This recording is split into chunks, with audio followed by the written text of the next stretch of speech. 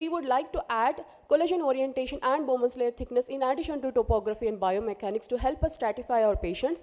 And in those patients where there is more than 50% changes in the collagen orientation picked up by PSOCT and a non-uniform thinning of Bowman's layer, it may be prudent to avoid laser-based surgeries and go ahead with phakic IOLs.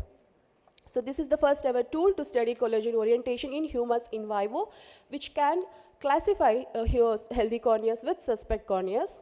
And this is our ongoing work where we are looking at the collagen fiber orientation, which does again stratify classify normal corneas from keratoconic eyes and suspect eyes. Thank you for your kind attention.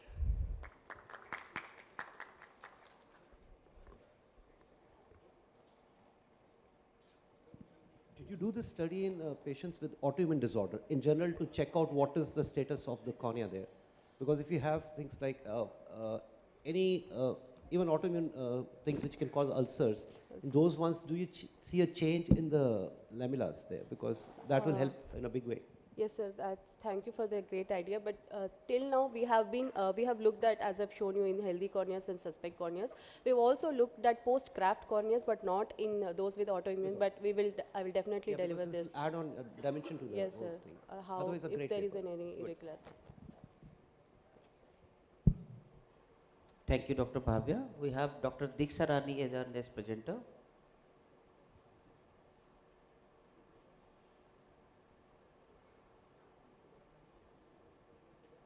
Dr. Soumya will be presenting after Dr. Diksha. So I request you, please be ready for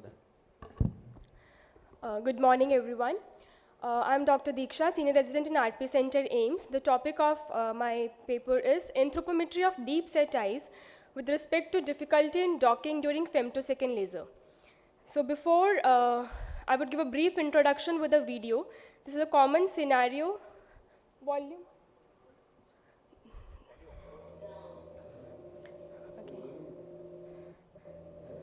So the patient is being docked and the machine says, so the nose hair has got stuck with the PI. So we had to reposition the head.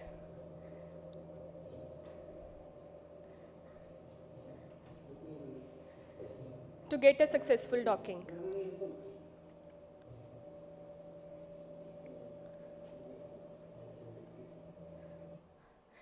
So femtosecond laser is a standard of care for modern refractive surgery. An application of femtosecond laser needs accurvation of the cornea with suction cone which needs to be docked appropriately. Inappropriate docking is a major risk factor for intraoperative suction loss, and multiple docking attempts lead to a higher risk of black spots. Hence, it is always desirable to have a good docking in single attempt. In subjects with deep set eyes, novice surgeons often face difficulty as prominent nose, brow, or narrow palpebral aperture interferes with docking. So we studied the facial profiles of 97 subjects who presented to us in the refractive clinic and attempted to identify certain anthropometric parameters to predict the need of maneuvering and to improve the success rate of docking in single attempt. So it was a single center observational study conducted at our center. 97 subjects with a mean age of 18 to 30 years who were planned for femtosecond LASIK or SMILE, and patients with ptosis, any periocular masses or lid abnormalities were excluded. The subjects were made to sit comfortably on a stool with back erect and were asked to look straight ahead into a fixation target 6 meters away, and front and side facing images were taken. So these were the parameters measured on front-facing pictures. We measured the intercanthal distance, the interpupillary distance, the outer canthal distance. We also measured the vertical and horizontal palpebral aperture height, and we measured the ratio of V to H, and we also measured the Farkas canthal index. On side-facing images, we measured the distance from outer canthus to nasion, apex to nasion, nasion to subnasal, nasion to pronasal. We also measured the total facial convexity, that is the angle between glabella, pronasal, and tip of chin, and facial convexity, that is the angle between glabella, subnasal, and tip of chin. So, and all the subjects were operated by a single surgeon on Visumax 500 femtosecond system, and during docking, the subjects were labeled as normal, as those which required no positioning maneuver, and as deep set eye for those requiring position maneuvering on the table. So these were the results. Out of 97, we faced difficulty in 15 patients. The axial length and refractive error in both the groups was similar, and there was no significant difference in the ratios and measurements taken on the front facing pictures. However, we found a significant difference that the patients with deep set eye had a greater depth of eye, and the facial convexity and the total facial convexity was highly more convex in those patients in which we had a difficulty. So we did a receiver operative curve analysis for total facial convexity, as this is the most easily measured parameter, and we found that the facial profiles which are more acute than 133 degrees are at higher risk of getting stuck during docking. We also found a simple way to measure this total facial convexity. It was measured on on-screen protractor using Android smartphone application, and the values obtained were compared with the values on ImageJ software. So we took the 10 values and we found that the values on the ImageJ and on the Android application was similar. So this is a simple way to measure the total facial convexity. These are the certain representative images. In this patient, the total facial convexity was 141. We did not have any difficulty as predicted. Another patient, again, the total facial, in the first look, it does look that the patient has a deep set eye, but the facial convexity is like normal, 137. So again, we did not face any difficulty. Another patient with a highly convex facial profile with a convexity of 122 degrees. Again, we had to do multiple positioning maneuver to get a successful docking. There are certain limitations of the study, as obstruction might also occur in anxious subjects who tend to lift their chin on surgical table. And all patients in our study underwent surgery on Visumax 500. Hence, our findings might not be universally applicable to all the femtolaser platforms.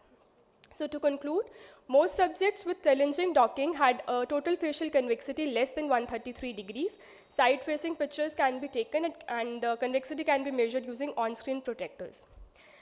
And we thus describe a simple and feasible tool to predict the difficulty during docking, which may help to improve the experience for novice surgeon. Thank you.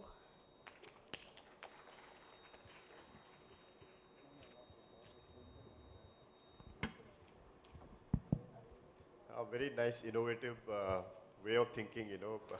in a situation sometimes can be very, very difficult. In these type cases, you know, how many patients you had, you know, sort of a difficulty during the procedure? So 15 of out the of docking, because those cases where you had a difficulty in docking, then scenario may be different, you know, intraoperatively So also. in these 97, we did not have suction loss in any of these. So any other difficulty like OBL coming up or dissection difficulties? No, sir, there was no significant difference in any of these. It was just the initial attempt. Once that is done, then the things go smoothly. Thank you, Diksha. Thank you, sir. Dr. Basan, you are the main judge today. Supreme judge.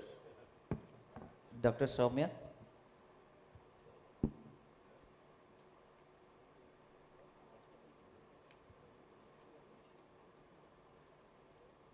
Dr. Swasti Pandey will be next presenter, so please ready for that.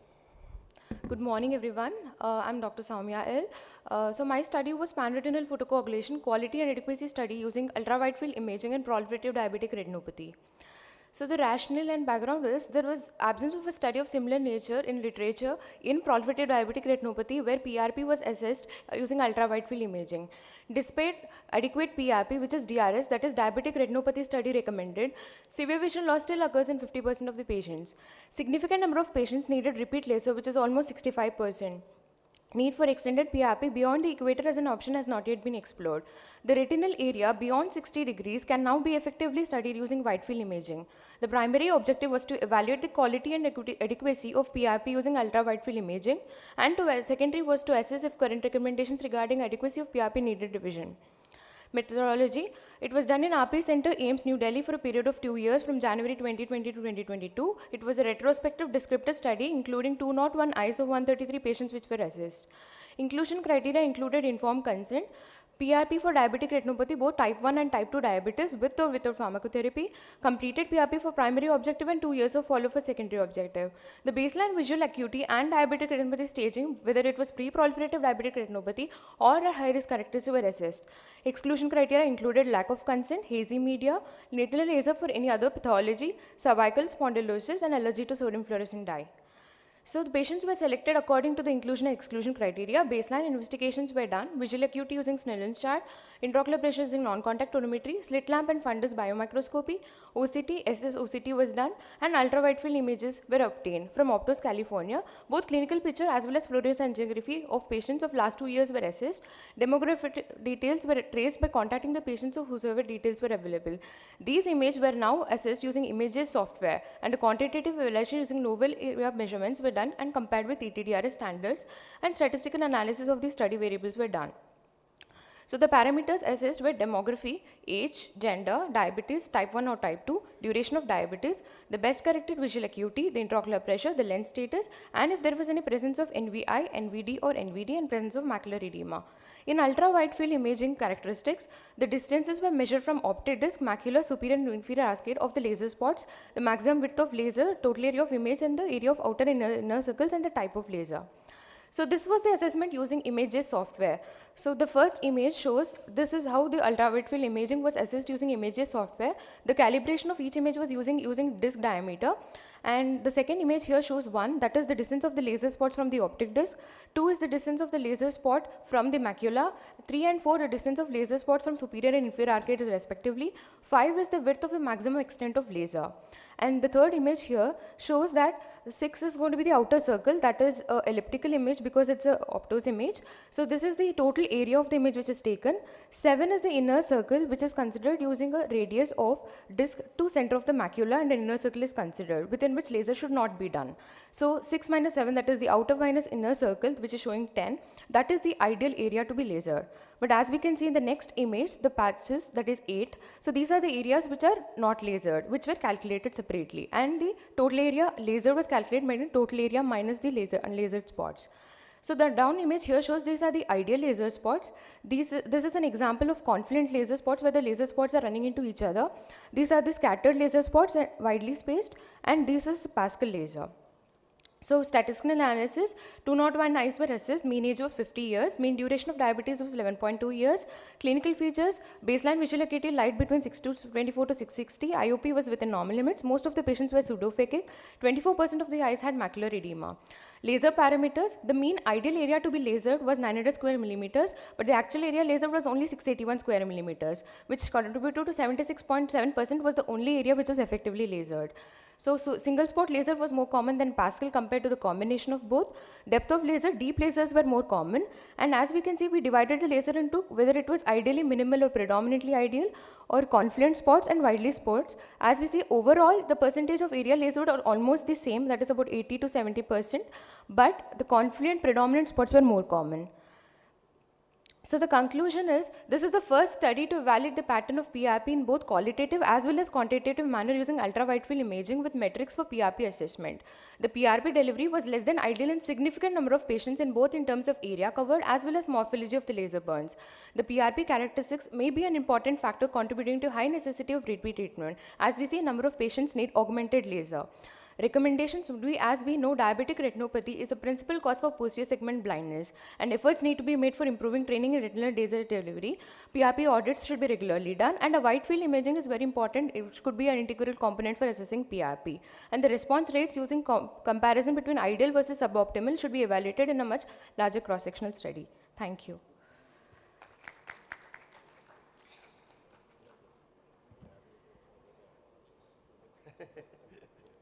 No, it's a nice study to see the entire area and look for which are the deficient area for a laser to be done. And this will give you the actual area where you have done the lasers and all.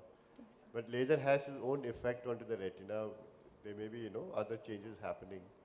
So do you have a OCT assessment in these cases also? Because you have nowadays wide field which has a OCT attached also. Yes, sir. Sir, we used Optos, California, so OCT is not available in the present feature. The Silverstone which has come recently, that has OCT feature which is present. But you could have, taken this patient, done a OCT also. JIS will combine all those things together. Sir, it was a retrospective study, so using images we trace the patient details. So patients directly were not seen. Yeah.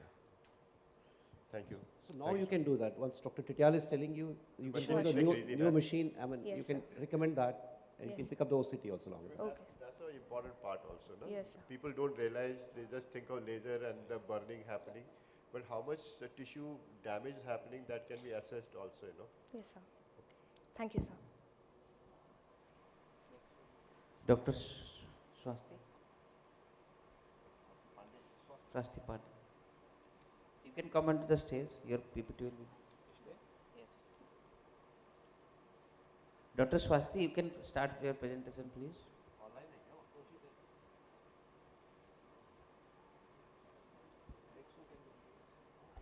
Dr. Poonam, you're next. A very good morning to the esteemed gathering assembled over here. My topic for today's presentation is correlation of glycosylated hemoglobin with retinal nerve fiber layer thickness in diabetic North Indian population. I have no financial disclosures to make. To begin with, we all know that diabetic retinopathy is the most common retinal vascular disease which has multifactorial metabolic origin, primarily occurring due to hyperglycemia. The retinopathy occurring in diabetes since times immemorial has been attributed solely to microvascular changes, but recent studies point out the neurodegenerative setting as well. We conducted a cross-sectional observational study in Regional Institute of Ophthalmology, BHU, with a duration of 22 months, and the study was approved by Institutional Review Board and Ethics Committee. Our study population comprised a total of 450 subjects, which included 150 healthy subjects and 300 were diabetic. The diabetic population was equally divided, with 150 patients with no retinopathy and with 150 having mild to moderate retinopathy. After further that, all the subjects underwent routine blood investigations comprising of HbA1c, FBS and PPBS, and all underwent RNFL thickness analysis using OCT. So the inclusion criteria was that all consenting type 2 diabetes mellitus patients who attended our OPD, who were later diagnosed either with no or with mild to moderate NPDR, as well as non-diabetic healthy population attending OPD for other complaints. Our exclusion criteria was unwilling and non-cooperative patients, patients with a best corrected visual acuity worse than 6/60, myopics with refractive error with a spherical equivalent of more than 3, and one-eyed patients, patients with chronic headaches or other neurological disorders, patients with severe and very severe proliferative retinopathy, and patients with glaucoma, other optic neuropathy, and patients who had underwent any previous laser, intravitreal injection, or previous intraocular surgery, except that for uncomplicated cataract were also excluded. Moving on to the results, when we see the RNFL thickness change among the different groups, we can see a significant RNFL thinning as we move across diabetic with retinopathy from healthy control, and the results was also found to be statistically significant in all the 4 quadrants. When we move on to the correlation graphs, we could find a significant negative correlation in patients with retinopathy, and in this graph we can see in superior and inferior graph we could see a negative correlation which was also significant in the right eye of patients with retinopathy, and in the left eye in superior, inferior and temporal quadrant we could find that HbA1c was negatively correlated with RNFL thickness. Therefore, in our study, we found out the average and the 4-quadrant RNFL to be thinned out significantly in diabetics, irrespective of whether the eyes had developed retinopathy or not, and that glycosylated hemoglobin correlated negatively with RNFL thickness in diabetics with retinopathy with statistical significance in inferior and superior quadrant of right eye and in inferior, superior and temporal quadrant of left eye. This was in accordance with other studies as well, but they could found a significant in only superior and inferior quadrant. Therefore, the conclusion and the take-home message would be that diabetic retinopathy is not merely a microvascular complication of diabetes, but it has neurodegenerative processes building up in the backdrop. Therefore, monitoring of RNFL thickness in recently diagnosed diabetics can help in determining the progress and severity of disease even before the actual retinopathy sets in. And we also recommend that tight glycemic control can prevent RNFL thinning, and similarly RNFL status in patients with retinopathy can to some extent reflect upon the glycemic status. Our study limitations included the fact that duration of diabetes was not taken into consideration, which might also have individual effect on the RNFL thickness. RNFL thickness was evaluated at one point of time in all the participants, but since the level of diabetes control and retinopathy are dynamic entities, these may be subject to change with time, and we also did not keep the patients in long-term follow-up. Thank you very much for being such patient listeners. Swati, anything unique which has come out of your thesis, your work? So I think this work has already been done for so many years. Sir, I found a lacunae in data. We could not find a specific relationship in North Indian population especially. Okay, North India. So, Yeah, that's okay, that's okay. I mean, in general, there are lots of papers on this. When you specify to India, North India, South India, then okay, of course. Right, thank you. yes, sir, thank you. I think, she pointed out all the, things which could have been, much better pointers in terms of if you look into RNFL thinning happening in a diabetic patients. So it has to be, study, cross-sectional study, and to see these patients for long term. Yes, sir. Now you have a baseline today, and then see what happens 1 year, 5 year, 10 year, because it's to have a RNFL changes coming up, it takes a long time to have a change. Yes, sir, that was a One-time limitation. study normally would not reflect exactly if they had a good correlation with the one particular, entity of control of blood sugar. It may have so many other things happening, Yes, We sir. know that despite having a good control of your blood sugar levels, you can still have a electropathy coming up. But is it directly correlating to RNFL? That's difficult to be, pinpointed. So Definitely, plan a sir. future study which goes for, at least 5 to 10 years. Okay, sir, thank you for that. Dr. Poonam.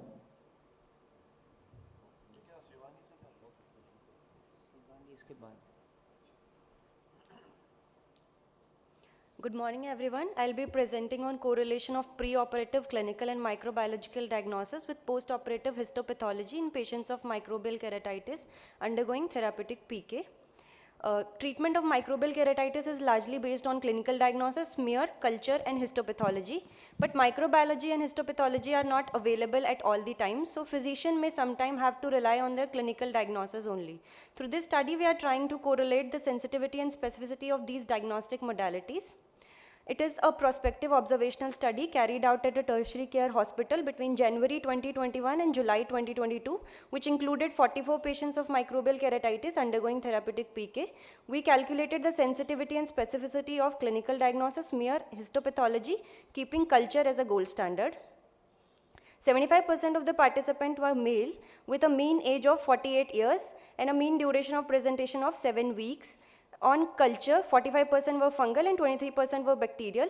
And in fungal, Candida and Fusarium accounted for the maximum. In bacterial, Staphylococcus was the maximum number. On clinical diagnosis, 16% were diagnosed as bacterial and 63% were diagnosed as fungal. So we calculated the sensitivity and specificity of clinical diagnosis, keeping culture as a gold standard, which came out to be 75% and 50% for fungal keratitis and 30% and 90% for bacterial keratitis. Clinicians were able to accurately diagnose microbial keratitis in 54% of the cases. So KOH and gram staining sensitivity and specificity was also calculated using culture as a gold standard. It came out to be 40% and 83% for KOH and 30% and 96% for gram stain. Histopathology was seen to be positive in 24 cases out of the sample size of 44, and it had a sensitivity of 50% and 41%. There were 15 cases in which both fungal culture and histopathology was positive. There were 4 cases in which bacteria was shown on culture, but on histopathology, fungal filaments were seen. There were 10 cases which were culture negative, but they showed a histopathologically positive results for fungus. We compared our study with previous studies, similar to a study done by Dahlgren et al., in which clinicians were able to accurately diagnose in 73% of the cases. In my study, it was 54%. In a study done by Sharma et al., comparatively, my study had sensitivity and specificity of fungal smear 40% and 83%, which was comparable to their advanced keratitis cases. Similarly, bacterial smear had a sensitivity and specificity of 30% and 96%.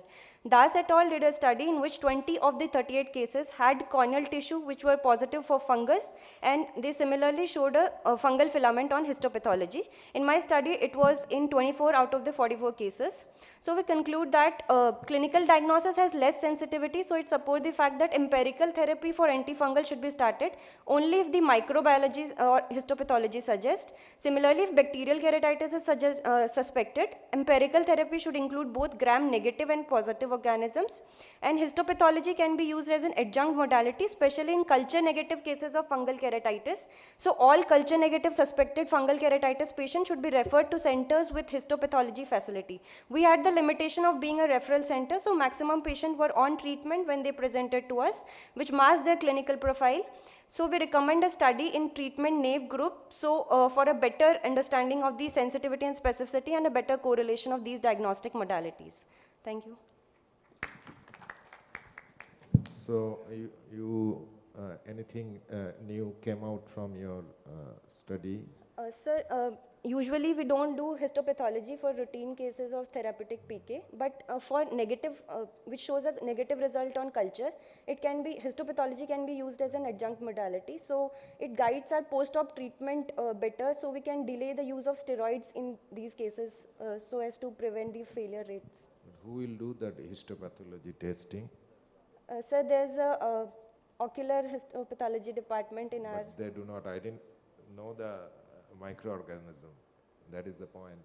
So bacteria are definitely difficult to be isolated on histopathology, but for fungal filaments, owing to their larger size, they can be identified on histopathology. But specific? So definitely, no it can be used in... Okay. A piece of advice that all the tissue when you take it out, please send it for histopath. So it can be used in adjunct modality, but... No. Just you get some information out of it. Whenever you do Yes, a histopath, whenever any tissue comes out of the body, it's always good to send it for histopath, period. Yes, sir. It has to be sent. So for which place are you from, please? Sorry, I'm sorry to ask you.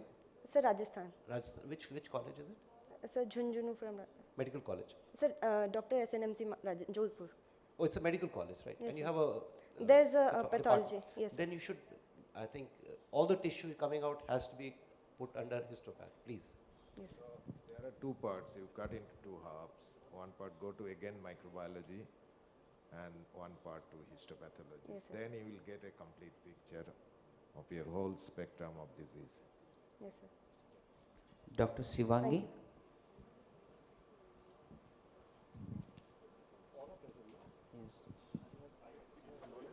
Thank you, sir. Good morning, everyone.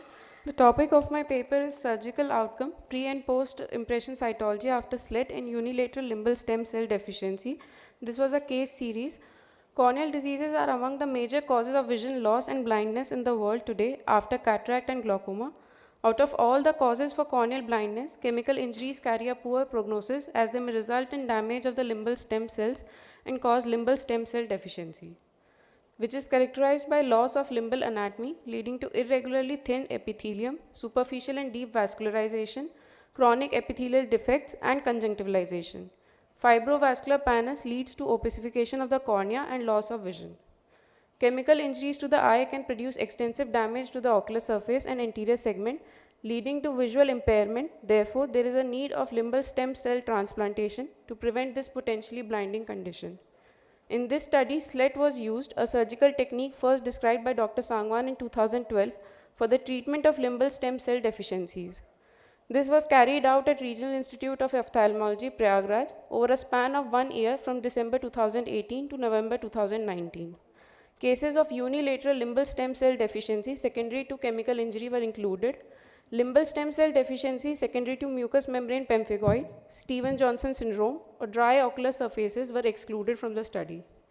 Preoperatively, all patients underwent general and ophthalmic evaluation, which included history, general examination, visual acuity, slit lamp examination, impression cytology, anterior segment OCT, B-scan ultrasonography, and blood investigations.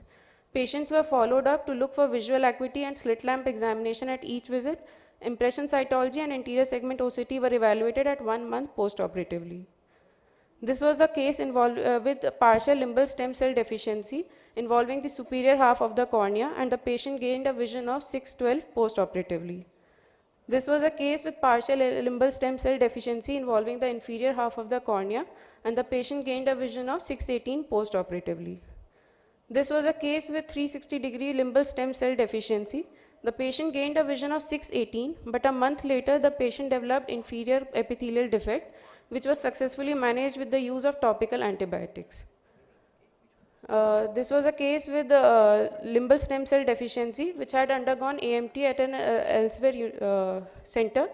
At our center, SLET was performed and the patient improved, but after a month, the patient developed an inferior infiltration of the cornea, which was managed with antibiotics, but there was no significant, no visual gain to the patient. This was a chronic and severe limbal stem cell deficiency patient with symblepharon. Amniotic slit was performed and the patient gained a vision of hand movement. Preoperatively, impression cytology showed loss of cell cohesion, change in the nuclear cytoplasmic ratio, and squamous types of cell were observed.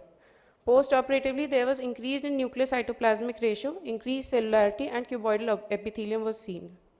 This is the anterior segment OCT. Preoperatively, there was presence of hyperreflective scar tissue in the cornea, which improved postoperatively after slit. We found stable corneal surface in 4 out of 5 cases by 4 to 6 weeks. Improvement of visual acuity was seen in 3 patients out of 5 cases reported.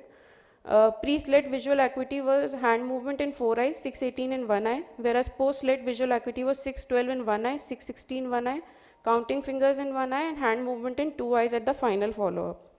Complications observed were hemorrhage, microbial keratitis, focal recurrence, epithelial defect with neovascularization, loss of limbal graft, symblepharon.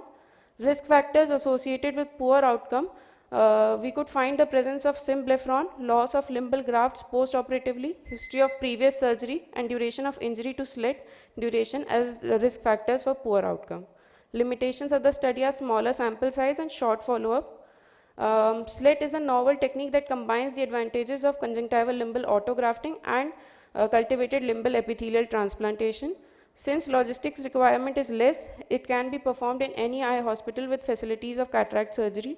With affordability and minimum dependence on the laboratory, this technique will soon become the treatment of choice for unilateral limbal stem cell deficiency. Thank you.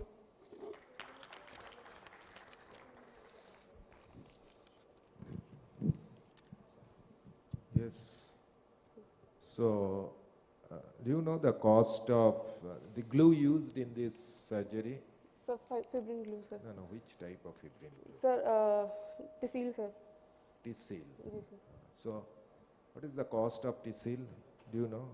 Sir, around 5 to 8,000, sir. Huh? 5,000, sir. So that is the major limitation nowadays. It is not 5,000. It is 10,500 rupees. So that is the major limitation of slit surgery nowadays. The other counterpart is fibrin glue by other company, Relisil, that doesn't work. That's, you have mentioned that there is a loss of limbal graft. So why there is loss of limbal graft? If you use TCL glue, it is very strong. There should not be any loss. If you use Relisil, then only there is a chance of loss. We know it is not very good. So that is the question. So that's why I have asked this question of Thank glue. you, sir. Dr. Ayush.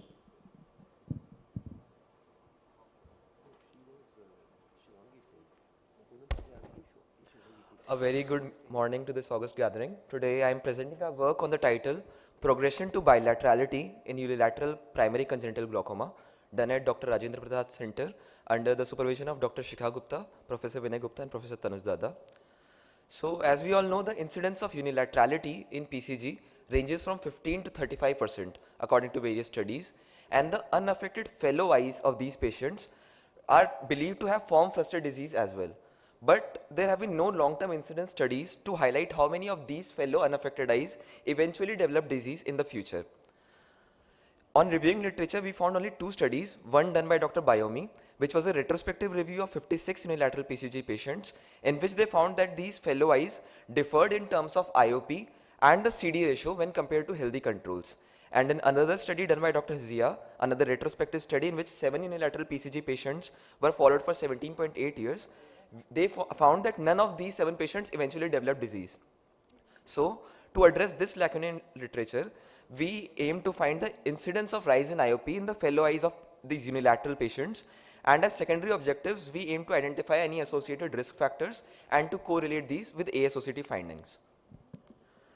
Unilateral PCG patients who had a minimum follow-up duration of at least 5 years in our glaucoma clinic were called for follow-up and their clinical parameters were assessed. In this study, we defined progression to bilateral disease as either an increase in IOP to more than 21 millimeters of mercury, either with increased cup disc ratio to more than 0.4:1 associated with signs of glaucomatous optic neuropathy, which was termed frank glaucoma, or without these signs, which was termed simply ocular hypertension. High resolution ASOCT images of the angle structures were obtained, and we looked for the features of ankle dysgenesis, namely the absence of a Schlimm's canal, absence of clearly discernible trabecular meshwork, and the presence of a hyperreflective membrane which covered the angle recess. We also looked for the presence of a patent supraciliary channel, which has been hypothesized to serve as an alternate aqueous drainage route in these patients. Coming to our results, we were able to recruit 54 eligible patients, out of which 56% were males and 44% females. Over a median follow-up duration of 8.2 years, we found that a staggering 31% of these unilateral patients eventually progressed to bilateral disease, out of which 15% developed ocular hypertension and 17% developed frank glaucoma. Most of these patients were found to develop bilateral disease at the age group of 5 to 10 years. Of the 8 patients who developed ocular hypertension in the fellow eye, all of them were able to be managed medically with a mean of 1.13 topical glaucoma medications, and of the 9 patients who developed glaucoma, 7 were managed medically while 2 required surgical intervention in the form of 1 undergoing goniotomy and 1 undergoing trabeculectomy with MMC. On the comparison of dysgenesis parameters on ASOCT in the affected versus the fellow eyes, we found no statistically significant difference in the absence of Schlimm's canal, the absence of a trabecular meshwork, or the presence of hyperreflective membrane, thus suggesting that there exists a similar level of dysgenesis in both the affected as well as the unaffected fellow eyes. However, on comparison on the presence of patent supraciliary channel, we found a significant difference. And with the presence of this patent channel, the odds ratio of not progressing to bilateral disease was found to be 1.48, thus supporting the hypothesis that the presence of this channel can be protective towards development of disease in the future. When we assess the various risk factors for progression, we found that the affected and the fellow eyes differed significantly in terms of the clinical parameters assessed, which were the mean axial length, mean CCT, mean corneal diameter, and mean BCVA. And on comparing the fellow eyes between the progressors versus the non-progressor group, the corneal diameters were found to differ significantly, and with the fellow eye corneal diameter of more than 12 mm, the odds of progression to bilateral disease was found to be 9.5, which was again statistically significant. On comparing the dysgenesis parameters between the progressor and non-progressor group, we found no statistically significant difference, thus precluding the use of these ASOCT features as predictive markers for development of bilateral disease in the future. To conclude, we found a striking 31.5% of unilateral PCG patients to develop bilateral disease in the future, with nearly 15% developing ocular hypertension and 17% developing glaucoma. Corneal diameter of more than 12 mm emerged as the strongest predictor, and the presence of a patent supraciliary channel could possibly be protective. So, we emphasize the need for regular follow-up of these patients along with close evaluation of the fellow eyes, and a simple examination of the corneal diameter can help us predict which of these patients are going to develop disease in the future. We further recommend genetic studies of this particular cohort, as some studies have suggested that this can be a genetically distinct pathogenesis. Thank you. Thank you, Dr. Ayush. Wonderful study. And you mentioned one of the study by Dr. Jia et al. They didn't find any bilaterality in these cases. Sir, it was Why so much a difference? You had 31% going to bilaterality, and that study didn't show anything. Sir, it was a retrospective review of only 7 patients. Their sample size was very small, and plus they did not call them up for follow-up later. In our study, we called these patients for follow-up and then assessed them again. Good, good. I think you pointed out one important point was the corneal diameter. Yes, sir. As a parameter here. Which anti-segment OCT you have used in these to analyze the angle so beautifully? Sir, Heidelberg Spectralis machine in our center. So we would like to emphasize this fact that when these patients are coming for follow-up in the OPD, just the simple examination of the fellow eye corneal diameters can help us predict whether we need to investigate them further. So looking into these unilateral cases going to bilaterality, so what changes may be happening in this eye to, getting into bilateral. Can you see some sort of a block in the outflow channel So, or inflow channel? as we saw in the ASOCT images, there was no difference in the affected and the fellow eyes in terms of the markers of angle dissonances, which suggests that developmentally both the eyes are having some abnormality. But like we said, the presence of that patent channel in the fellow eyes could possibly be protective against disease. In terms of axial length, one they call in diameter, you said axial length also was, Yes, sir. significantly different. So what are the different in terms of a progression of axial length in these two eyes? So the fellow eyes versus the affected eyes, there was a significant difference. The axial length of the affected eyes was much longer as expected because of the ophthalmos happening. But in the subgroup analysis of the fellow eyes between the progressor and non-progressor group, we could not find any significant difference. Okay. Thank you, Majumdar. Very nice. Thank you, Ayush. Dr. Gaurav Verma has just called to inform that because of some family issues, he has to leave immediately. So next presenter will be Dr. Gaurav Sachdev. No. Yesterday he presented, but he has to leave. Dr. Gaurav Sachdev. Yes, sir. Very good morning to all. I am going to present my topic, a longitudinal study to evaluate visual function and OCT parameters in ethambutol-induced optic nerve toxicity. Ethambutol has been used since 1961 as a first-line drug for treating Mycobacterium tuberculosis and Mycobacterium avium, and ethambutol toxicity is a well-known side effect since then. Mechanism of action is it causes copper chelation and iron chelation, which disrupts oxidative phosphorylation, which increases reactive oxygen species, which causes apoptosis of retinal ganglion cells. Zinc chelation also has a toxic effect on retinal ganglion cells. Clinical features of toxicity are seen at around 2 to 5 months of use, which is dose dependent, bilateral, gradual onset diminution of vision, and patient may have central, centrocecal or bitemporal field loss, and color vision deficit in the form of red, green or blue, yellow. Changes in the OCTs are not specific to toxic optic neuropathy, but they may help in prognosis and follow-up of the patients. Peripapillary retinal nerve fiber layer and macular GC-IPL thinning on follow-up is a sign of progressive damage due to toxicity. Ours was a prospective observational study. Patients were enrolled from Neuro-Ophthalmology Clinic of Dr. R.P. Center for Ophthalmic Sciences, New Delhi. Sample size was 50. Study period was April 2021 to October 2022. Inclusion criteria was patient receiving category 1 ATT and presenting to us within 1 month of onset of visual symptoms. Exclusion criteria were presence of any other disease causing optic neuropathy, intake of any other drug known to cause optic neuropathy except first line ATT, ocular or CNS tuberculosis, any ocular diseases affecting the parameters that are being evaluated, and age less than 18 years. So patients were screened for ethambutol toxicity. If they meet the inclusion criteria, a baseline workup was done and followed by repeat workup at 3 months and 6 months of symptoms, followed by statistical analysis of data. In workup, a detailed clinical history including the treatment history, dose of ethambutol, duration of ethambutol were taken, ocular examination was done, best corrected visual acuity, slit lamp examination and fundus evaluation was done. In investigation, color vision, contrast sensitivity, spectral domain OCT and visual fields were done. So results are as follows. All the visual functions, that is visual acuity, contrast, visual fields and color vision, showed significant improvement at 3 and 6 months. And eyes with significant visual improvement were 69, and significant improvement was defined as 2 or more Snellen's line improvement. Then coming to OCT parameters, peripapillary retinal nerve fiber layer thickness and papillomacular bundle thickness, there was significant reduction noted in all quadrants at 3 and 6 months, and maximum reduction was seen in the temporal quadrant. In GC-IPL thickness and GC-IPL volume, all the parameters showed reduction at 3 and 6 months, and maximum reduction was seen in inner nasal and inner inferior quadrants. Next, we tried to find out a correlation between visual recovery at 6 months and baseline OCT parameters, and we could find a correlation between visual recovery at 6 months with GC-IPL in all 4 inner quadrants, average GC-IPL and papillomacular bundle thickness.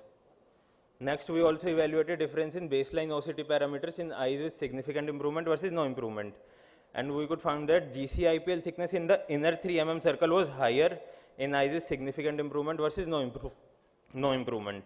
So clinical implications of our study is that ethambutol preferentially affects the papillomacular bundle axons as in the peripapillary area. Maximum reduction was seen in the temporal quadrant, that is 42%. In macular area, it was seen in the inner nasal quadrant, 25%, and papillomacular bundle also showed 40% reduction in thickness.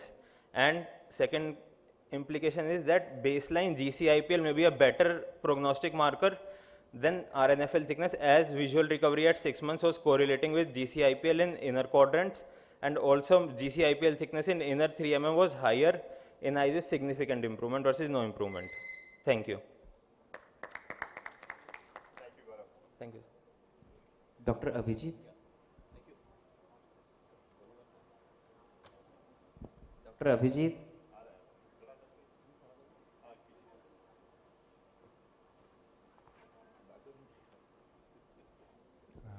Good morning, everyone. I'll be presenting a study on clinical profiles of patients attending visual rehabilitation clinic of a tertiary eye care center in Delhi.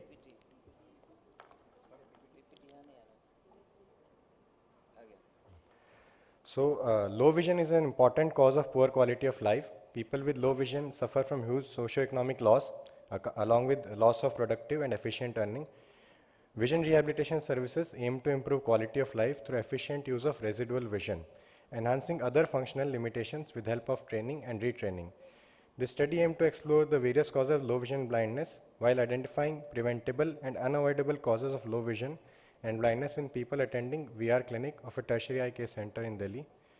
So it was a retrospective study. Records of patients referred to visual rehabilitation clinic of the institute in year 2018-19 were analyzed. Inclusion criteria was best corrected distance visual acuity less than 6/18 in the better seeing eye. So this was further subclassified into moderate low vision, that is less than 6/18 to 6/60 vision, severe low vision less than 6/60 to 3/60, and blindness, that is less than 3/60, which was further subclassified into two more categories, that is more than 1/60 blindness and less than 1/60 blindness. The near vision was classified from N6 to less than N10 vision in better eye, N12 to less than N18, N24 to N36 and less than N36. And cause of visual impairment was classified into anatomical site and pathological. So a total of 1,723 patients visited VR clinic with a mean age of 28 years, and a staggering 71.2% of patients were identified as male. We further subclassified it into age categories, that is 0 to 15 years, which had around 25%, 16 to 49 years has 58.6%, and more than 50 years had 15.8% patient. Best corrected distance visual acuity, according to the classification, moderate visual impairment had around 30% patient, severe visual impairment had around 18%, more than 1/60 blind were around 16.6, and less than 1/60 blind were highest number, that is 36%. And similarly, less than N36 patients were 37.4%. So this is similar data. I have classified it according to gender, and we can see that less than 1/60 blind and less than N36 are maximum number. And if we classify according to age, the 16 to 49 years, that is a productive age group, has maximum number. And if we come to causes of poor vision, then retinal pathology had highest share, that is 63.5%, followed by whole globe abnormalities and diseases of optic nerve. And in 0 to 15 year, congenital disorders were most frequent. In 16 to 49 years, again congenital disorders were most frequent. And more than 50 years, glaucoma was most frequent cause of poor vision, followed by pathological myopia, retinitis pigmentosa, and corneal opacity. So this is the classification, and we can see that retinal disorders were the most common cause, followed by whole globe and optic nerve, which includes glaucoma. And this is further subclassified according to gender, and we can see that males, the number of males is far more compared to females. So compromised vision significantly affects the quality of life as well livelihood person who suffers from it. And vision rehabilitation can significantly improve the quality of life. In our study, male respondents were substantially more than female. This is in accordance, this corresponds to several other South Asian study, including one from Begum et al. From Bangladesh and one Arabian study. But the percentage there was around 60%. Here we had 71.2% male patients. This reflects males have better access to low vision care services, which could be due to several factors such as traditional patriarchal nature of society, economic dependence among females, lack of felt need, lack of accompanying person, or preoccupation with household activity. And this is a challenge in achieving universal eye health care, and there's need to empower females to improve their low vision services. And the productive age group of 16 to 49 accounted for over half the patients, and elderly were least in number, which is not in correspondence with population-based study, since this is not a population-based study where elderly are most common. And how it was largely non-preventable, and because it is a retrospective data, it's difficult to ascertain how many were actually avoidable. But if we consider retinal disorders, then looking at diabetic retinopathy, retinopathy of premature, and retinal detachment, they accounted for around 4% of patients.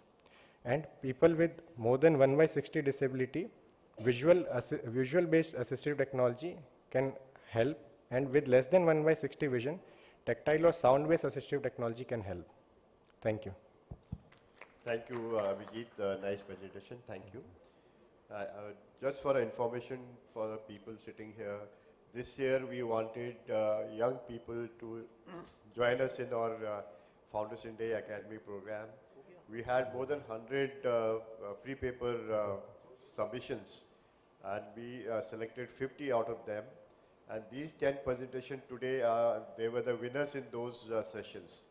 And first time we are to give Best of the Best award this year. That will be our LP Agarwal Best Free Paper Shield or a trophy to that one person.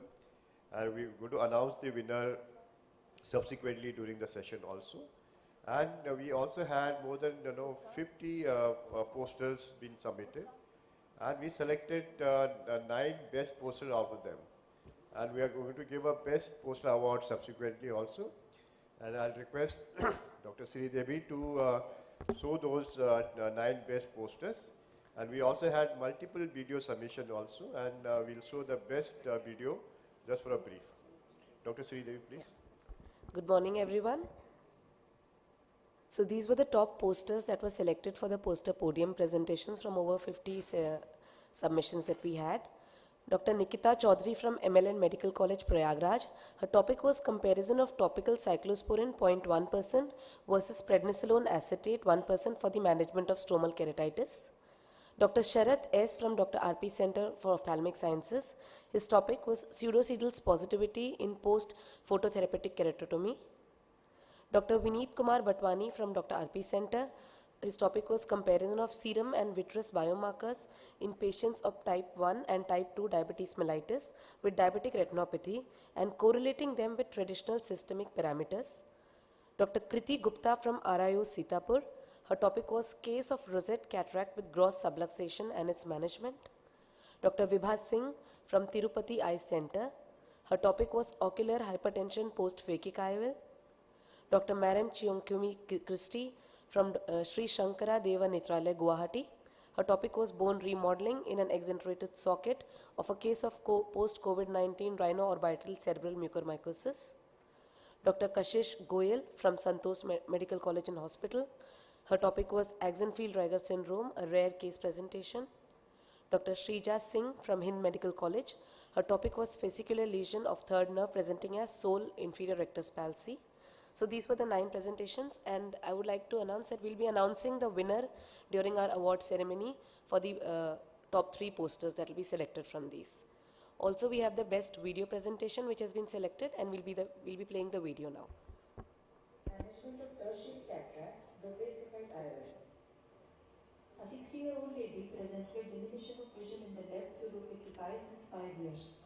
After examination, diagnosis of left eye opacified IOL was made, and she was planned for IOL exchange under perilocal anesthesia. Temporal main wound, ODD was injected for viscometriasis.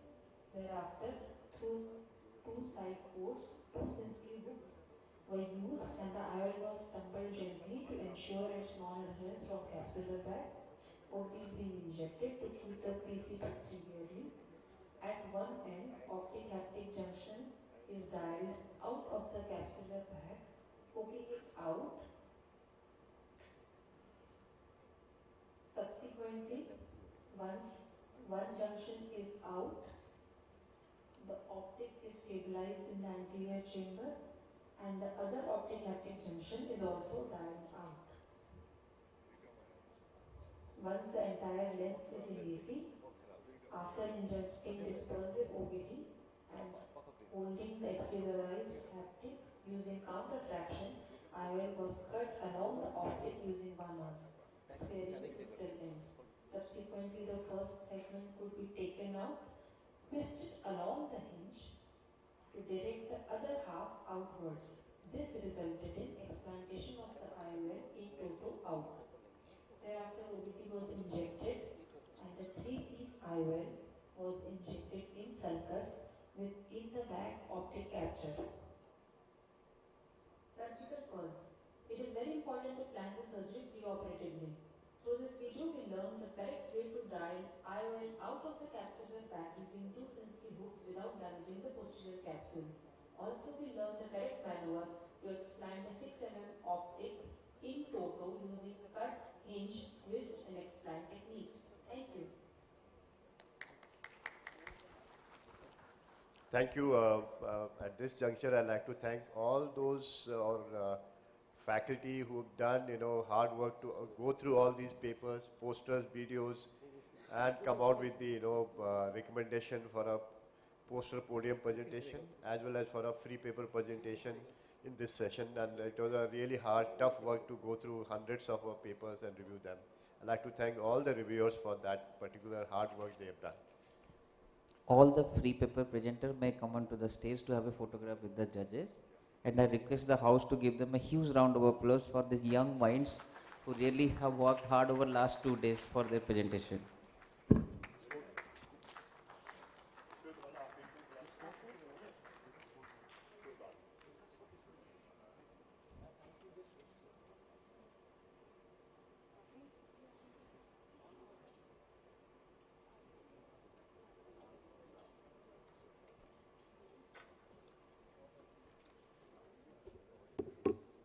Can I request all the speakers to join in for a group photograph?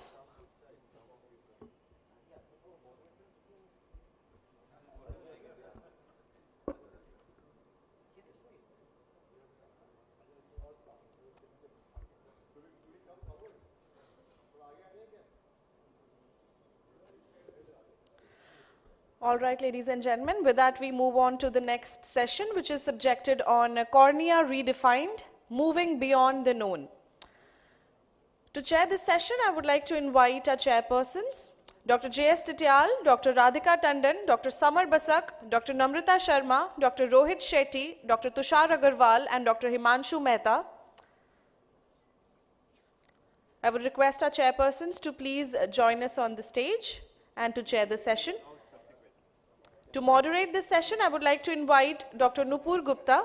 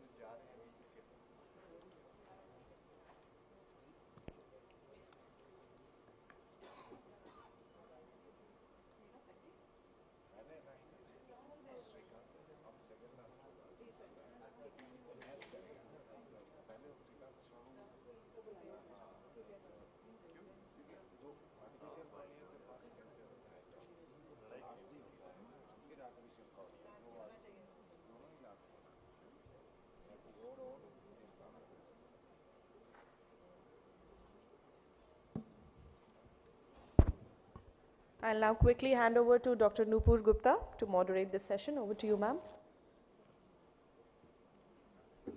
A warm welcome, everybody. We start this session with the talk on microsporadial keratitis. Dr. Shrikant Sahu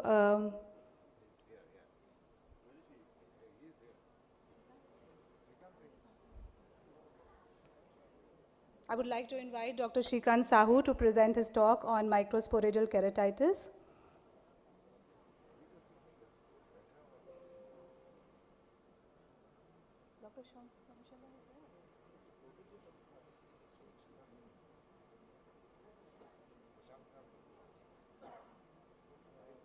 So we move on to the next talk. Dr. Prashant sir. Dr. Prashant Garg will be presenting on challenges in management. Sorry. Okay, we go on with the initial talk on microsporidal keratitis presented by Dr. Shrikant Sahu. Dr. Sahu, please.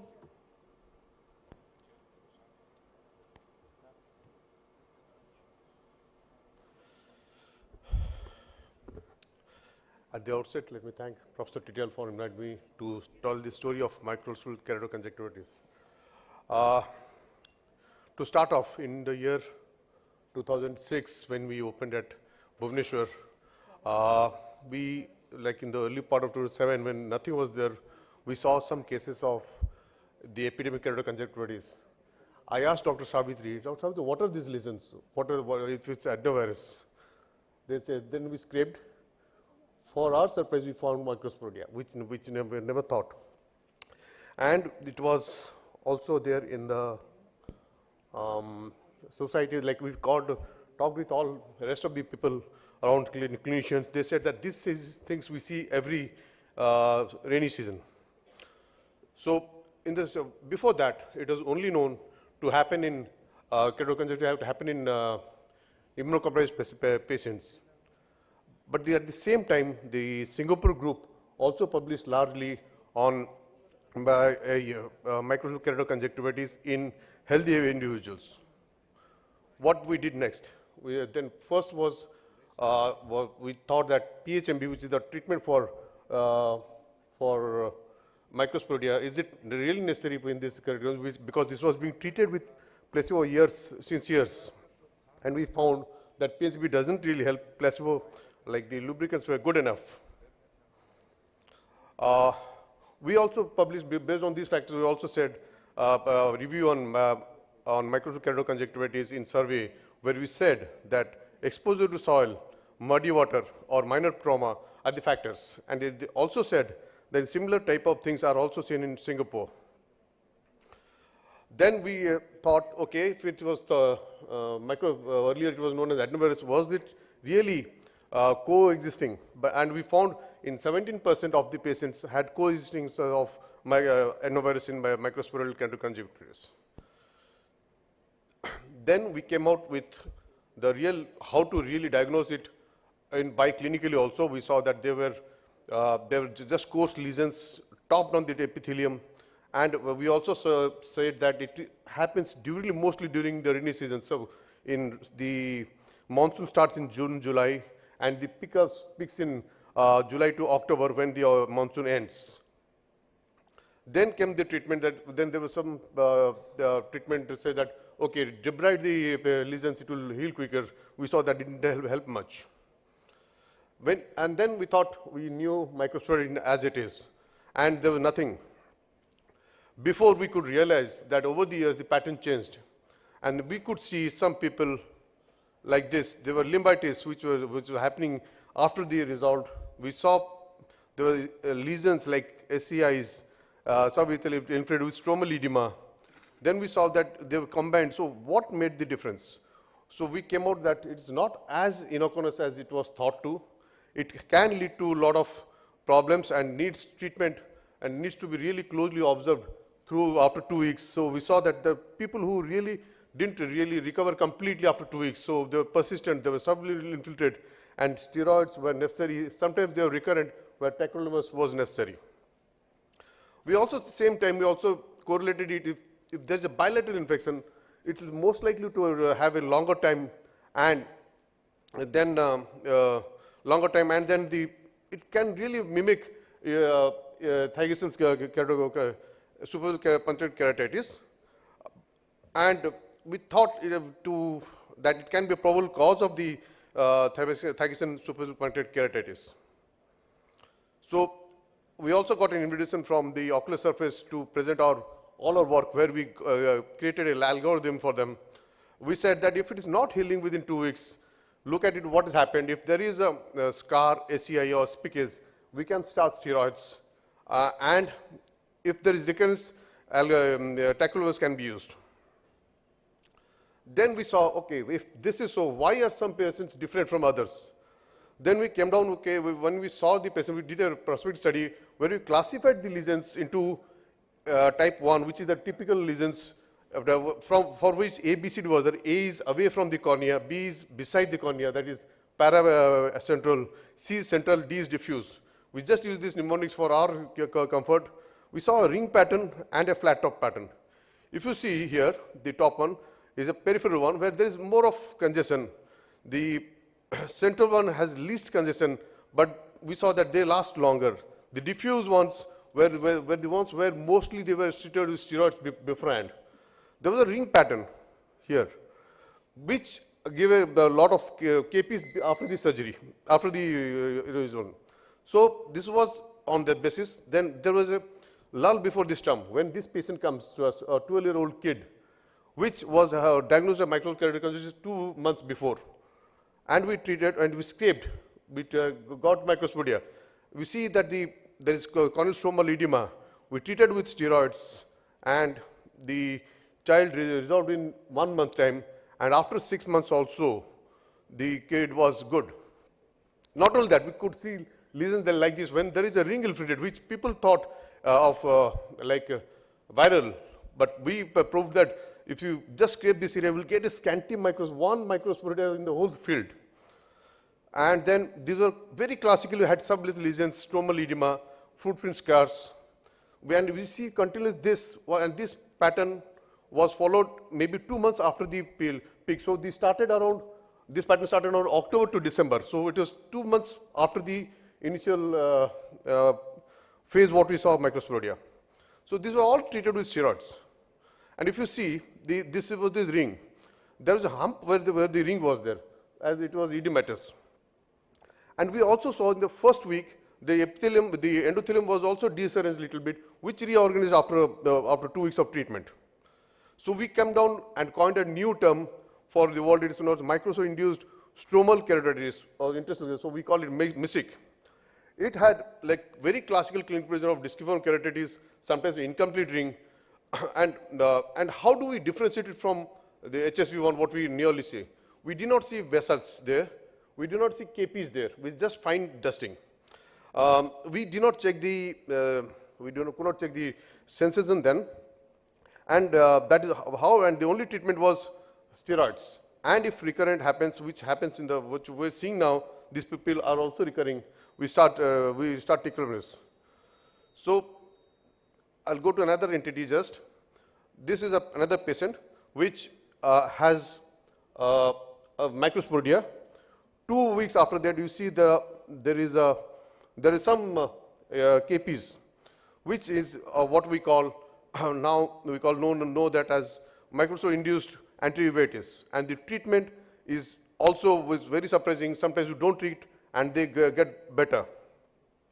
So this is what is like important for us, that we do not need steroids here, which is very parallel to say when there is no KP and we say that do not treat with steroids. But then it's true that we give steroids, it is actually more, the resolution time is more. But lubricants helps much better than steroids in this. We give steroids only when there is a corneal component of edema. Thank you.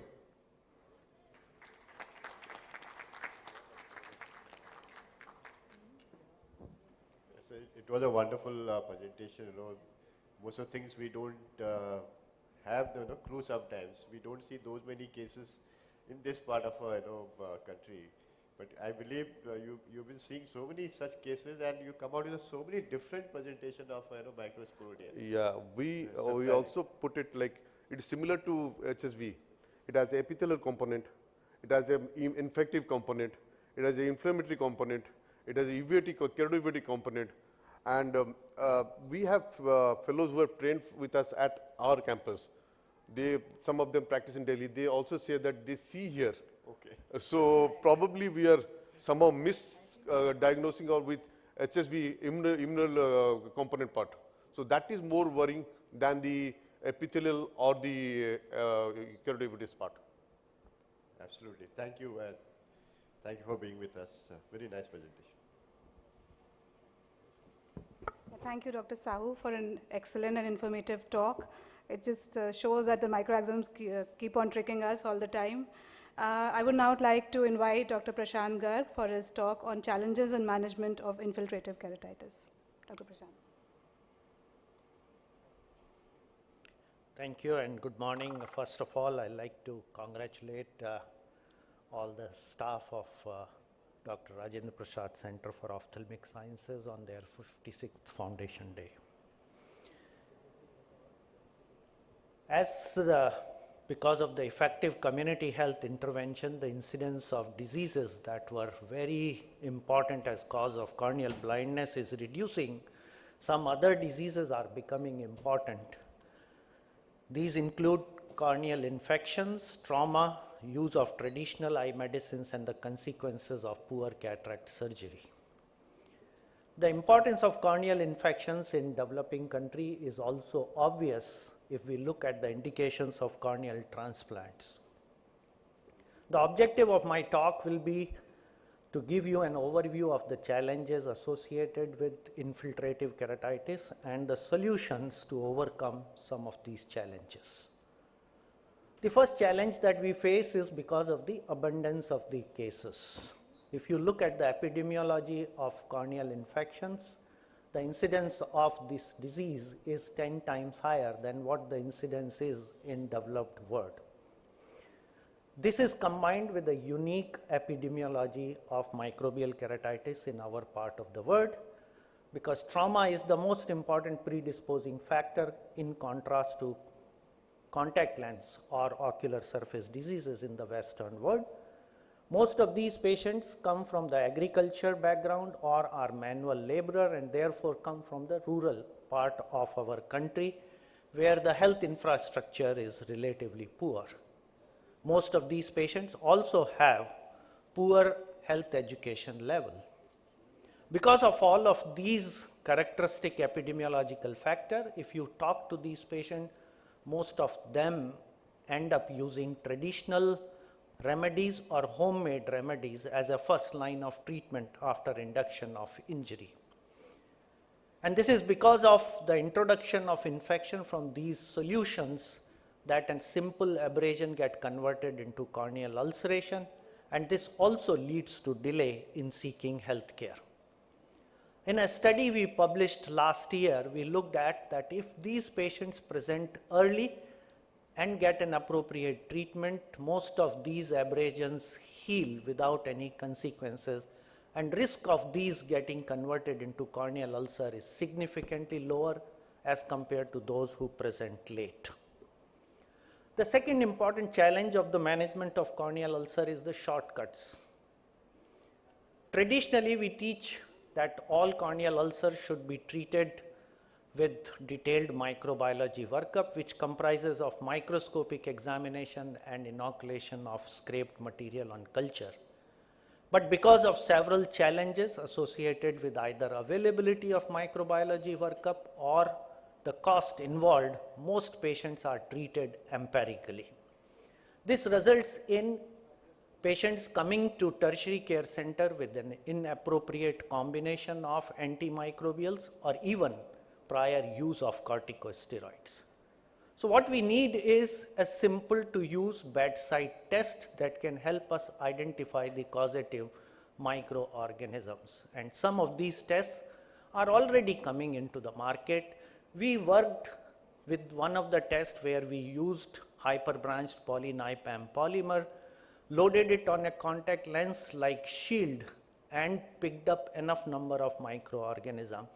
We are currently working on developing this as a simple bedside test where the clinicians get a colorimetric evidence of the causative organism. The next challenge is hide and seek between microorganisms and clinical disease versus microbiologists and clinicians. While each one of us feel very confident that we can identify causative organism based on the clinical picture, let me give you these two case scenarios where these patients presented with the stromal keratitis and thought to be herpes simplex virus stromal disease and were treated with corticosteroids.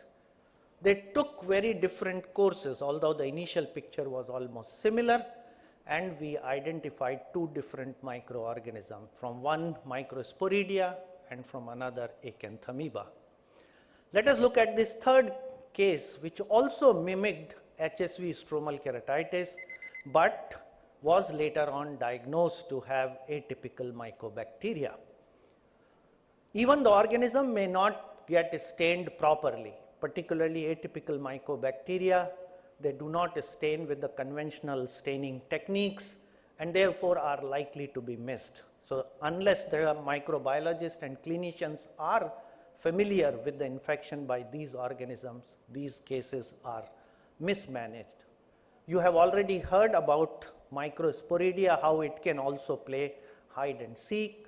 And another organism that we recently identified was treated for a very long time as keratitis caused by non-sporulating fungal filamentous fungi. But once we did the molecular technique, we identified these non-sporulating organisms as Pythium insidiosum and characterized these organisms. The last challenge that I like to share with you is a habit of overlooking. Right from the time penicillin was discovered, despite having warning by the inventor, we kept on popularizing this antibiotic even for trivial diseases. This is not just limited to penicillin. All subsequent antibiotics also were overused, misused, or irrationally used. And we now even claim that antibiotic resistance does not play any important role for us because we instill drop directly to the site of infection and achieve very high concentration. But you must all realize that antimicrobial resistance is a reality demonstrated by variety of papers that have been published. What we need in the absence of new molecules coming into the market, some kind of smart drug delivery devices which allows us to achieve much higher concentration at the site of cornea, or sustained release or release at the point of infection. To conclude, corneal infection poses several challenges. We need to change our behavior. We also need to focus on prevention and primary health care and become smarter than enemy. Thank you very much for your kind attention.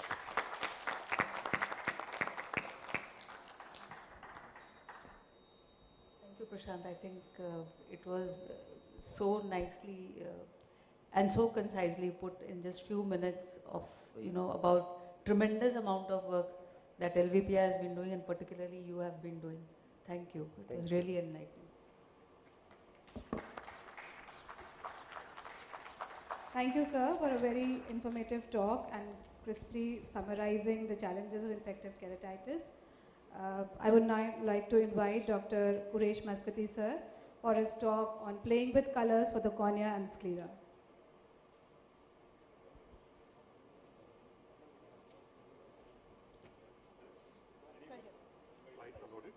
Thanks.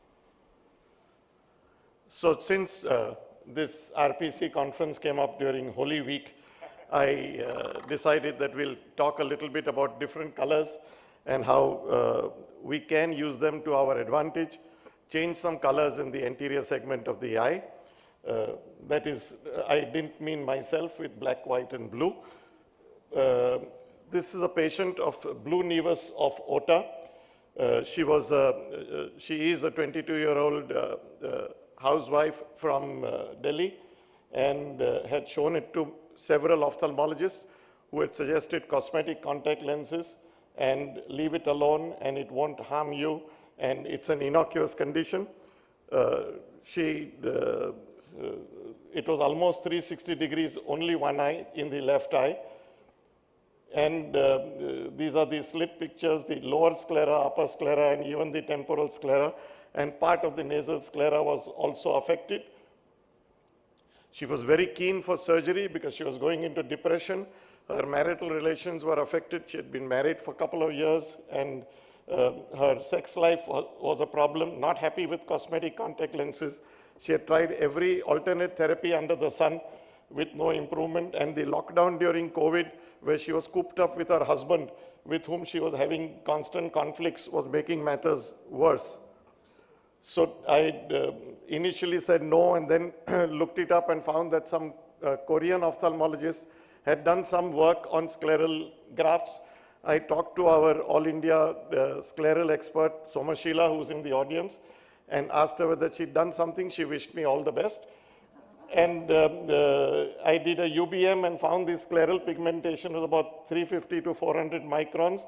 I visited the eye bank a few days prior, and using an automated microkeratome, like we prepare our lamellar corneal grafts, we prepared many postage stamp bits of lamellar sclera, approximately 350 microns thickness, put it back into absolute alcohol. I purchased 350 micron disposable blades with handles. Opened the conjunctiva 360 degrees, 2 to 3 millimeters from the limbus. Shaved approximately 350 microns of sclera in all the affected areas, almost 10 to 11 clock hours, each dissection not more, small size dissections. Applied fibrin glue and stuck the similar size pieces of donor sclera, which were thin donor sclera, approximately the same thickness in the dissected areas, and then glued the conjunctiva into place. So this was the immediate post-op appearance. It looked a little red, and the sclera looked a little bulging, but it settled a bit.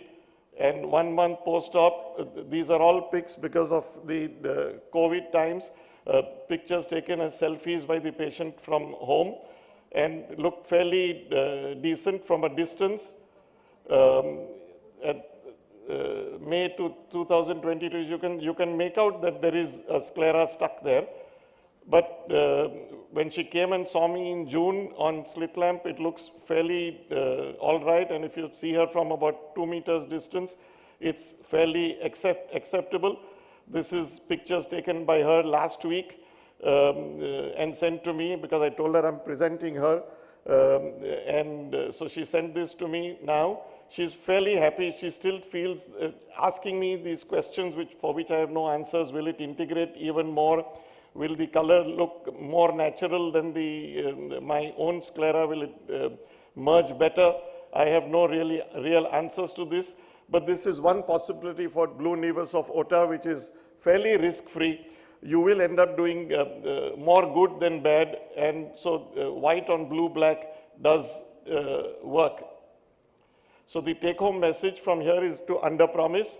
Worth attempting lamellar patch grafts in blue nevus if patient is keen. Post-op looks definitely better than pre-op, though not normal. Sutureless surgery minimizes post-op inflammation. Glue works quite well.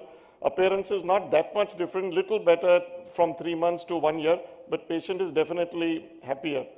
Can we play this video? The second video is, so the first was white on black. We'll do black on white. So ever since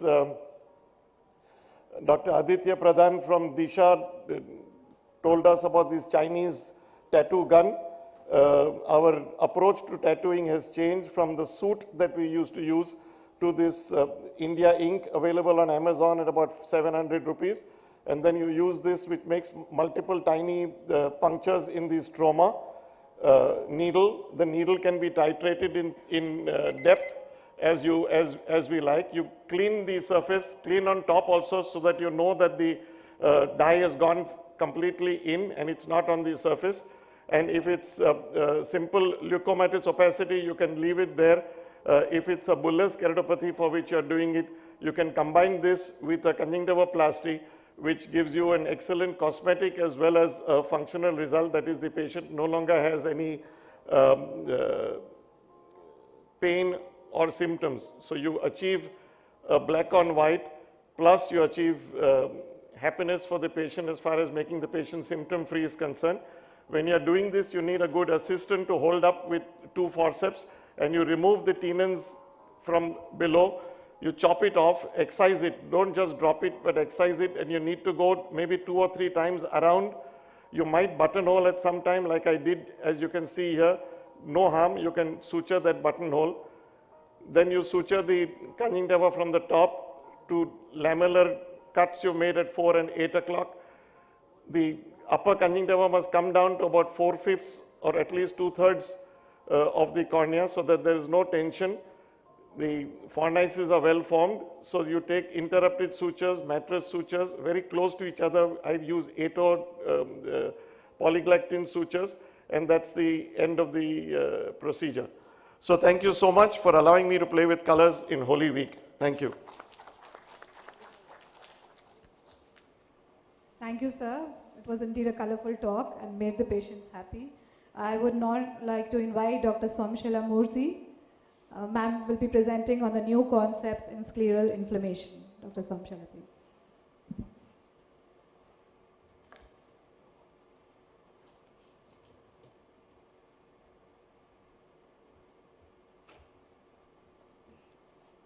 A very good morning to everyone. Of course, it's my pleasant privilege to be part of this meeting and also congratulate all the RP Center alumni and staff and fellow residents, everybody on the annual foundations, and on annual Foundation Day celebration, and I'm so happy to be part of this. So the stage was already set by Dr. Muscati in his humorous and this time colorful way also. And my job is to take you through some newer concepts, no financial interest. So what's new and what's different in scleral inflammation? A little bit more in the classification. I have no financial disclosures, but as I said, nobody's interested in scleritis, so why would anybody industry sponsor?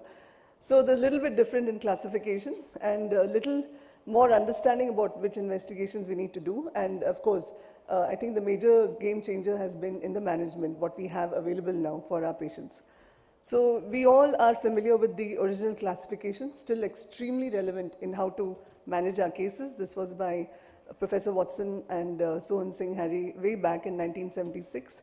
I'm sure many of the residents were not born then.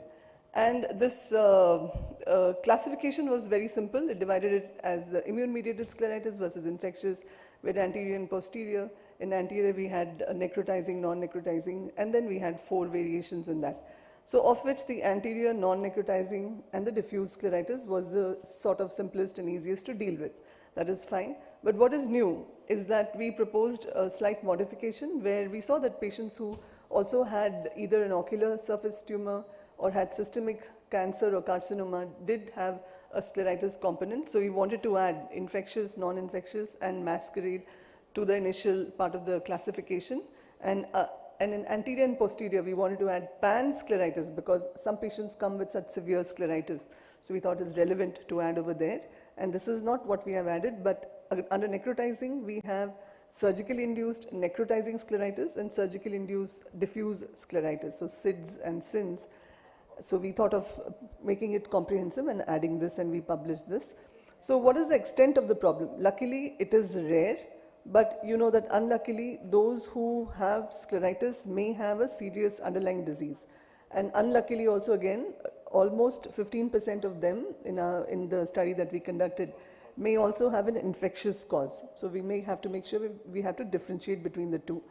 So is this association true that almost 35 to 50% of our patients have serious life-threatening disease? So we looked at all the data that we had over a period of 3 years. So we have large numbers, of course. We had over 1,000 patients.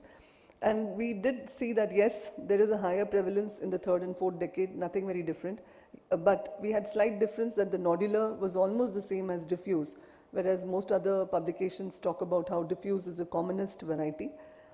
And then the most important part of the study was that we had only a small minority of patients where either investigation was abnormal, for example, RA was positive or ANCA was positive, or the patient had disease, they had rheumatoid arthritis or any other disease. So that is less than 6%.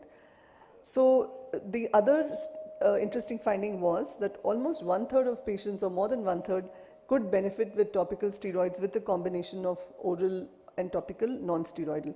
So these two were significant differences. So what is it? Is it that the Western literature is inaccurate? It is not really. It's just that there's a skewing. So most publications are from institutes. So in the West, the simple cases would not be seen by tertiary care centers, but the complex cases would be referred. So for us, many patients, we may be the first to see the patients, all institutes like RP Center. And we also don't have adequate finances for our patients, or the testing is not available, so maybe we don't test adequately. And yes, lastly, there can be a true difference in the incidence. So the concept of having a serious underlying disease, yes, it's there, but the chances of that being almost 1/3, I think in the Indian population, it's about 5 to 6%, certainly less than 10%. So that is really different.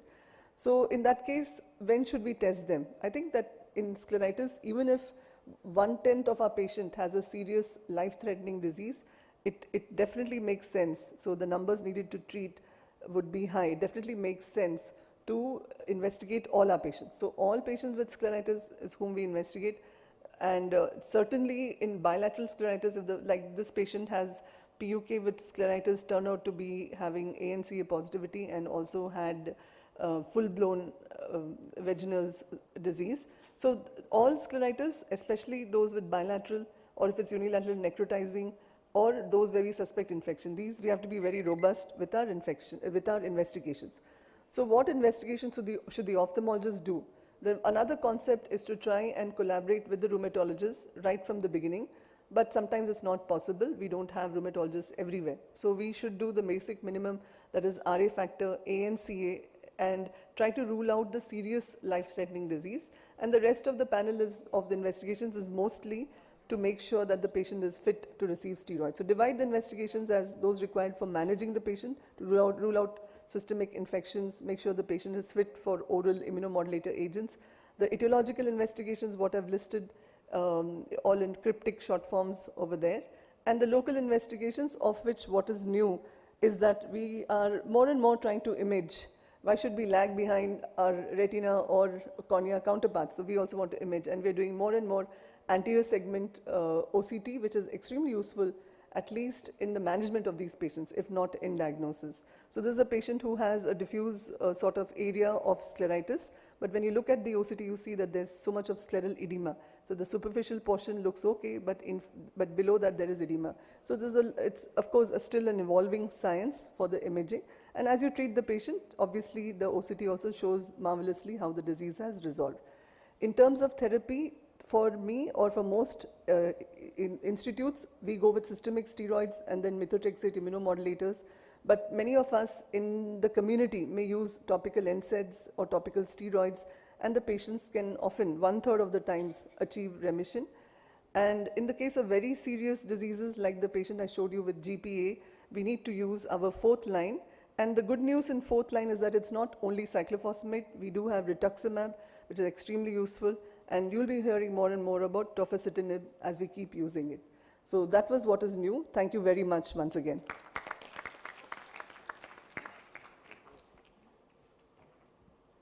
Excellent talk, Somshan. Thank you. I think you have the greatest insight into scleritis, which I know that you have been presenting for long and very nicely presented. Beautiful. Thank you very much. Thank you, ma'am. I would now like to invite Dr. Chandrasekhar Babekar for his talk on MS39, the new kid on the block.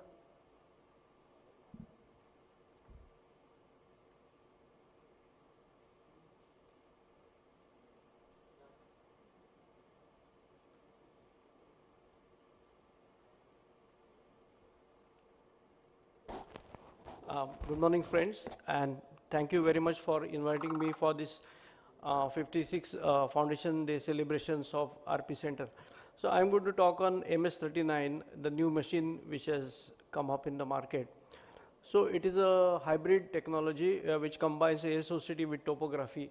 We know now the scenario is changing and we're getting hybrid machines, but this one has a more focus on the cornea, refractive surgery and keratoconus. So these are all the things it can do. The first is the standard 4-map refractive, which most of the machines give, all of the machines give. But the new features start now. The first thing is the thickness screening. That means we have epithelial thickness, stromal thickness, and the total thickness. So we know that epithelium can mask and unmask many stromal conditions, and therefore very important to see how the stromal thickness and stromal elevation is.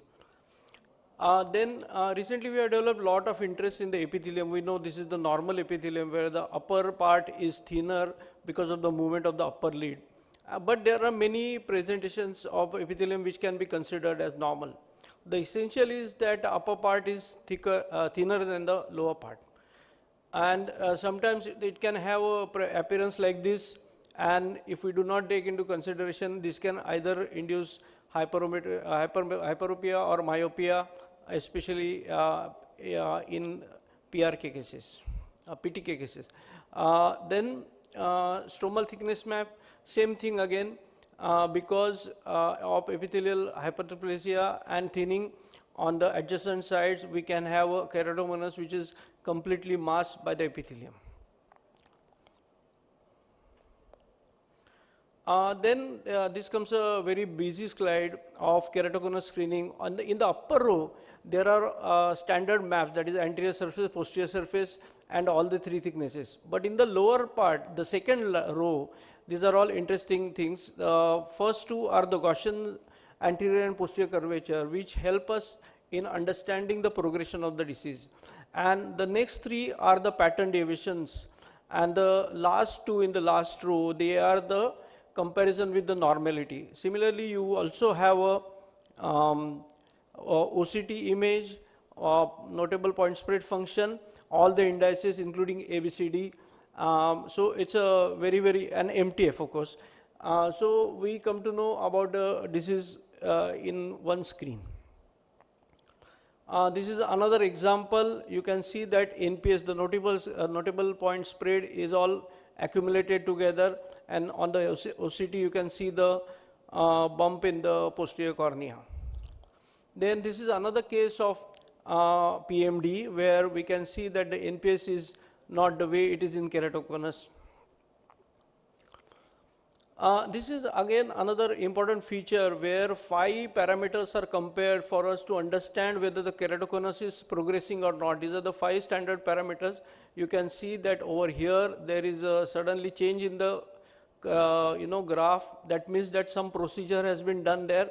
And on the right hand side there are 2 maps which are the first and the last map. Up to 25 examinations can be compared. So we have got a fairly long follow-up of patients which will make us understand whether the disease is progressing or not. And the lower is the difference map.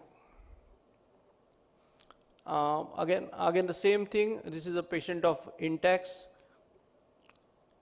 Intacs planning can be done, and this is the post-op. You can see that the cone is now localized in the center. On the cataract side, the machine is not really great, but it still gives us a lot of information like this angle alpha and angle kappa.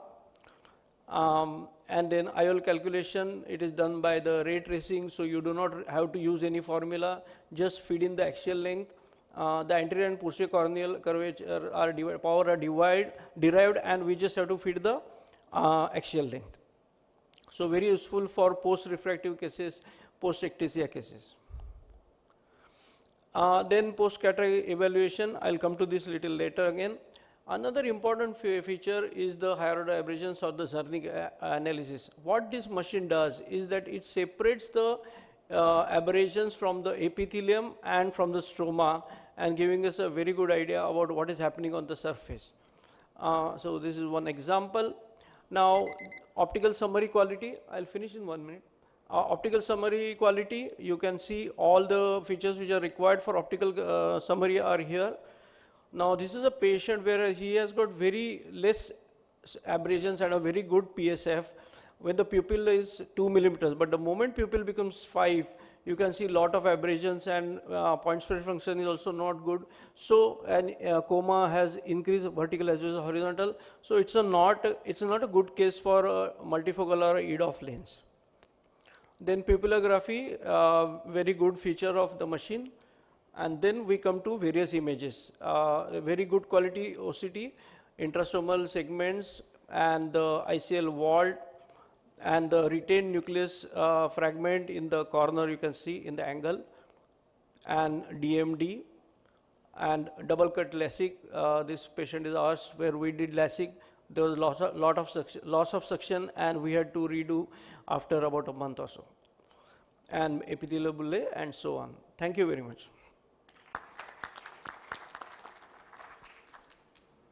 Thank you, sir, for a very comprehensively covered talk on MS39. The next talk is by Dr. Vineet Joshi. Thank you, Dr. Chandrasekhar. Now we have so many topographers or so many devices. It's very confusing for people, you know. Do you think this will be the ultimate system for us? No, sir. We still have a lot. Now Anterion is coming with a more focus on the cataract. So we don't know what to buy. You know, we cannot have 25 instruments. That is true. But this stromal mapping or stromal thing will be beneficial for people with ectasia, refractive surgery. Yes, sir. Especially epithelial mapping, we have started, examining in every patient. Even post-LASIK, 1 month post-LASIK, epithelium tells us a lot of things. PRK, a patient comes after one year and we suddenly see that there is a epithelial hyperplasia in one area and we treat him for dryness, it does not improve, then you have to go somewhere. So stromal, to differentiate between sometimes corneal warpage because of contact lens and ectasia, it is very difficult. Epithelium helps. So stromal elevation also helps. So very useful tool. Thank you, Mavikar, for coming all the way. Thank you.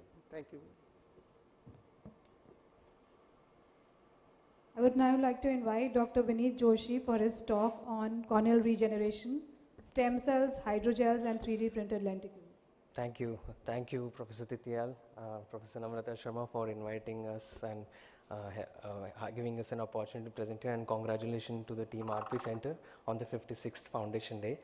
I'll be representing our team from LVPI and our collaborators in IIT Hyderabad and Center for Cellular and Molecular Biology Hyderabad, where we are now focusing on various regenerative projects in ocular surface. As you know, it is consisting of all the various elements but of ocular adnexa, conjunctiva, tear film, limbus, epithelium, but I will be talking about our strategies in corneal stroma. We are a team of diverse skill sets with clinicians, biomedical engineers, basic scientists from all the 3 institutes, and I want to thank all of them and all our donors and the funding supports we have secured through various organizations. So our strategy in corneal stromal regeneration is threefold based on its anatomy. Stroma consists of cells and extracellular matrix, and the strategy is divided accordingly. So we have 3 strategies wherein you can just replace the cells, which are the keratocytes, whose the niche cells, the mesenchymal cells can be cultured, which I will taking you through, to basically regenerate an optically transparent corneal tissue or remodeling the scar on the surface. The extracellular matrix plays a slightly deeper role where it can repair a damaged corneal tissue by scaffolding and scarless wound healing. And then when we are talking about volume reconstruction, we talk about bioengineered transplants and tectonically stable tissues, and I'll take you briefly through all 3 strategies. But to test these strategies, our team has working towards developing diverse animal models where these can be tested and validated clinically and compared with the human patients' subsets and give validated results. So talking about cells, so it has been shown in various studies from the group of James Vanderburg from Pittsburgh University, where they proved that the mesenchymal stem cells were able to clear superficial corneal scarring, and this niche of cells was found in limbal biopsy-derived stromal stem cells, which can be cultivated ex vivo in lab. And we have 2 trials currently ongoing, which are approved by DCGI, wherein we are trying to put these cells into superficial corneal pathologies, either directly or through alginate encapsulation. So I'll just briefly take you through the procedure where these cells are harvested from a corneal graft from an allogenic tissue, and the limbal rim is dissected and the tissue is cut into small pieces and chopped and treated with collagenase. And later on, these limbal tissues are subjected to enzymatic digestion and various cell lines are cultured, wherein a typical spindle-shaped cells are identified, and these are the MSCs, mesenchymal stromal cells, which are isolated, which are ready, and they are mixed with fibrin glue, which we use routinely in ocular surface reconstruction in application of amniotic membrane, and this same fibrin glue then is used for transplant of these cells in superficial corneal scars. So the technique is pretty simple, wherein in a superficial corneal scar into the anterior 1/3 depth of the stromal scarring, We mix this with fibrin glue and sandwich it with different layers of thin and the thick component of the fibrin glue so as to limit the cells within the area of scarring. It doesn't involve any major surgical intervention. It's a simple technique wherein we are studying the application of cells and its effect on remodeling of the corneal scars alone. So the results have been good, and we are about to complete one of these trials, and we'll be coming out with its data pretty soon. We have a CGMP lab and the team behind it who is working very hard to maintaining the quality standards of these cells and giving us good clinically validated results.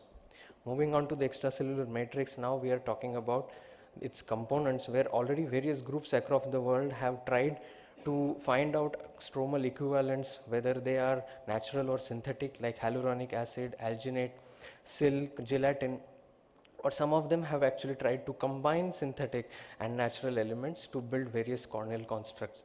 We went with the strategy of decellularization of the extracellular matrix, which has certain advantages of having bioactive molecules and also induces constructive host tissue remodeling responses. We tried this first with the bovine corneas to make a bovine decellularized matrix, and then we tried the same in the human corneal decellularized matrix from the tissues which were discarded from the eye bank to improve the efficacy of the eye bank itself. We were able to generate a stable hydrogel which was tunable to the properties of a bioink to be used in a bioprinter, and this was stable, and we applied this in animals where in the rabbit model of corneal scarring, where we were able to show that it was able to prevent scarring in compared to the positive and the negative controls, as you can see here in the row 2 and 3.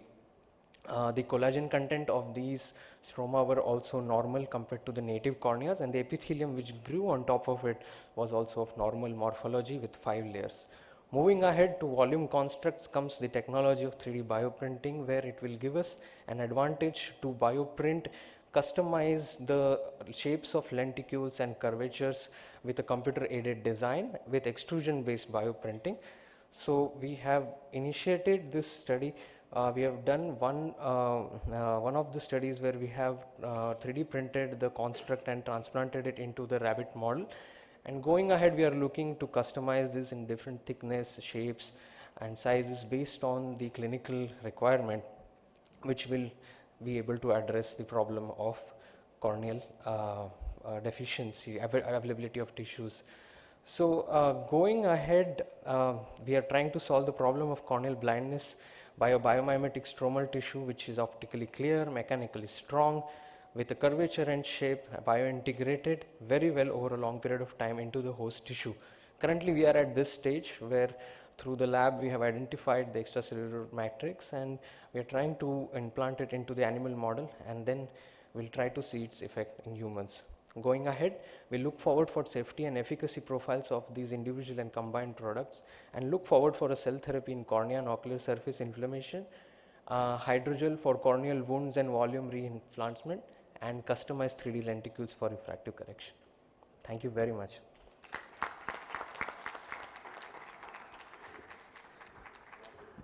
Thank you. Thank you. Excellent work. And I'm sure we will be there one day when we will have artificial corneas.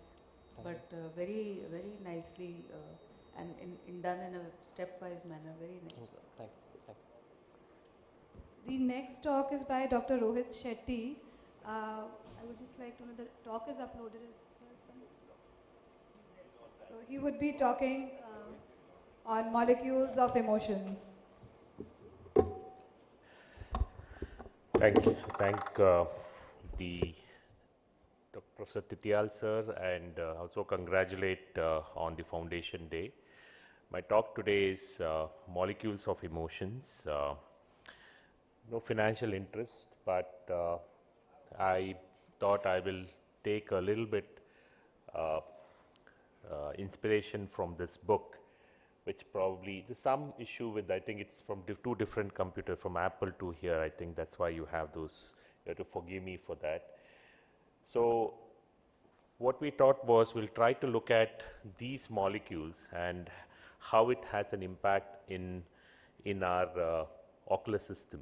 This is being a cornea, predominantly cornea-driven symposium, so I will look more from the corneal point of view. The first molecule, when you talk about any cells or molecules, it's about the receptors and what molecules attach to these receptors and how these molecules become a transmitter and how they constantly share information between the two. These are brain neurons. When you listen to something new or when you hear a new word, this is how the brain neurons get connected. This is thought process. This is a classic sign of how in your brain, when you pick up a new word, language, or when you see somebody, this is how the thought process are. This is the most powerful sign of the molecules and its impact on the emotions. So the question is, can the molecule engage your mind, body, and cell? And that's what we want to do. And to start with, the most favorite molecule which I want to bring in is the dopamine. So dopamine is all about emotions, is all about reward, it's all about how you feel happy when you get something. And that's what dopamine does, and the controller is serotonin. So does dopamine have a role in ophthalmology?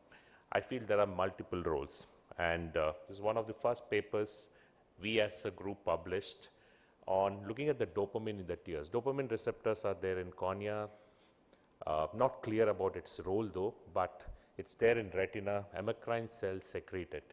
And now there's a big paper from Chinese group which talks about dopamine being a biggest factor in how your axial length, how your eyeball grows. That means if you have good amount of dopamine which is exposed to sunlight, there is a good chance that your length of your eyeballs can be maintained, and that is one of the factors why sunlight triggers a change in dopamine.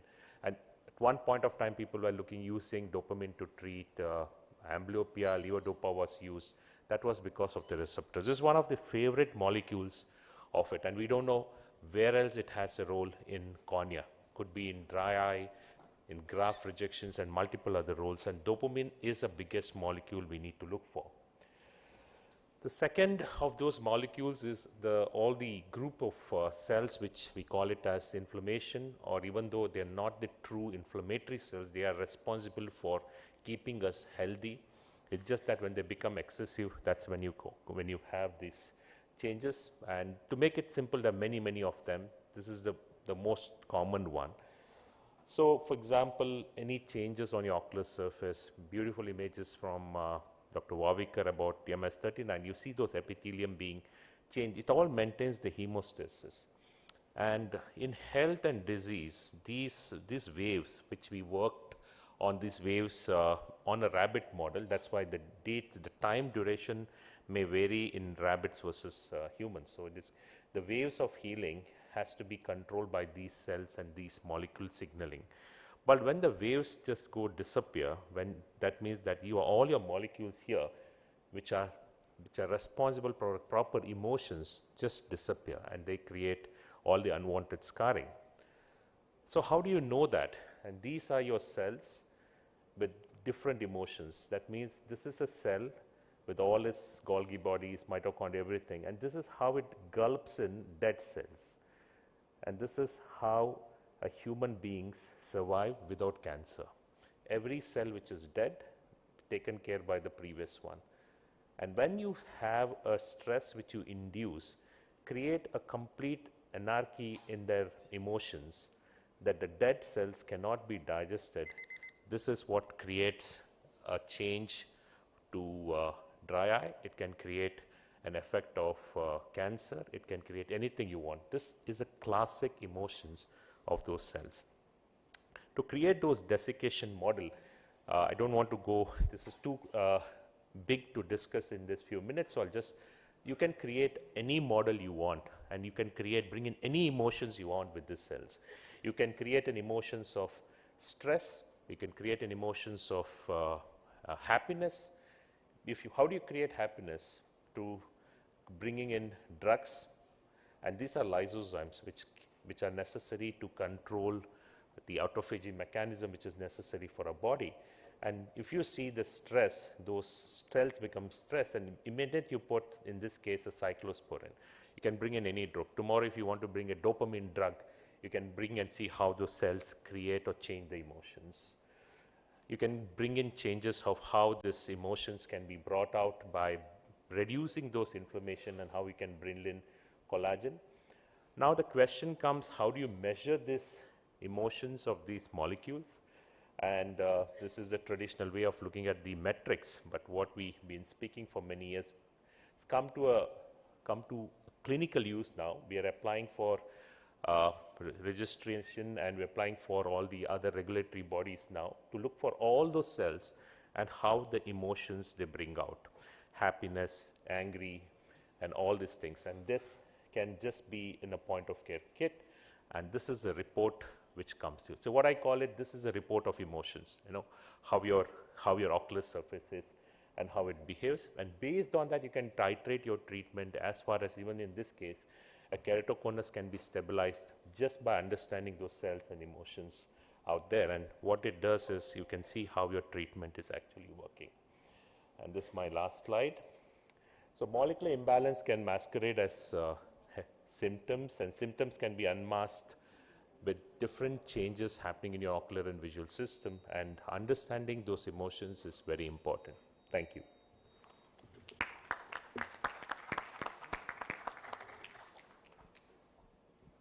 Thank you, Rohit. It was really something different, which we don't see, and seeing those cells in a different emotions was wonderful. I hope that we'll definitely, you'll definitely come out with some newer things to control those emotions and create something happiness for everything. Thank you, sir. Thank you, Rohit, and being part of our celebration. Thank you. Thank you, sir. That was a delightful talk to hear. I would now invite Dr. Samak Brasak, sir, for his more than centenary K-Pros, outcomes and complications of 100+ K-Pros. Thank you, Napur, and thanks Professor TTL and whole RP Center team and my home. And I'll be talking, this is also emotion, the last part of the, any cornea end diseases, the keratoprosthesis is the only answer, and there is a lot of emotion involved in it. I do not have any financial interest in the subject matter. Designed by Professor Dolman, long time back, FDA approved, and currently in 2020, over 15,000 Boston K-Pro has been implanted all over the world.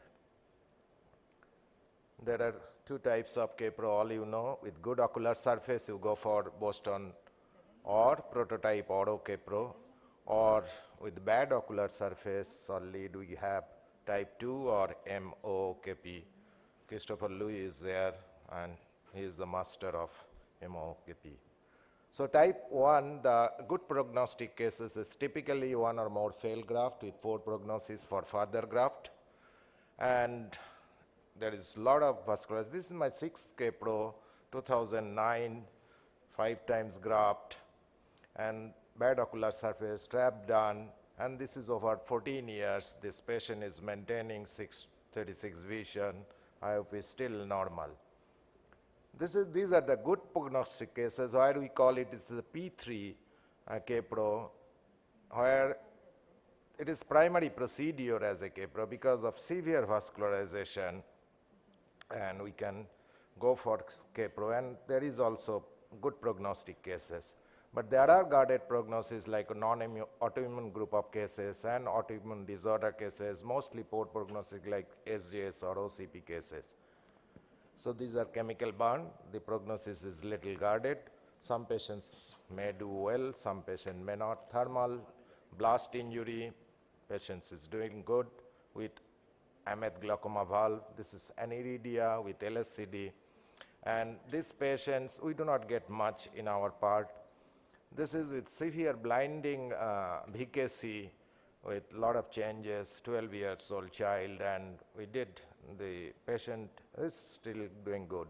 So American Academy of Ophthalmology has published the comprehensive report on Boston K-Pro in 2015, and Capital retention rate is 60 to 90% in that time, and RPM is the most common complication, and second is the glaucoma, and endophthalmitis or keratitis is 5 to 24%.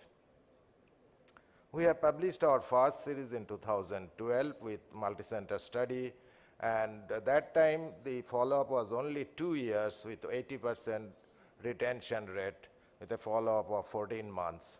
And the most common complication was RPM followed by sterile stromal necrosis. Then we published our another group of patients with primary penetrating procedure where the follow-up is for first 4 years, and patients are maintaining good vision, but RPM, PED, and secondary glaucoma are the highest, but there is no difference between primary K-Pro and also repeat graft as a secondary procedure. Then we published another, so that it is available, Steven-Johnson syndrome. These results are not good. There is higher retention failure, and there is more need of secondary surgical procedure. So my series in 10 eyes, 100 patients, and you see that most two common indications are repeat failed graft and severely vascularized scar graft, and Steven-Johnson syndrome was there earlier, and repeat K-Pro was also there, combined with AGV in about 37% of the cases. So maintenance of good visual acuity in 66 eyes after 5 years, and though the K-Pro is retained but less than 400 or NPL in 10 patients due to glaucomatous optic atrophy, persistent hypertony, or failed RD surgery. We lost 16 patient follow-up. I'm not showing this. This is a 11 years old child shed in 2014, and right after 9 years, he is doing extremely good. Her parents are still not interested of doing anything in the left eye. Complications. So we have a lot of complication in K-Pro, like in my series it is 62% RPM, then secondary glaucoma, sterile melt, cystoid macular edema, and infective complication about 21%. And related to Ahmed glaucoma valve is around 14%. So this is glaucomatous optic atrophy, though K-Pro retained good, but no vision to the patient. This is stromal melt and a regraft done. This is stromal melt and extrusion of the K-Pro. Even after 5 years, we have partial extrusion, and this graft, lower one, is ultimately lost.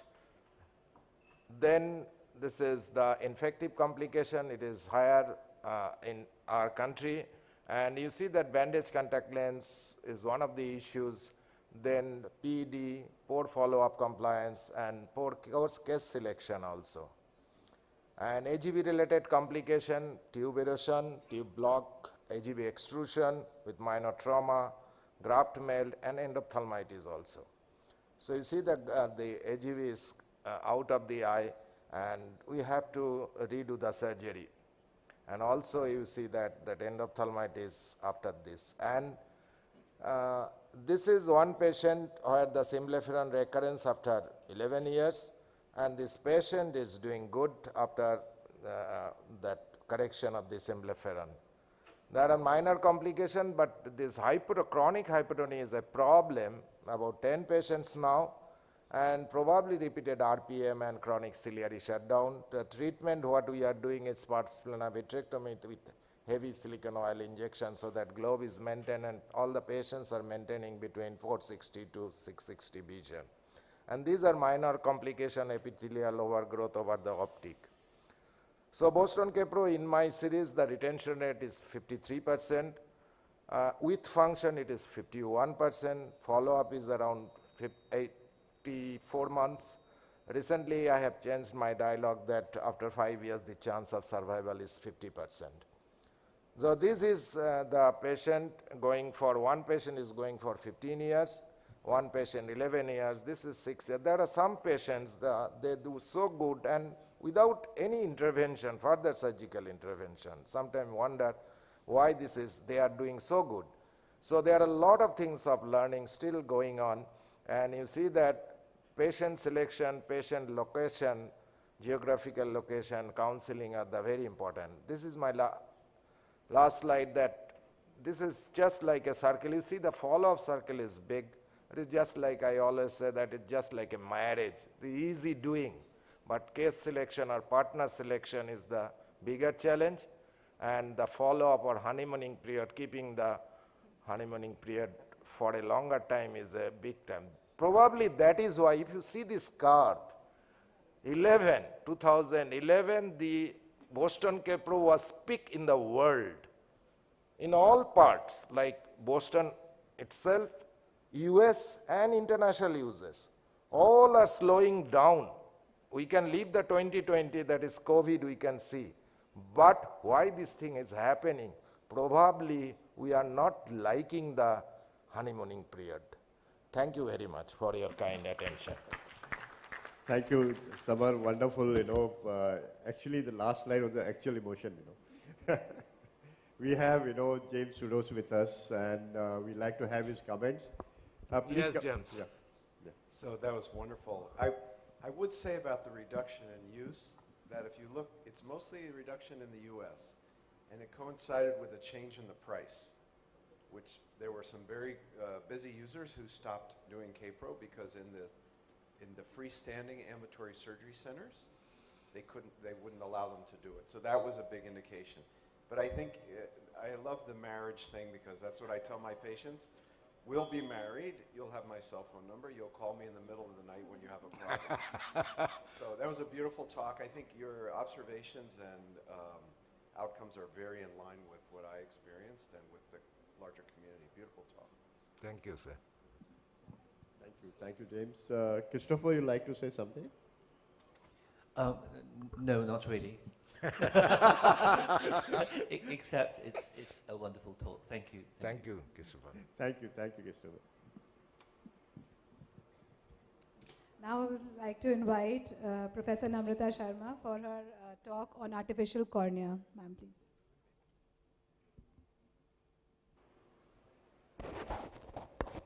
Thank you, Nupur. I would be actually talking about bioengineered lamellar graft for corneal transplantation. Can I have my slides there? So as far as Asia, Africa and the Middle East is concerned, especially the low and the middle income countries, there is a shortage of donor corneas. And in India, corneal blindness is the commonest cause of blindness in less than 50 years of age group. And if you see the recent survey, it is the second commonest cause of blindness after cataract. So that is why it becomes important for us. I'm going to be talking about the stromal constructs, which are essentially required in cases like keratoconus with large cones, keratoconus with PMD, keratoglobus, PMD, or any form of ectasia. And also these stromal constructs can be used in cases of healed keratitis. And of course, there's a lot of disparity between what we require, what we transplant, and coupled with the fact if you have episodes of, say, COVID, then transplants and the collection goes down, as was seen, to almost 80%. There was a drop in transplants to almost 93%. And in the post-COVID era, we are there, but we've still not reached where we were in the pre-COVID era. So there is a need for biosynthetic corneas, the limitations of the human donor cornea being limited supply, risk of graft rejection, infection, corneal neovascularization, suture-related problems, astigmatism, need for long-term topical steroids, and more importantly, necessity for long-term patient follow-up.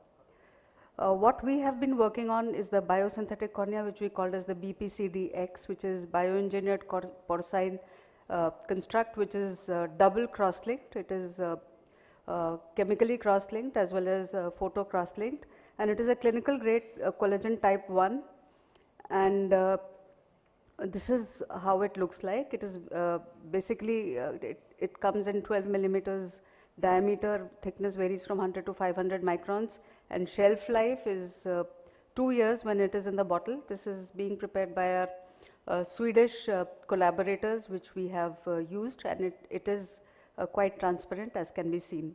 So it has undergone through all the quality checks, which include the optical and mechanical properties, the enzymatic degradation, in vitro cell biocompatibility, shelf life stability, biological safety, in vivo biocompatibility, subcutaneous implantation in rats, in vivo evaluation of BPCDX in mini pig keratoconus model also, as well as ex vivo analysis in the mini pig keratoconus model. So we look at the light transmission, it compares very well with the human cornea, and the BPC that you see was the initial material which was used, and when it was doubly cross-linked, it was called as BPCDX. Now, if you look at the scanning electron microscopy, the surface and the bulk section show tightly packed collagen fibrils in BPCDX with a diameter which is slightly thicker than the native porcine cornea, as can be seen here. Now, as far as the degradation pattern is concerned, it is better than BPC, which is the original molecule, although it is not as much as that of the normal cornea, but we are almost 70% there. If you look at the epithelial cell adhesion, the epithelial cells adhere quite well to it, as is seen here, with the greater cell density, and the cells are viable. Now, this is the animal study. This is the animal study of autograft versus BPCDX, and in this case, when you compare it, it appears to be quite similar, and even in the ConfoScan pictures also, it appears to be quite similar. Now, this is the three which are comparing the H&E staining to show how the host cell migration occurs, and this is the biosynthetic cornea that is there, which is quite acellular because there is no cellular migration here.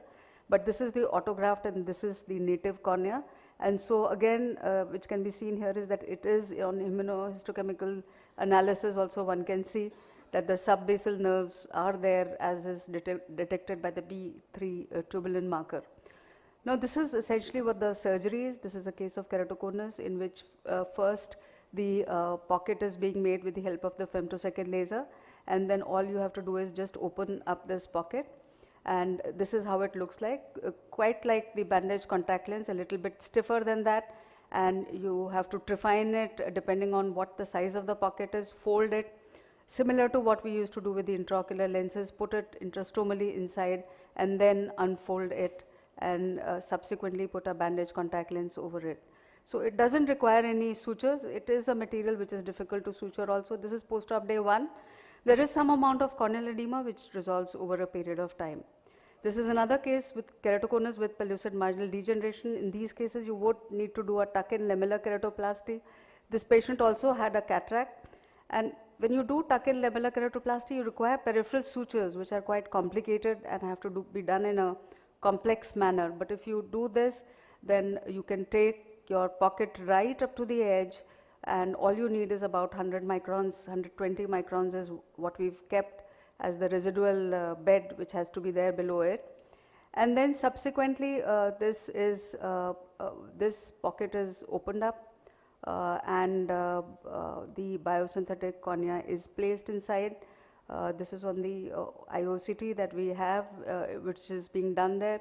And again, after measuring it, we trephine the complementary biosynthetic cornea and then place it inside intrastromally, and then subsequently place a bandage contact lens. Now, 3 months down the line, this patient also had cataract, which was there earlier.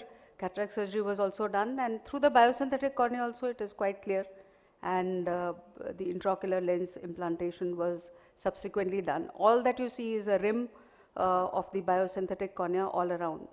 So this is in the post-operative period. Now, this was yet another case of keratoconus, which was very steep. So there were some folds present initially, but these folds, they disappear over a period of time on the Descemet's membrane.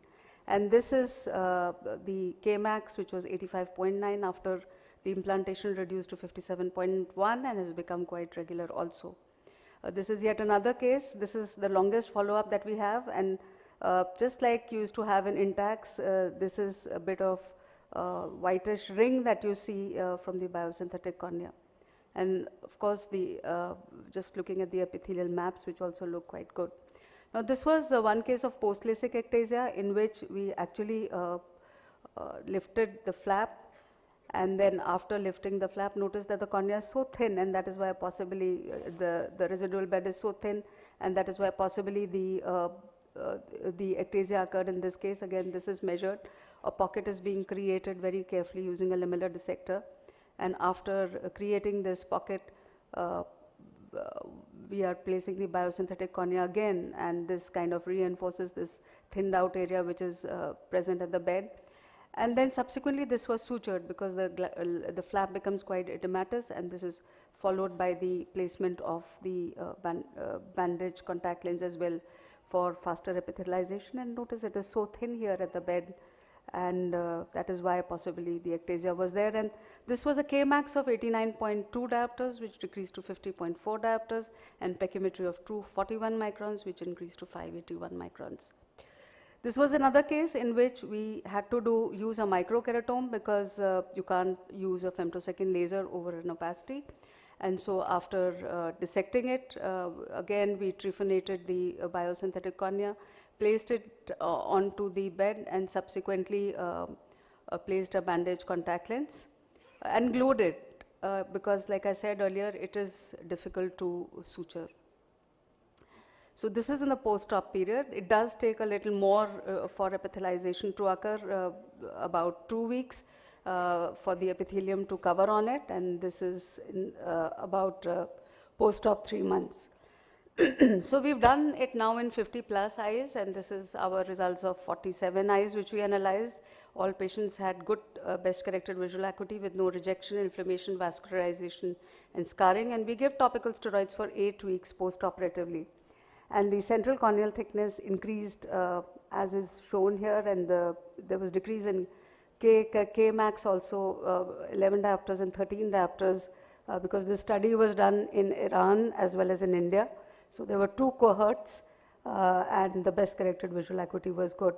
This is to look at the confocal microscopy picture, which you can see because it itself is acellular, but you can see the nerves anteriorly and the endothelial cells posteriorly.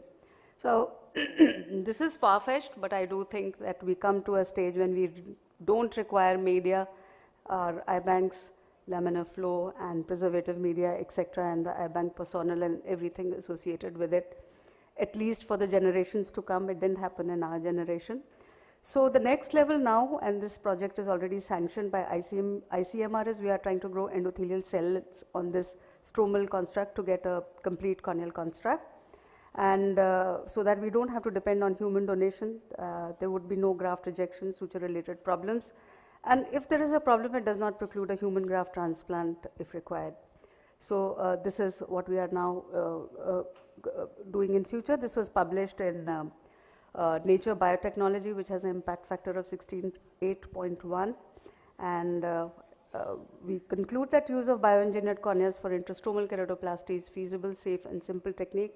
Of course, we do require longer follow-up. As of now, we have follow-up of 6 years and a larger number of cases. And possibly, I think just like we do for intraocular lenses, we would just need to open the bottle, take the cornea and put it on. So I would like to acknowledge Professor J.S. Tityal sir, who's actually was very helpful in this project. Dr. Mehrad Rafat, Department of Biomedical Engineering from Sweden, and Dr. Jabarwand, our partner from Farabi Eye Hospital, Iran. Thank you very much for your kind attention. Thank you, Namrata. It is very elaborative and future of cornea in India. Just one question. Will it be available for the common corneal surgeon in the market? So as of now it is not, but then I'm sure it will be, and I hope it will be affordable for everybody. I mean, otherwise there's no point having it. No point. Yes. Thank you. One thing you can do, take some CSR project, buy that thing and supply to everybody.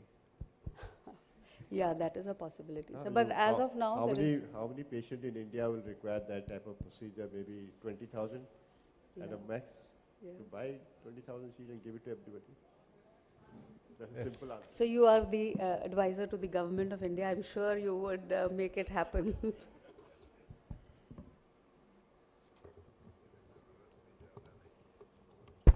Indeed, a very, very interesting and insightful session. I would request our chairpersons and speakers to please come forward for a group photograph.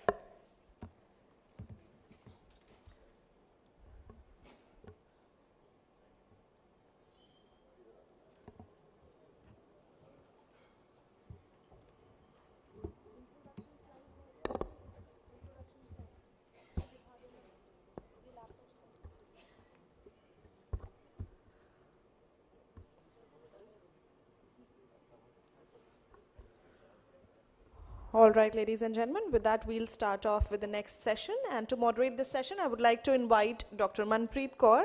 Over to you, ma'am.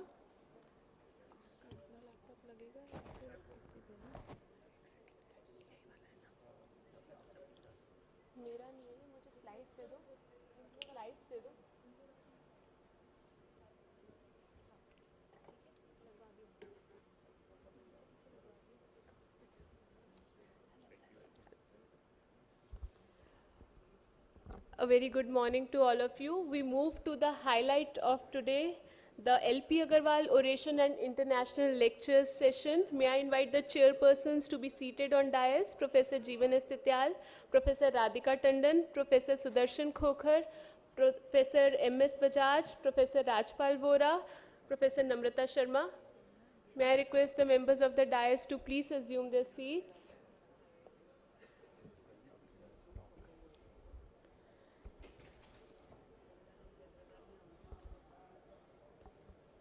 First and foremost, we begin with the prestigious LP Agarwal Oration. Professor LP Agarwal was the founder chief of RP Center, and he was a great visionary on whose vision and ideas is RP Center established in the format as it is today. He pursued his MBBS MS Ophthalmology from King George's Medical College, Lucknow, DOMS from Royal College of Physicians and Surgeons, London, and DO from Oxford in 1947. He served as Dean and Director of AIIMS, New Delhi during his tenure and was appointed the first honorary ophthalmic advisor to Ministry of Health and Family Welfare, Government of India in 1975. His advocacy, guidance and vision made India the first country in the world to start a national program for prevention of visual impairment and control of blindness, which is now called the National Program for Control of Blindness and Visual Impairments in 1976, a prolific writer and a world-renowned clinical scientist with over 350 research papers and several books to his name. This year, the prestigious LP Agarwal Oration is awarded to Professor Nitin Verma. Can I have the next slide? Professor Nitin Verma is clinical professor of ophthalmology. He's visiting us from University of Tasmania. He pursued his undergraduation from medical training from Christian Medical College, Vellore, India. His MD ophthalmology was pursued from AIIMS itself. He's our own alumni. He pursued further training in ophthalmology in Germany and Australia, and currently the president of Royal Australian and New Zealand College of Ophthalmologists. He was awarded the Meritorious Service Award for Prevention of Blindness by Asia Pacific Academy of Ophthalmology, member of the Order of Australia AM, Order of Timor-Leste in 2010, and Hobart Citizen of the Year in 2013. His research interest lies in the management of macular diseases, IL design, and quality control, and he has to his credit over 130 publications and several book chapters to his credit. It's my privilege to invite Professor Nitin Verma to deliver the Professor LP Agarwal Oration.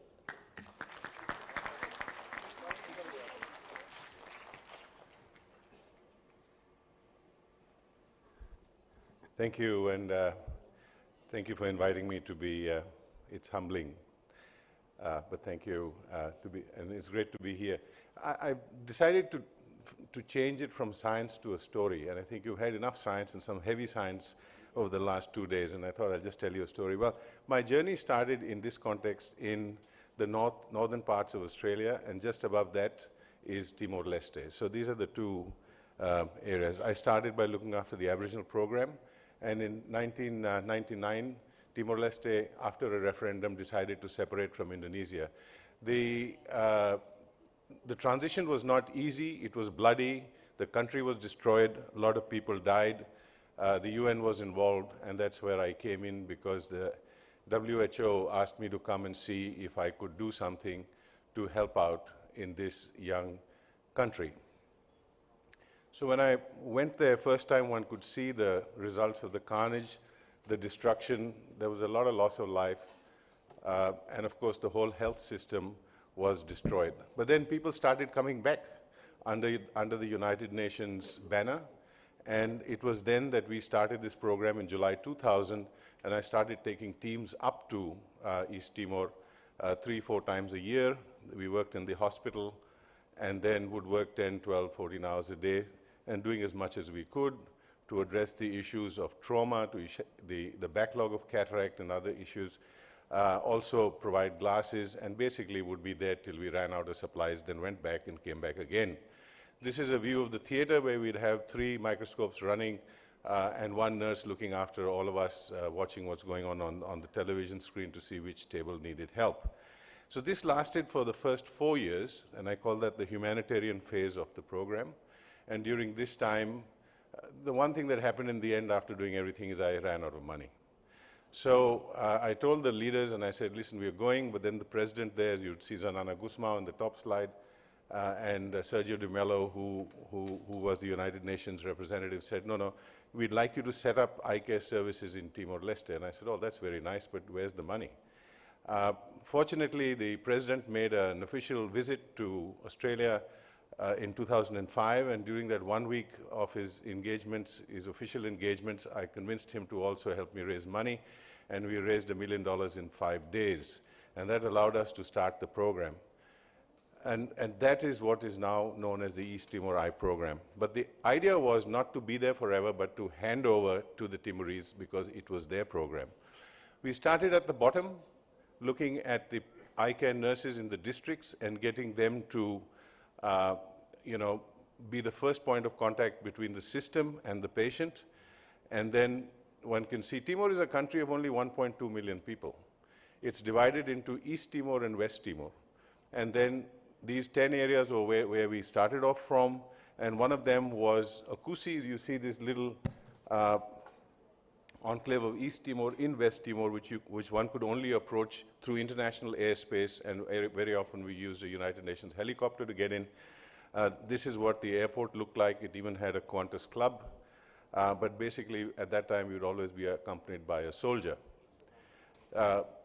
Disease presentation, as you would expect, was always very late. Sometimes there's little we could do, but we did what we could, and now you see the theaters are looking a little better, but we did what we could, and then got the program to a start. But a program can only become a change from a mission to a project or a real long-term program if you have 365 days presence in the year. You can't have, say, I'm going to come in 3 months or I'm going to come in 6 months. Access should be there all the time. So it's all about access. It's all about equity. It's all about affordability. And so we decided to hire an ophthalmologist who became our long-term advisor. The first one was from Bangalore, the next one was from Geneva, and the third LTA was from Kathmandu. And they're the ones who converted this into an actual eye care program, a presence in the country. As you can see here, they trained the Timorese, and all the people you see doing various jobs here in outreach are basically Timorese and not foreigners. The program spread even further, and we got a bus or a truck from the Indian government, which we converted to an operating theater and could actually get to much smaller and smaller areas. But you can't have a program without a headquarters. So in 2011, we started the National Eye Center in the capital, Dili, which was finally operational in 2012, and one can see that it looks like a modern facility. But this so far was the easy part. The more difficult part was training the workforce, because you were in a situation where there was no university, there were no teachers, somebody was trained in Indonesia, somebody was trained in Cuba, and so you had a diverse group of people who didn't have English as their first language. So my affiliation with the University of Sydney, I said, no, we will create a program for them. So we started the International Master of Medicine program, which was approved by the Senate, and the first candidate was Dr. Marcelino, and his theoretical training was done online. His medical training was done in Hobart with us in Tasmania. His surgical training was done in Nepal, and he did a research project on vitamin A, and that's a photograph of him getting trained hands-on both in Timor and the teams that would visit would then help. So you can see, to produce this one ophthalmologist, we had international input, a truly global classroom. But you can't have one ophthalmologist for 1.2 million people, so we had to get on to the next step, which is really looking at people who would address the issue of cataract. Now, 1,000 doctors in Timor were trained in Cuba. And so we picked some out of them and then got them into the diploma in ophthalmology program, which is a 24-month program, 6 months learning English, watching ophthalmology, and 18 months actually learning ophthalmology. And all the 16 visiting teams that came from different parts of the world, mostly from Australia and New Zealand, were then reassigned to be teachers. And they practiced their subspecialty in Delhi. So the corneal surgeon did his corneal bit plus taught and so on. And here's a view of our registrars in action. As compared to a place like RP Center, this is like a mini program, but important nevertheless. Apprenticeship is how people learn the trade, and it's the same way that we taught them over there. But then while all this is going on, we need to address the issues, the subspecialties need to come up, and so we set up subspecialty clinics. Michael Bellin, whom many of you would know, came in and taught in 2009, started the corneal service, and then we also had short upskilling courses in oculoplastics, in glaucoma, in vitreoretina, and so on. So it became easy for them to carry out the procedure. As you can see, the operating list here is fairly large. But the consultation for what to do and post-operatively, it was easy because we established a telemedicine project. So really globalized what this little country could do and where it could get help from without people actually having to travel. Here are some of the images that we captured from the telemedicine thing. You can train an ophthalmologist, but you also need to support them with the rest of the workforce. So nurses were trained, an optometry program was set up, laboratories for the manufacture of glasses to supply the country was set up,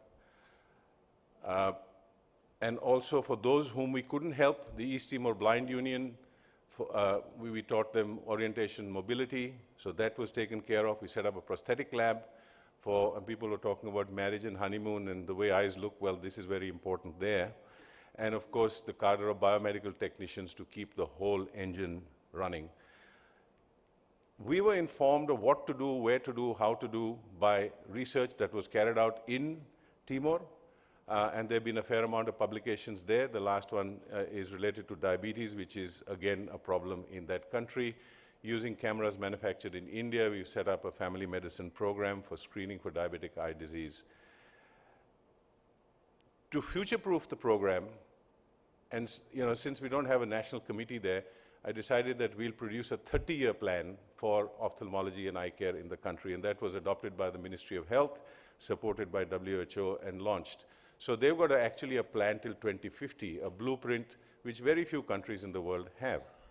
So at the end of the handover, which has already started, we would have in-country capacity to deal with the common problems that are there, cataract, uncorrected refractive error, and anterior segment problems, and then we're slowly building up specialty capability. Here's the graduation ceremony from the University of Timor-Leste, very colorful, as you can see. But after getting the diploma, they then go for master's training, and they've generally gone to Nepal for training there. There's one in South Korea right now, 2 in Fiji, and then as money becomes available, others will go. But the diploma in ophthalmology program gives them that step up, so when they go there, they're already way ahead of their peers. But all this has been possible by relationships that were established over the years, many of them in RP Center. You see a photograph of D.B. Karki standing next to me. He was the dean of the Nepal Academy of Medical Sciences, and a phone call to him just made everything possible. So people say, why do you send them to Nepal and ultimately India?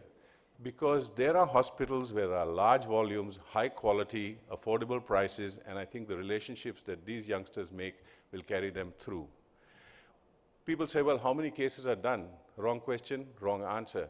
The RAB has shown that 15 years ago, the prevalence of blindness was 7.7%, and 8 years ago, it was down to 2.8%. That's the team that looks after the whole country, the whole nation. So is the ophthalmology training enough? Well, the answer is no. An ophthalmologist doesn't know business. An ophthalmologist doesn't know how to deal with government, handle politicians, run a department, leave alone run a country program. And that's what we are working on now and giving them that kind of training. This model has been followed in other small nations, Western Samoa, Micronesia. And now the fun starts. You're an ophthalmologist, people trust you, people understand you. We talk about equity, access, affordability, and putting up things that are sustainable. But while doing all this, one often sees things where you feel, I wish I could do something about that man's life or that family's poverty. And in Timor, many people earn less than $3 a day. So my chance came in 2006 when I was appointed the honorary consul for Timor-Leste in Tasmania. That gave me the ability to pick up a phone and start opening doors. And some of the other projects that came up were relationship between schools, setting up, putting up school buildings, running a program for sending surplus toys to Timor, strings for musicians in Timor. We set up a clean water project. Now, when I say we, I just brokered all that.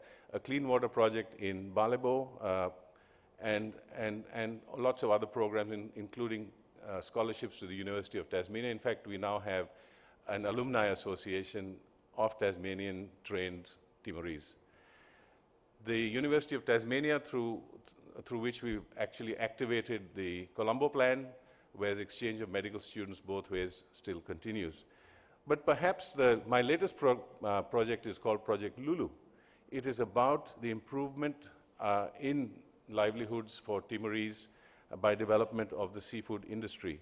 Now, those of you who are fond of seafood and like lobsters, a baby lobster is called a purulus. And a baby lobster can grow to become a bigger lobster. And when a lobster increases in size, so does the price for the lobster. And it can go up to $115 a kilo if it's live.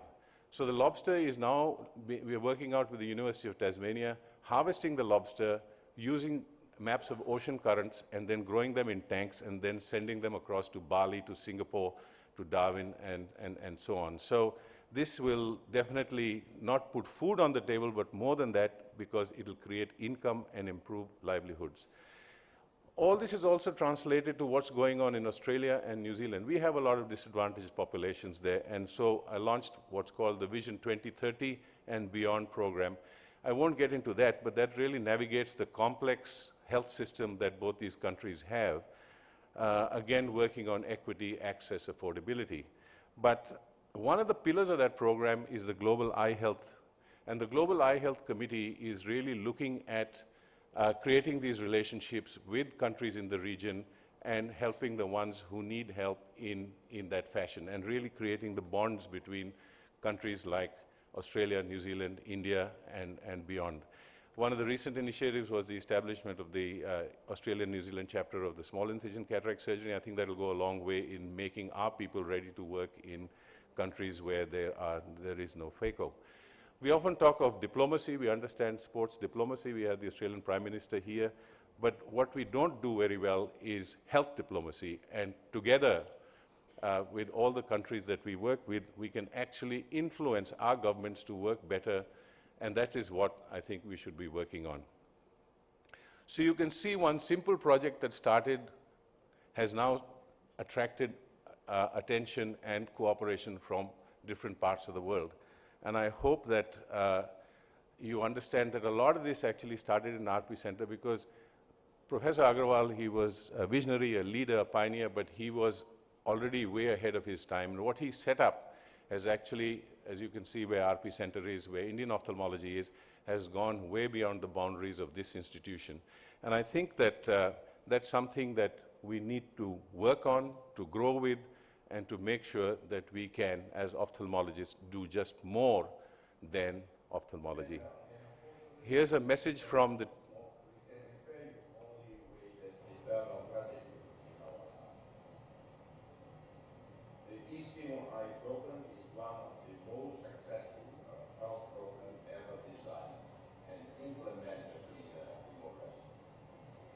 food, or restore the eyesight of many thousands of destitute people. We train ophthalmologists, optometrists, nurses, lab technicians, and they provide equipment and a building.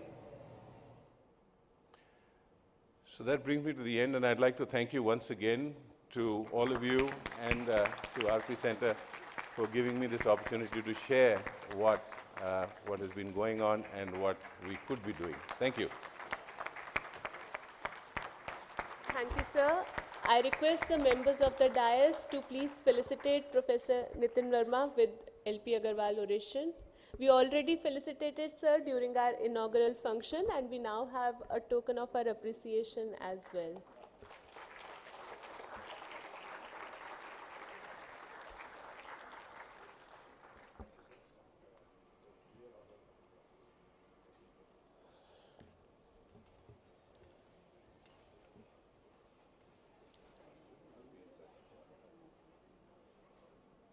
We now have Professor James Chodosh, who will be delivering his talk on SARS coronavirus 2 and the eye, truth or consequences.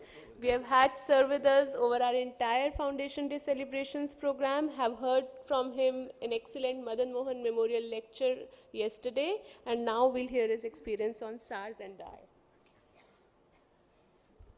Thank you, sir. That was a very inspiring talk, and for me, the highlight of the weekend here. So thank you very much. Hard act to follow, surely.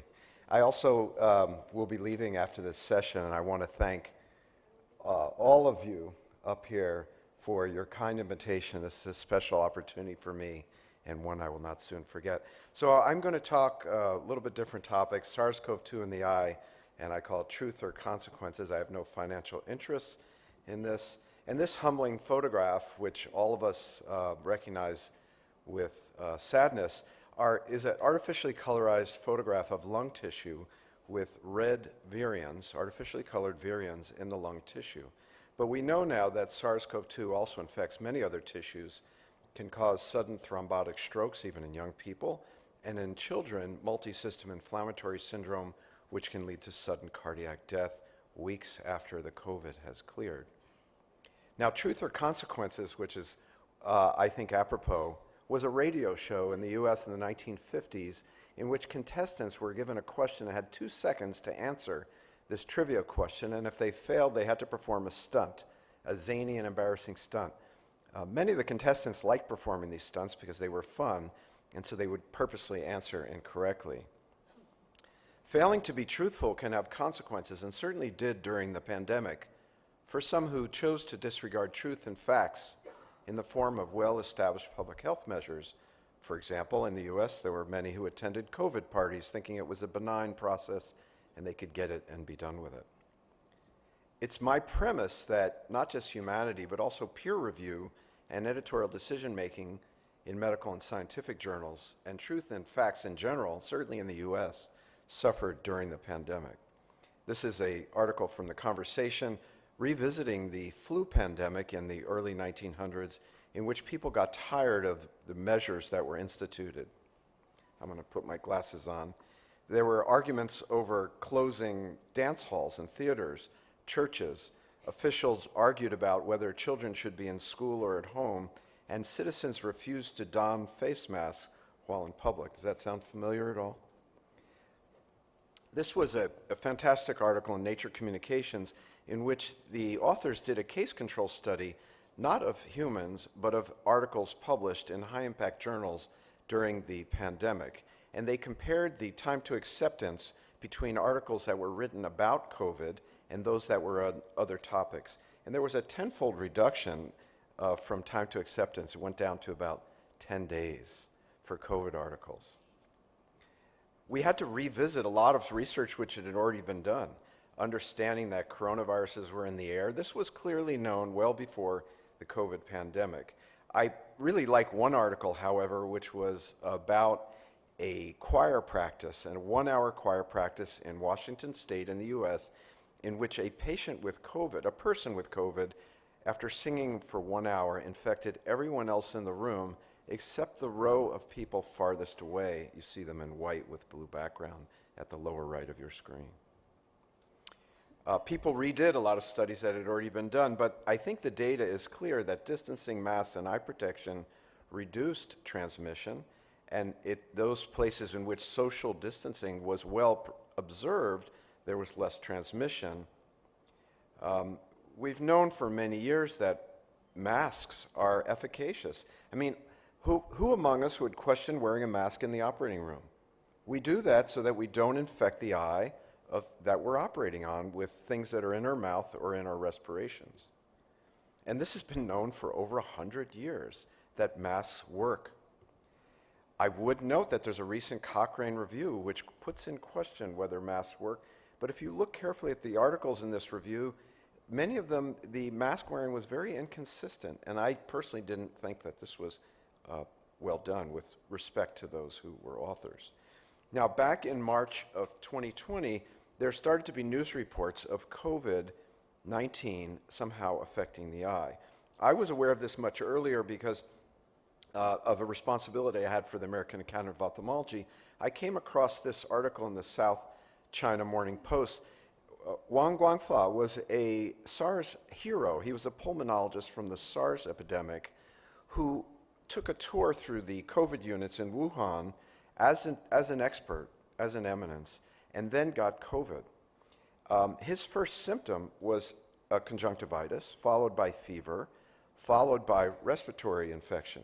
And he speculated, because he was not wearing eye protection, but he was perfect at wearing personal protective equipment otherwise, he speculated that he might have gotten it through his eyes because it was the first sign of infection. What followed from this was a series of articles which I'm going to criticize with respect. The first one, and perhaps the most widely cited, was a paper from of hospitalized patients in Wuhan, in which 12 of 38 patients were said to have had ocular manifestations consistent with conjunctivitis. This elicited a positive editorial from the great Alfred Sommer in the same journal. But if you looked at the data, only 3 of these patients had even eye redness. I don't know that I would call conjunctivitis in a patient with chemosis. And we know in sick patients there's frequently third spacing. There can be fluid overloads. There's a lot of reasons why patients can have chemosis outside of infection. Then this larger study of 535 cases in which 5% were said to have conjunctival congestion. I'm not really sure that congestion is a term that I use commonly, and it's been hard to understand it. But when you looked more carefully, less than 1% of the patients had no pre-existing reason for this congestion. The rest had pre-existing eye conditions like blepharoconjunctivitis, herpes keratitis that could have been the cause.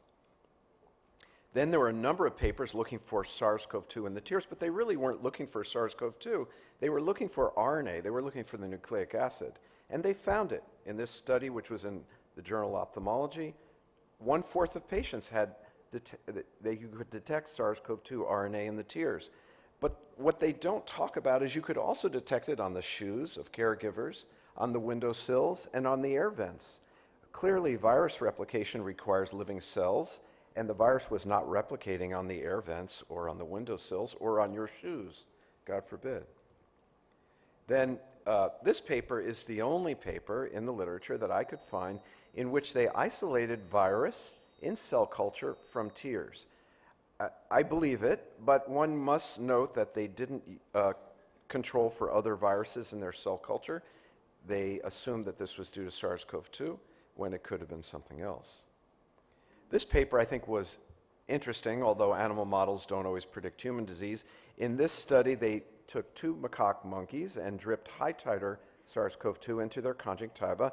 Macaques have a drainage which is a little bit different from ours, but ends up in the nasolacrimal system. And what they found was that both monkeys developed mild pulmonary COVID, none developed conjunctivitis, and there was no viral replication in the conjunctiva. And perhaps the paper that's used most frequently to say that the virus can replicate in the conjunctiva, this paper, which was in Lancet Respiratory Medicine, I think there's an absence of proper interpretation. So they compared a variety of tissue explants. This was a piece of conjunctiva that they removed from the patient and put in culture. And then they added virus to the culture media. Now, the problem with that is there's no barrier remaining because the virus circulates to the sides and underneath this explant and can access the tissue from any direction. And if you look carefully, the positive immunohistochemistry for nucleoprotein, definitely signifying replicating virus, was all in the substantia propria.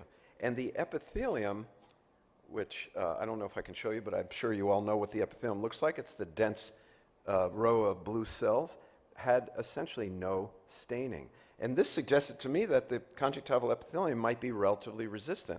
Remember, this is one sample from one patient, doesn't necessarily predict, but it goes against the actual conclusions of the paper.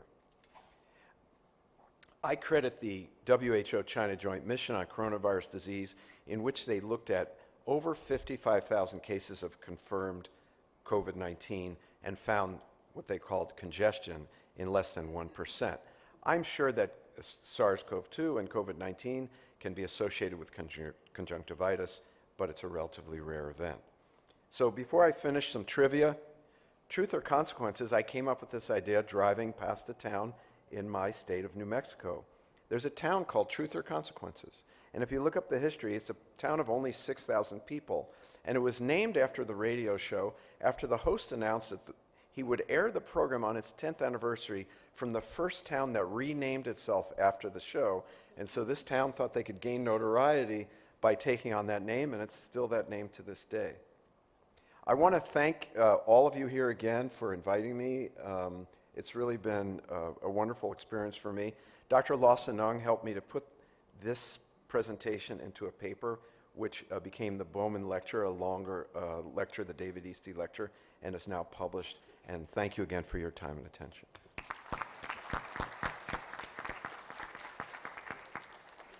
Thank you, sir. We now have with us Professor Sandeep Jain, who will be talking about ocular graft versus host disease, not just another dry eye. Sir is visiting us from Illinois, Chicago, and it's a privilege to invite him to deliver the lecture.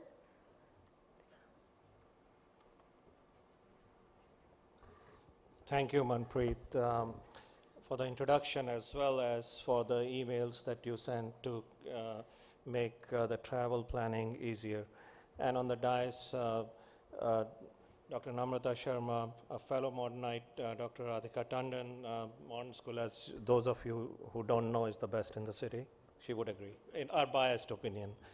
And Dr. Vanathi, who's also in the audience, with whom I've, right there, with whom I've authored publications on ocular graft versus host disease. And this is one topic that I feel very passionately about. I direct the ocular GVHD clinic in University of Chicago, University of Illinois at Chicago.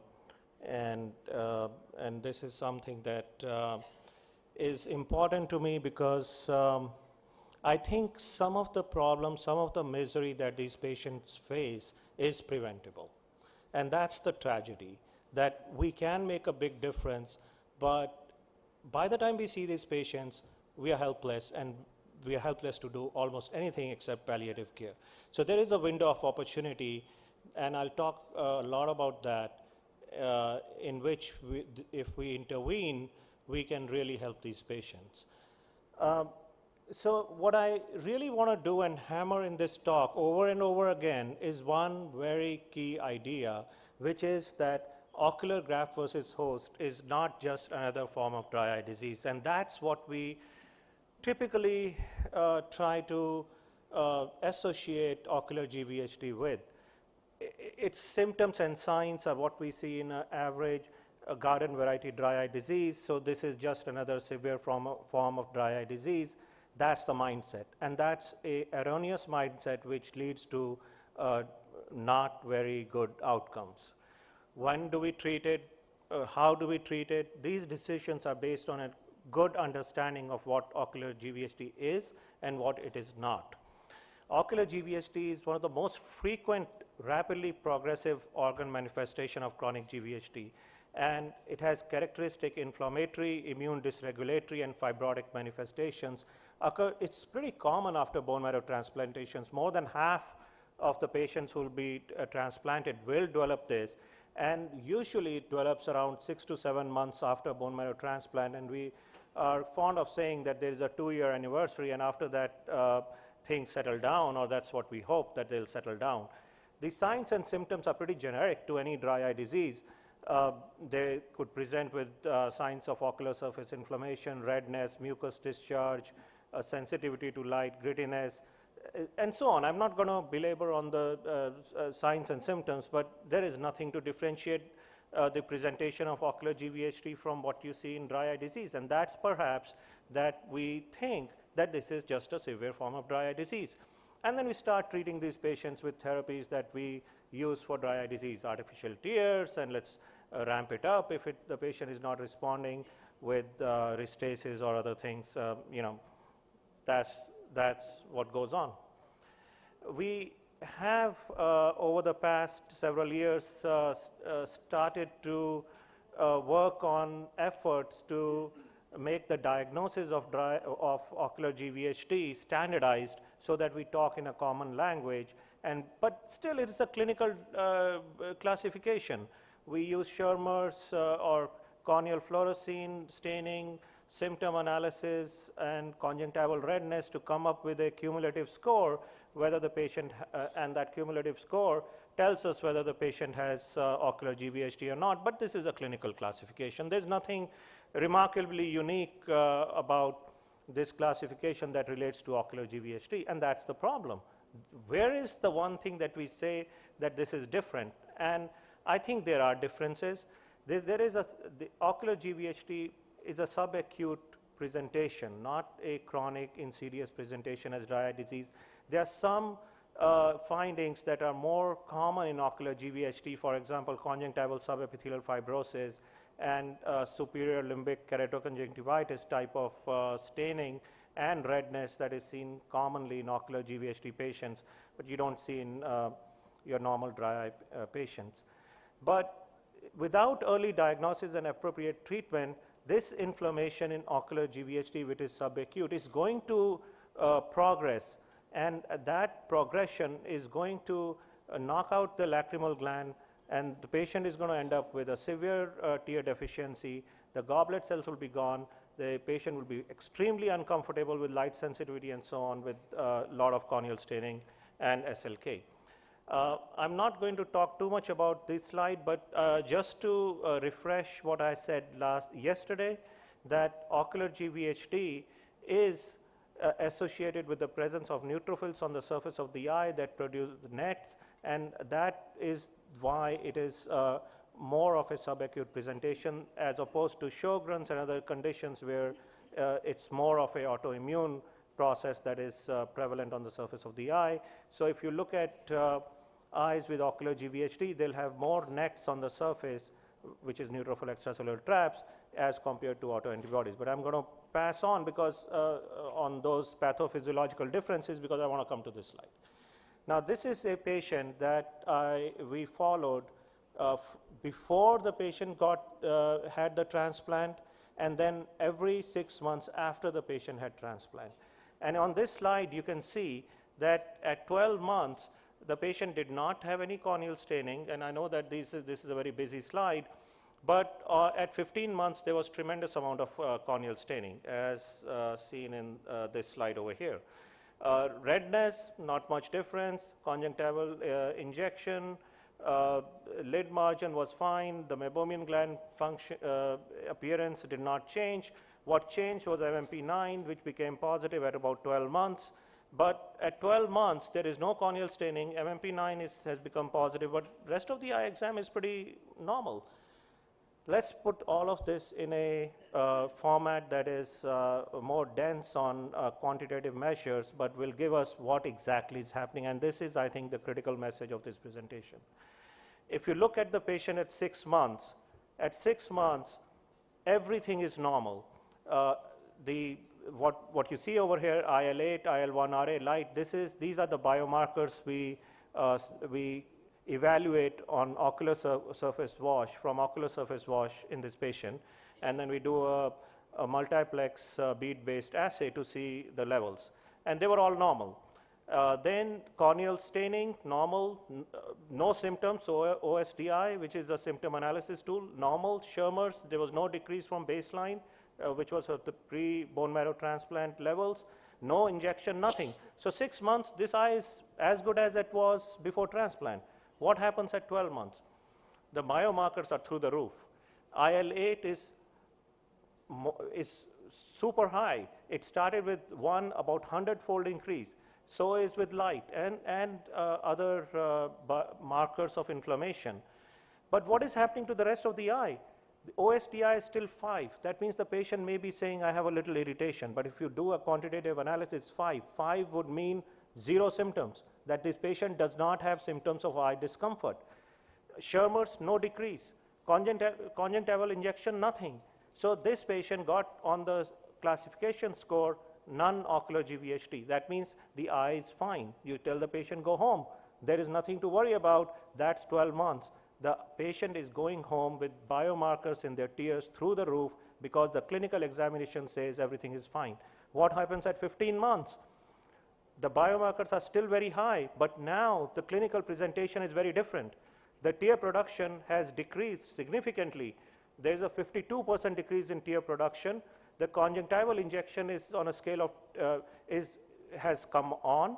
There is, the patient is starting to report more than mild symptoms of ocular discomfort, and corneal staining is 9 out of 15 on the NEI scale. That's a lot. And then we go to 18 months when things worsen even more. My point is, in this slide, that there is a window of opportunity at 12 months when nothing is happening on the clinical side, but a lot is happening on the biomarker side, where if we intervene aggressively with anti-inflammatory therapies, we may be able to prevent the progression to a clinically overt disease. And that is the point, that you cannot wait in these patients. If these patients come with any symptom, you need to treat. And if you don't treat, you're going to get a progression to overt ocular GVHD, a definite ocular GVHD, and there's no turning back. At that time, it is just palliative care. That is the critical message. You can't wait on these patients. You have to treat them at the first sign of any symptom, or at the first sign of any clinical sign, be it a little bit of corneal staining, 1 or 2 out of 15, that's enough. We need to treat. And how do we, this is now, the oncologists will disagree with you, but we have fought with NIH on this, and there is a paper out. We have put our preferences very clearly over there, that let the oncologists disagree, but we agree that we need to see these patients before they get the transplant, and we need to see them on a schedule every 3 months. And if we don't, we cannot be seeing them as needed, which means that they come to the oncologist and the eye is red and they are really complaining about it, and then they say, go see an ophthalmologist. Not happening. That is completely wrong. I would call it malpractice. That is not the way to treat these patients. These patients cannot wait. You cannot wait for their eyes to become red and them to say that they have now suffered from light sensitivity, and now you go and see an ophthalmologist. And how do we treat them? We have to treat them with an aggressive step-down approach. You can't step up like with normal garden variety dry eye, go to artificial tears, then cyclosporin, and if they don't, keep ramping it up. We have to start aggressively, and in our clinic what we do is start with compounded medications, methylprednisone, which is a steroid, 4 times a day, serum tears 50% 4 times a day, and we use pooled human immunoglobulins 5% now 4 times a day in all of these patients in whom we think that ocular inflammation is a big deal. And of course contact lenses and other things that we use as needed. So we start all of them and then taper down after a month depending on how they are doing. So take home points conceptually, please do not think of ocular GVHD as just another form of dry eye. I cannot stress this point more I would stress it over and over again, and I think if that's the only take home message, that's pretty good. The ophthalmology examinations should be on a predetermined schedule, not on a as-needed basis when the symptoms develop with the oncologist. That's not the way to do it. And there is no role for step-up treatment. It should be a step-down treatment where you start aggressively and let them and gain control of the inflammation ASAP. Remember that what we are trying to do is to tide over this high-risk period from 6 months to 2 years, and that's fine if they get a cataract. So what? You can take care of it, but if they need steroids topically, they need them. You need to control the inflammation, get rid of the cataract later. So with that, I'll end my presentation, and thank you very much.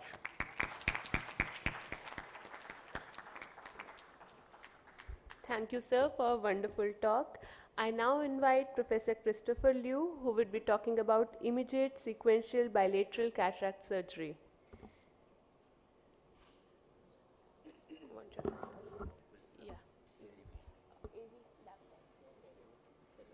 Thank you.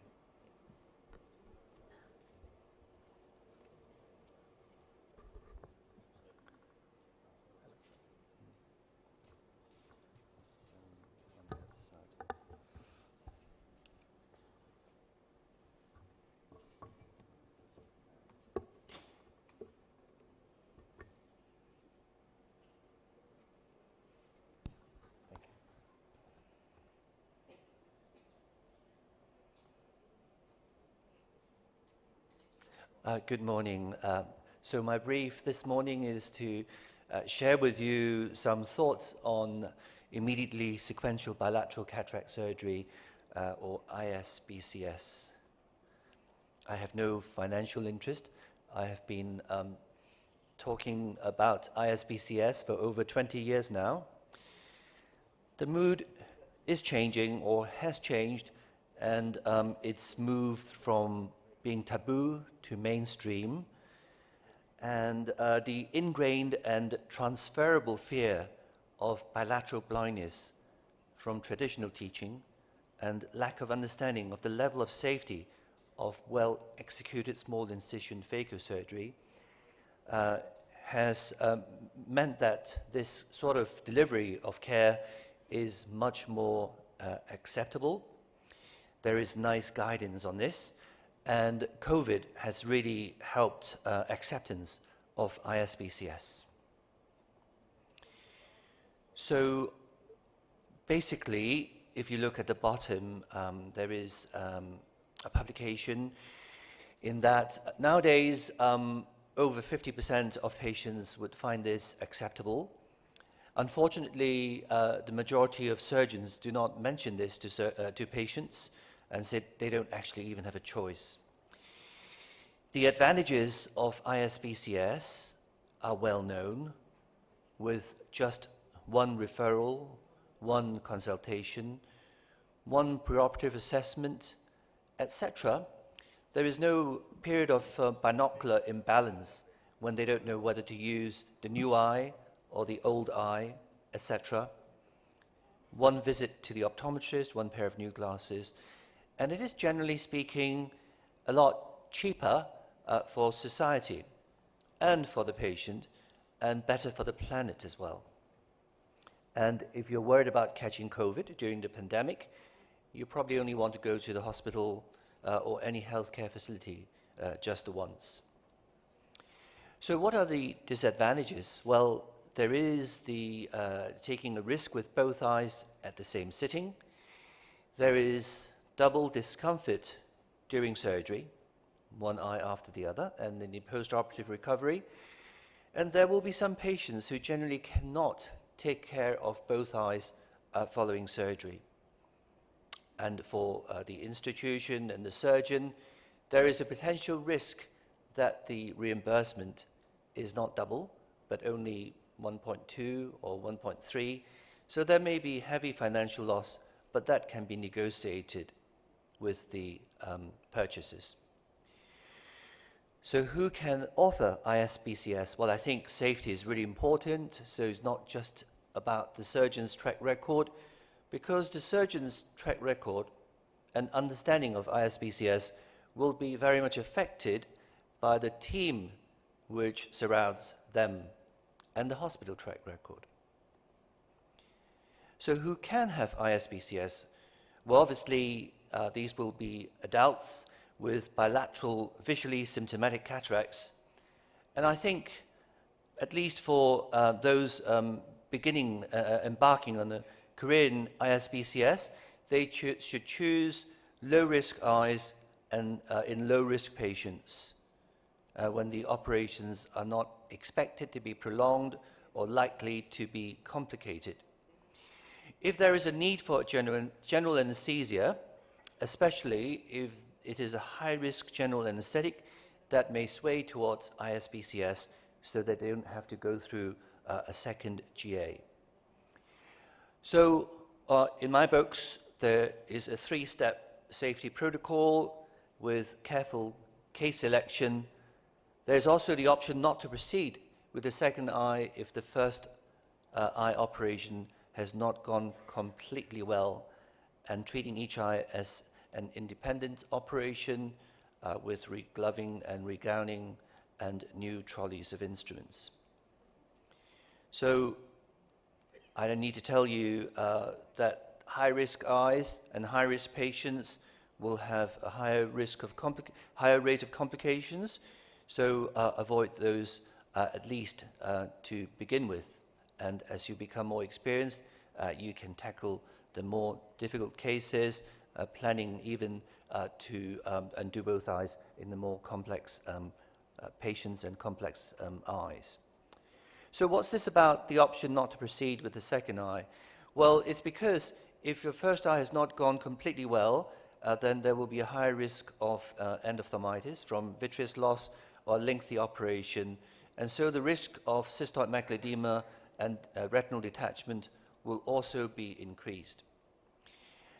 And because of this option, I really don't like the people calling it simultaneous, because it is actually one after the other, and there is a choice after the first operation not to proceed with the second. So the correct terminology, which is now widely accepted, is immediately sequential bilateral cataract surgery.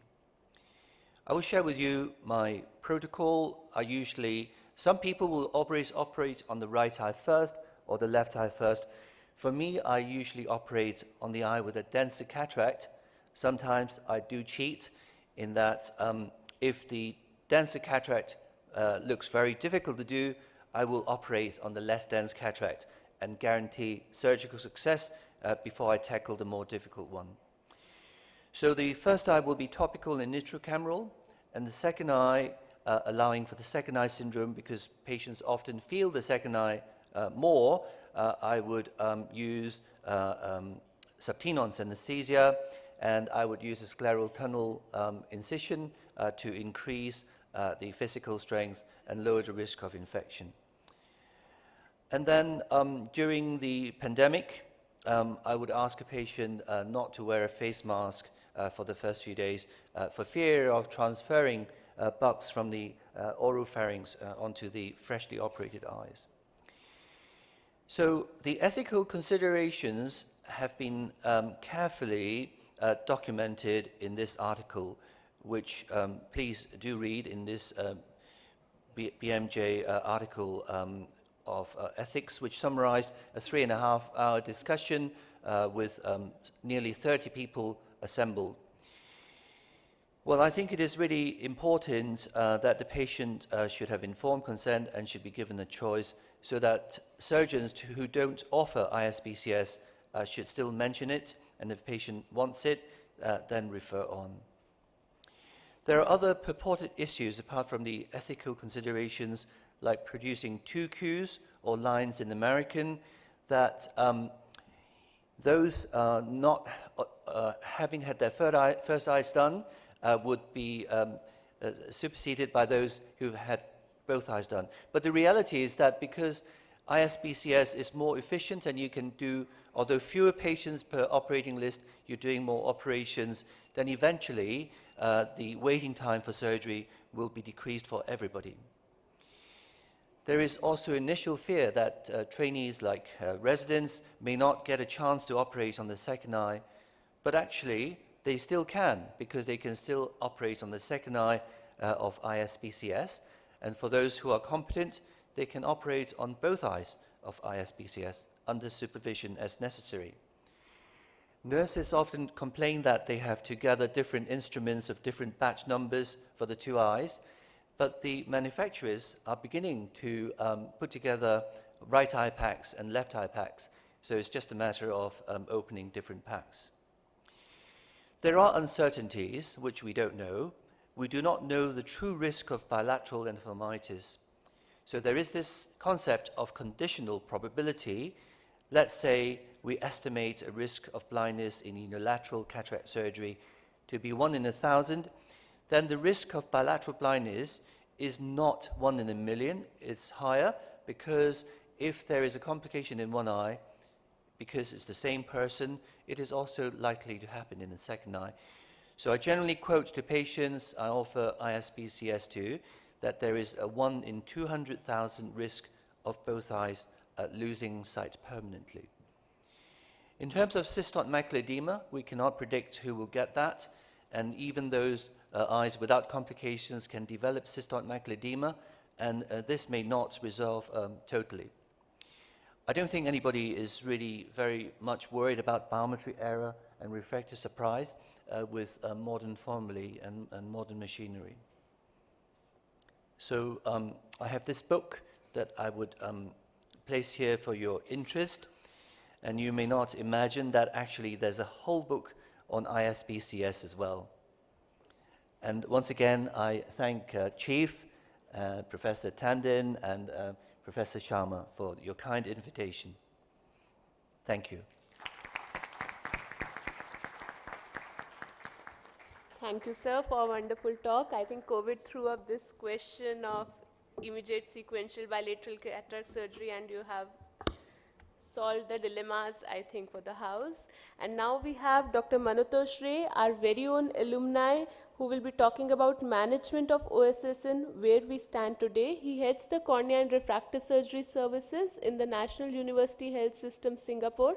He completed his undergraduate medical education from University of Calcutta and postgraduate training from All India Institute of Medical Sciences, New Delhi. And he's Associate Professor and Director of Undergraduate Medical Education, Ophthalmology at Yong Lu Sin School of Medicine, National University of Singapore. He is the Chief Examiner Postgraduate at the Division of Graduate Medical Studies and a member of the Joint Committee of Specialist Training Singapore and the recipient of Energy Excellence Award for Teaching in 2006. It's a privilege to have you here with us, sir.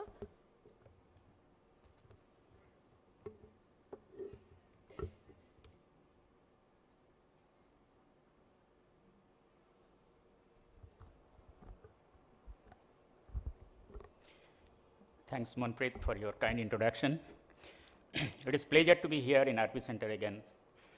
I'd like to thank Chief RP Center, Professor TTL, for the kind invitation. So today I'm going to address ocular surface squamous neoplasia, which is pretty common in our day-to-day practice. So as you know that ocular surface squamous neoplasia encompasses a broad spectrum of the neoplastic changes that involves conjunctiva, cornea, and the limbal epithelium. You see a wide spectrum of presentations which ranges from a mild dysplasia to the full-fledged ocular surface squamous cell carcinoma rather. The primary risk factor remains as UV radiation, but you can see a couple of modifiable and non-modifiable risk factors. Close association had been documented in the Western studies with the human papilloma virus and the HIV virus, but some studies from this subcontinent didn't see any association at all.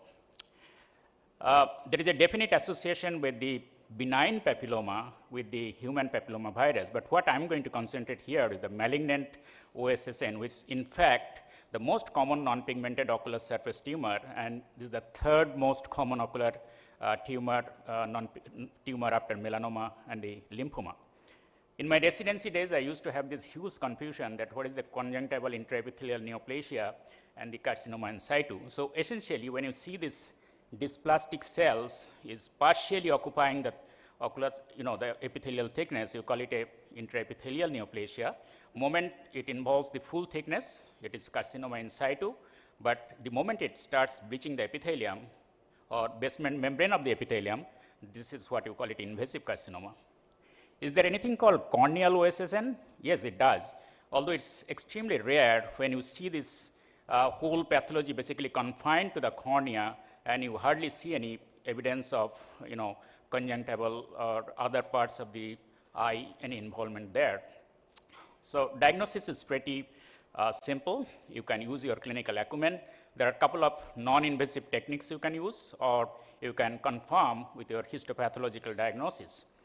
So clinically, what you see is this epithelial thickening, which is typically, it encroaches from the conjunctiva to the corneal side, and you see this corkscrew kind of blood vessels. However, there is no single presentation. You need to be aware of huge morphological variations. You can see this nodular variety, papillary variety, gelatinous, nodulo-ulcerative, placoid variety, or even you can get confused with your melanoma kind of presentations where you see these pigmented lesions on the surface. Couple of non-invasive techniques. I routinely do some staining techniques if it is available.